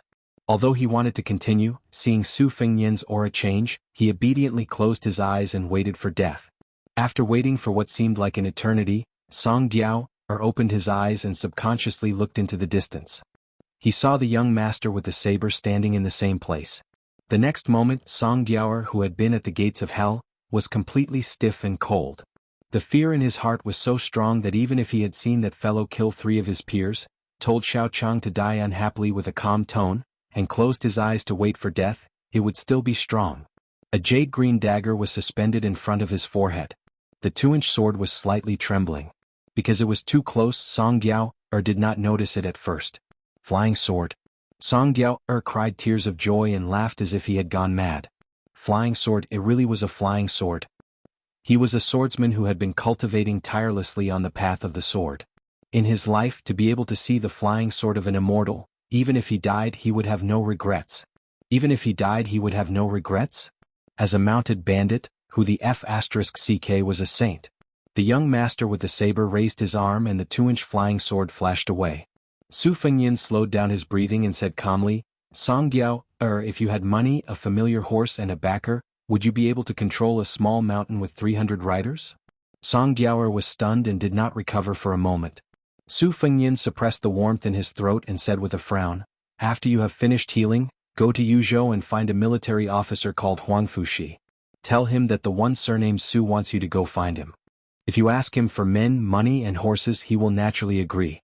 If I come back and find out that you are careless, not to mention building a temple for me, even if you build 100 temples, you and your 36 brothers will all die. Su Fengyin turned around and did not wipe away the blood flowing from his nose. He was cursing in his heart. It was not easy to pretend to be a peerless master. In order to show off his flying sword, the qi in his body was already fluctuating like the tide in Guangling. If he continued to hold on, he would be exposed. Fortunately, in Song Diaoer's eyes, this young Master Su, even if he walked very slowly, was extremely otherworldly and elegant. PS1, today I said I would upload 2 chapters during the day. This 10,000-word chapter is only 1 chapter. But if I don't upload the 2nd chapter in time, of course, it must be a loser slacking off again. Please don't scold me. PS2, remember to add Sina Weibo to follow. Chapter 390. Both Buddhism and Taoism had been arguing for thousands of years, forming a huge quagmire. Generations of experts from both sects were unable to avoid this custom. They either argued fiercely in the imperial court or wrote books to slander each other. Each and every one of them had to crawl and roll in this quagmire several times. Very few could be recognized by later generations as someone who could emerge from the quagmire without being tainted. In the past 100 years, there was a white-robed monk who traveled to the west in search of scriptures. Only then did the awkwardness of the 3 sects of the current dynasty, with Confucianism first, Taoism second, and Buddhism last. Unfortunately, when the concept of epiphany appeared in the world, it was a huge blow to the white-robed monk and the 2 Zen temples. This tall monk once jokingly said that the conflict between Buddhism and Taoism was like 2 old farmers in a village fighting for water to irrigate their fields. The water source was the same, but the amount of water was limited. Whoever stole more water and swindled more water into their fields would have a better harvest. Since it was a fight for water, naturally there would be conflict. First, they would use their words. If they could not convince the other side, then they would use their fists and feet. If that did not work, then the one who had a good relationship with the village constable would ask the armed officials to kill. Naturally, the white-robed monk was mocking himself. He also secretly mocked Taoism's Longhu Mountain's closeness to the imperial court and how they were favored by the emperor. From the imperial court down to the marketplace, they had launched as many as 6 campaigns to exterminate Buddhism in history. The white-robed monk had previously single-handedly fought against more than 10 great Zenrins on the golden peak of Taoism's ancestral court twice. Both times he had won by the same method. Speaking of which, it was strange. In the past, when Buddhism and Taoism fought once every 10 years, even if one side won by a large margin, it would be subjected to countless criticisms afterwards. Only this white-robed monk who never finished talking had won by stumbling. Even the extremely arrogant old immortals of Longhu Mountain could only smile bitterly and did not hold much grudge against him. In recent years, there were often some Zenrins outside of Longhu Mountain who quoted Buddhism's doctrines and wrote all kinds of books to criticize and oppose Buddhism. They carried their book boxes and went to the 2 Zen temples to find the white-robed monk to debate. Without exception, after they left the mountain, they did not speak a word. Outside the thatched hut on the mountain behind the 2 Zen temples, 2 bald monks, one big and one small, were basking in the sun. This place was too close to the forbidden area, the Forest of Steels, so there were very few visitors. Therefore, there was no smell of incense that was so thick that one couldn't cover their nose. Behind the thatched hut was a vegetable garden and chicken coop. In front of the hut were 2 peach trees, both young. One of the peach trees was planted when the middle-aged monk's daughter was born. Later on, he abducted a little fool Wu Nanbei from who knows where, and planted another weeping green peach tree. The back of the mountain was shady, so the peach trees grew slowly. The branches were well spaced and the branches were dark green. Every year, on the 2 children's birthdays, the foolish Nanbei's master's wife would carry a kitchen knife and drag the 2 children, who were born on the same year, month, and day, to the peach tree. She would carve a mark according to their height. Previously, as a girl, Li Shishir developed early and grew quickly. Every birthday she would be as happy as an oriole, chattering non-stop. She would also constantly touch the foolish Nanbei's little bald head, making fun of him for being a short winter melon. Unfortunately, the wheel of fortune had turned. When she became a young girl and he became a teenager, Li Shishir was unhappy. Now that Wu Nanbei was taller than her, this made Li Shishir somewhat depressed. In the future, if the foolish Nanbei grew as tall as her father, wouldn't she have to stand on tiptoe to touch his head? The little monk didn't need to explain the scriptures today, and tomorrow he would replace his master to go to the lotus golden peak of Mount Longhu. The little monk was a young preaching monk who could convince people with reason at the 2 Zen temples, so he didn't seem to have stage fright. He only asked gloomily, "Master, tomorrow I'm going to Mount Longhu to quarrel with them. Why is there a Taoist priest coming up the mountain to talk to you?" The white-robed monk was lying on a rattan chair, stroking his bald head. He caught a glimpse of his wife walking out of the thatched hut to wash clothes. He said firmly, "Everyone on the mountain knows that your master's wife is good at cooking, so they're here to freeload." The little monk was really stupid. He said honestly, "Ah? Then master, why did you say behind your master's wife's back that you put too much salt in that plate of spring garlic chives and asked me for water to drink? I thought the saltiness was just right." However, these Taoist priests are too insatiable. Although they are guests, master and master's wife have already cooked a table full of food, and they've already eaten. They still want to quarrel with you, master. When they can't win the argument, they make a scene. "Fine, master, you're too noisy," so you lead them to the back of the hut and let them use their fists to reason with you. After that, they scolded master and even hit master. In the end, master's wife still has to put on a smiling face and say that we're in the wrong. What a pity. The white-robed monk's shoulder was fiercely pinched by the woman. Invincible Vajra? The bald uncle frowned with a pitiful expression. When his wife walked away with a cold snort, he gently patted his stupid disciple's head and glared at him. He didn't reprimand the little monk for not having good eyesight. The stupid Nanbei scratched his head. Just like what Dongfang Yen said, he was very slippery like a wooden fish. The little monk sighed and said, "Master, can I do it or not? When we lose the argument, what if the old abbot doesn't even give us the copper coins? Master's wife will definitely blame me." The most mischievous middle-aged monk said irresponsibly, "If the old abbot says you can do it, what do you say?" The little monk was a little hesitant. I don't think I can do it?"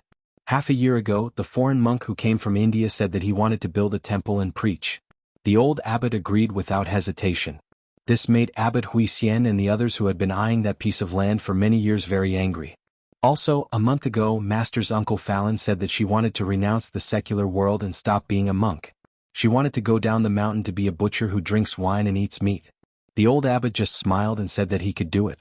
Also, 2 days ago, junior brother Yongfa, who was only 8 years old, ran to the old abbot's meditation room and said that if he didn't give him any candy he would pee there. The old abbot still agreed. The white-robed monk said lightly and asked, "Dongfang Yen said you can do it, then can you do it?" Quinanbei's eyes suddenly lit up. He grinned and said, "I think I can." The white-robed monk said unhappily, "Then why are you nagging?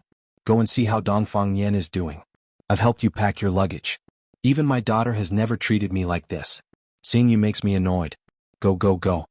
The little monk muttered, "Master, you're not going down the mountain for a long journey." Seeing his master's glare, the stupid Nanbei hurriedly got up from the small stool and ran towards the simple and crude thatched cottage. As he ran, the 2 wide sleeves of his kasaya, which had been cleaned by his master's wife, fluttered slowly, not stirring up any dust. The white-robed monk closed his eyes and said lazily, "Master has walked tens of thousands of miles in one trip. He has walked all the way for a lifetime." There were 3 rooms in the thatched cottage. Quinanbei's room was right next to Li Dongfang Yen's. In the cottage there was only a bed, a table, a stool, and a lamp. There were also a few Buddhist scriptures on the table. There was not much else. This was in stark contrast to the messy pots and pans in the master's and the master's wife's rooms. Li Dongfang Yen sat on the narrow wooden bed where Quinanbei's quilt was neatly folded.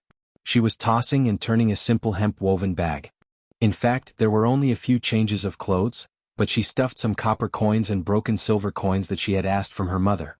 Half of it was for Quinanbei to buy Buddhist scriptures, and the rest was for him to go down the mountain to buy some cheap rouge, face powder, novels, and small carved makeup boxes. She was worried that the silver coins were not enough to spend. She frowned and her expression was exactly the same as her father's. Wu Nanbei saw this and did not say anything. He was just secretly happy. "Quinanbei, this red sandalwood prayer beads was given to me by Su Fengyan. Take it. He said that in Jianghu you have to pay attention to style. Otherwise many people will look down on you. I already said that I'm lending it to you, not giving it to you. Master will not be happy if he sees it. You usually don't even let him touch it.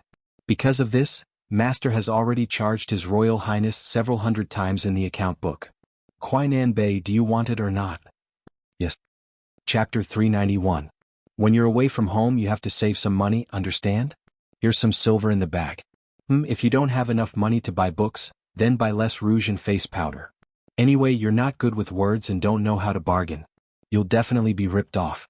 Anyway, the rouge at the foot of the mountain is also passable. Stupid Nanbei, don't say, oh to me.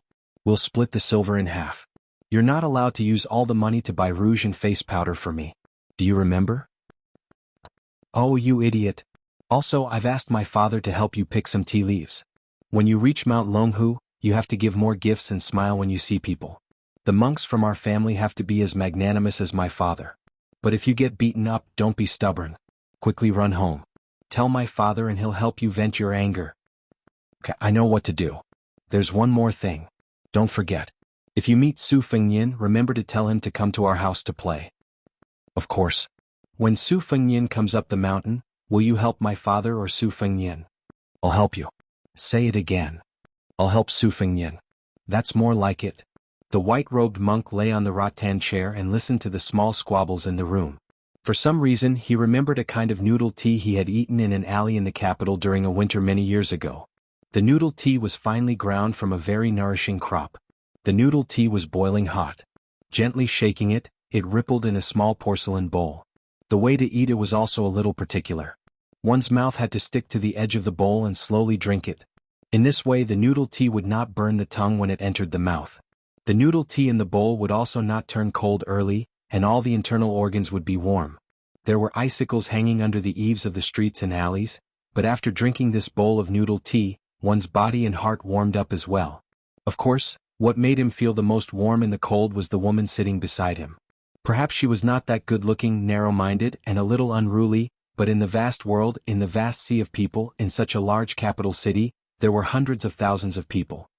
He did not see His Majesty the Emperor, nor did he see the nobles and officials. He only saw her.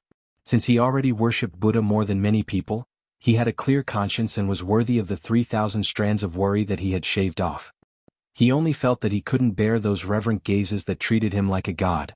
Thus, when he drank the noodles tea with her and when she paid the bill, he blushed a little. Daily necessities like rice, oil, salt, and simple meals. Very good. His wife said that there were too many shameless women in the capital, so she forbade him from going there again. If he didn't want to go, then so be it. The white-robed monk smiled and opened his eyes to look at the sun in the sky. He muttered to himself, "We're all old now." The woman hanging the clothes had sharp ears and said angrily, "Which family's little vixen is shamelessly trying to seduce you again?" The abnormally tall monk hurriedly got up and ran to help dry the clothes. He said with a smile, "Wife, let me do it, let me do it."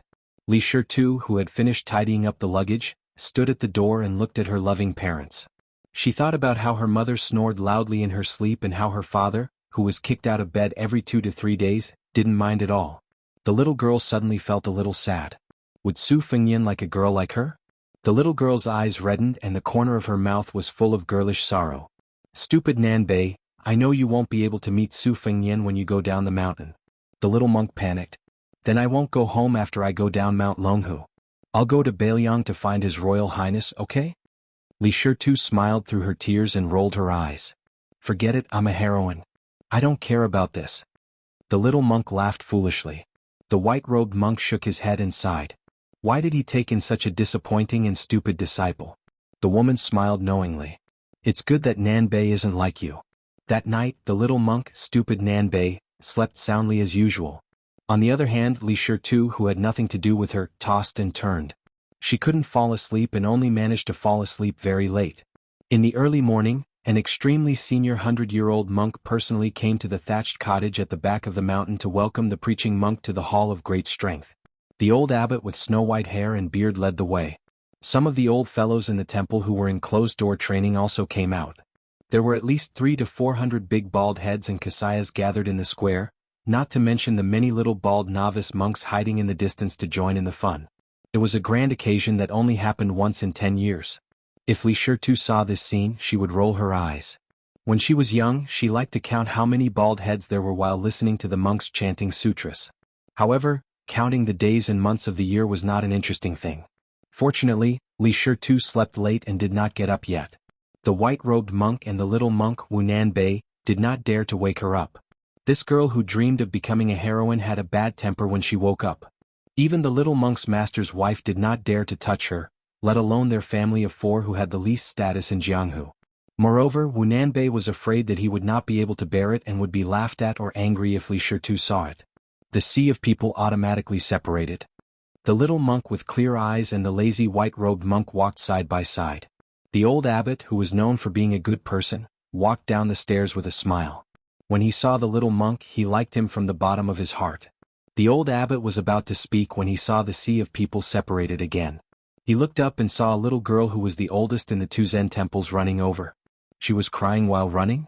The stupid master's wife stopped at the edge of the square with a helpless look. The girl ran to her father and the stupid little monk who grew up with her childhood sweetheart. She cried all the way until her eyes were swollen. She probably fell down while running too fast and was covered in a lot of dust. She grabbed the corner of the little monk's kasaya tightly and said sadly, "Stupid Nanbei, I had a nightmare." Even though the big bald heads present were all eminent monks who were famous in the world, they all laughed kindly at this scene. The white-robed monk and the old abbot looked at each other and sighed slightly at the same time. Li Shi too held the little monk's kasaya tightly, afraid that if she let go she would not be able to hold on to it anymore. She would not be able to see this stupid Nanbei who was supposed to be with her forever. She was heartbroken and choked with sobs. "I dreamed that you died and became Buddha. You said you were going to the West and would not talk to me anymore. I called you Wu Nanbei. I said I would not call you stupid Nanbei. I even told you to call me Li Zi and Li Shi too. But you ignored me and still left. Nanbei, I dreamed that you were standing in front of Bailiang. I was standing on the city wall and could only look at you. In front of you were a dense horde of terrifying cavalry. I don't know how many hundreds of thousands there were. But you said, 'The world is so big, allow me to erect a benevolent monument in front of Bailiang.' Then those bad people shot arrows together. They did not charge but just poured arrows on your head. You were bleeding first and your entire kasaya was red. Then you sat down and lowered your head to recite sutras. Your blood turned golden. Then you became a Buddha. Father said that this is what a bodhisattva looks like. After you became a Buddha, you refused to see me anymore. Stupid Nanbei, I don't want rouge and powder anymore. Don't die, okay?" The girl spoke intermittently with tears streaming down her face. The little monk who was reciting sutras with the old monks was like a fairy scattering flowers and nodding his head. He probably felt sorry for Li Shi too and started crying as well. All the monks in the square were horrified. They were shocked beyond words. The old abbot narrowed his eyes and gently looked at the white-robed monk. The latter smiled and said, "It's okay. My disciple won't go to Mount Longhu. I'll go. Master, is that okay?" The old abbot smiled. It should have been reasonable, but this time he nodded unexpectedly and said, "Okay."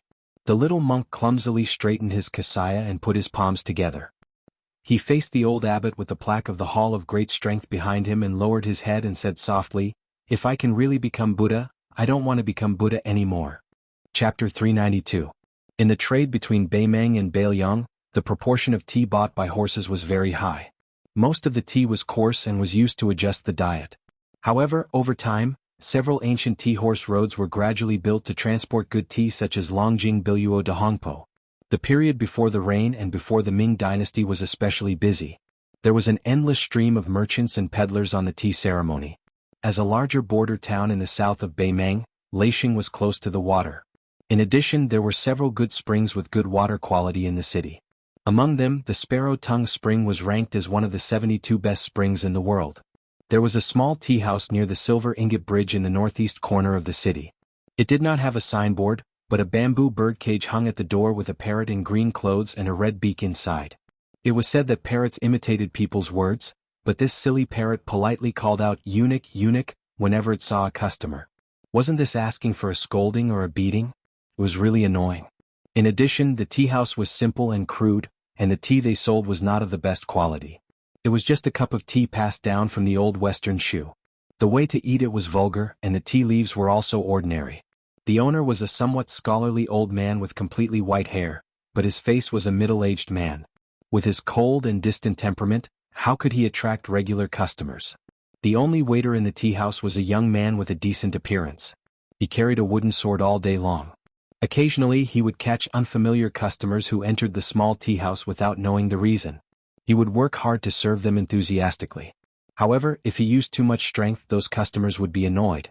After paying for the tea, they did not plan to come again. The business of the small tea house was getting more and more deserted.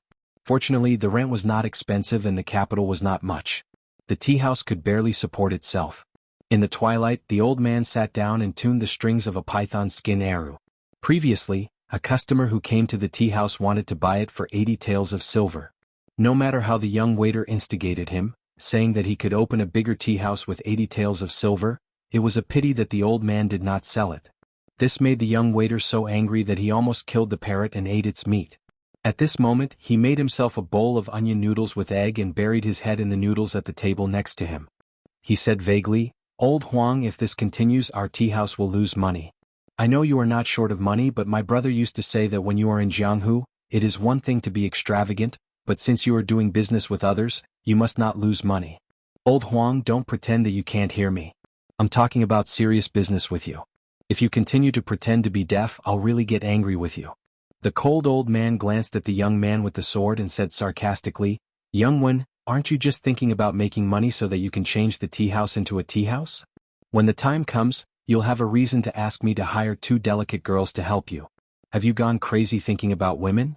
I still have a few strings of money here. I can't go to the big brothels, but it's more than enough to find some good-looking prostitutes. Unfortunately, private prostitutes can't be compared to official prostitutes. I can't give you AF** King Red packet." The young man with the surname Wen slammed the big bowl on the table and said angrily, "Old Huang, what are you talking about? Am I that kind of person?" The old man smiled playfully, "Young man, you've grown up. You dare to slam the table in front of me. Believe it or not, I'll throw you into the palace of Beimang and let that old woman have a change of taste." The ugly swordsman with goosebumps smiled flatteringly, "Old Huang, you and I depend on each other for survival. Harmony is the most important thing. Are you hungry? I'll go and make a bowl of onion noodles for you. Are you hungry?"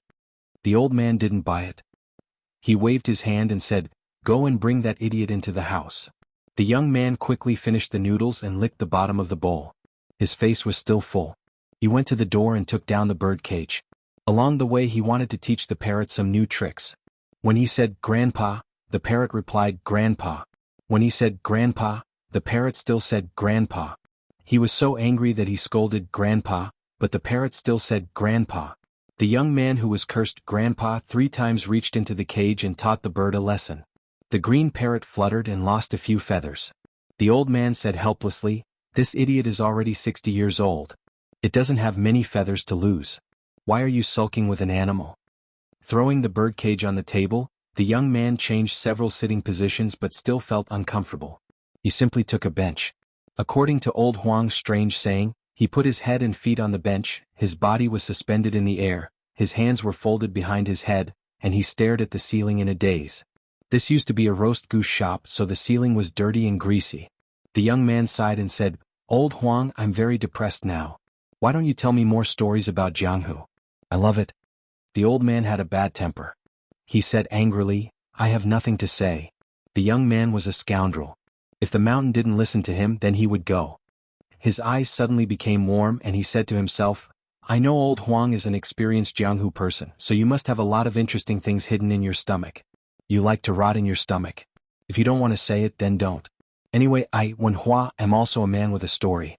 In the past, when I wandered the Jianghu with my brother, 2 men, young fellows' buttocks could make pancakes, so it was not easy for me to fall asleep at night. What should I do if I couldn't fall asleep?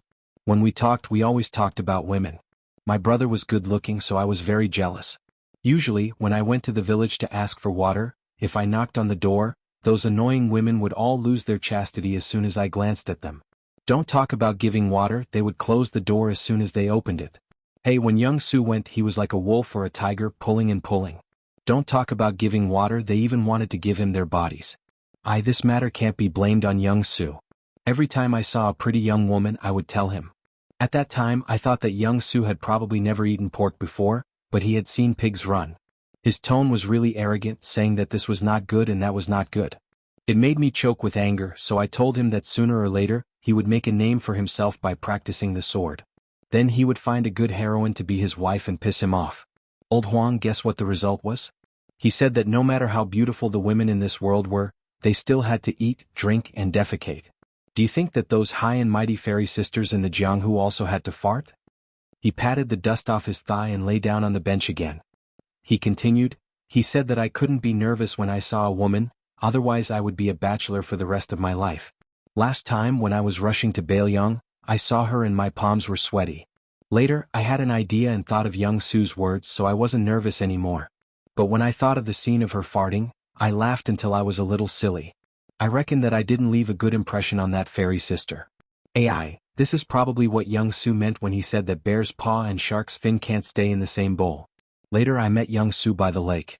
When we were defecating together, he gave me a trick that was even more ruthless. He said that if I was still nervous, don't be afraid. Just imagine the fairy sisters defecating in the toilet. Damn it, at that time I almost sat down in my own shit. An old man raised his head and nodded. A little interesting.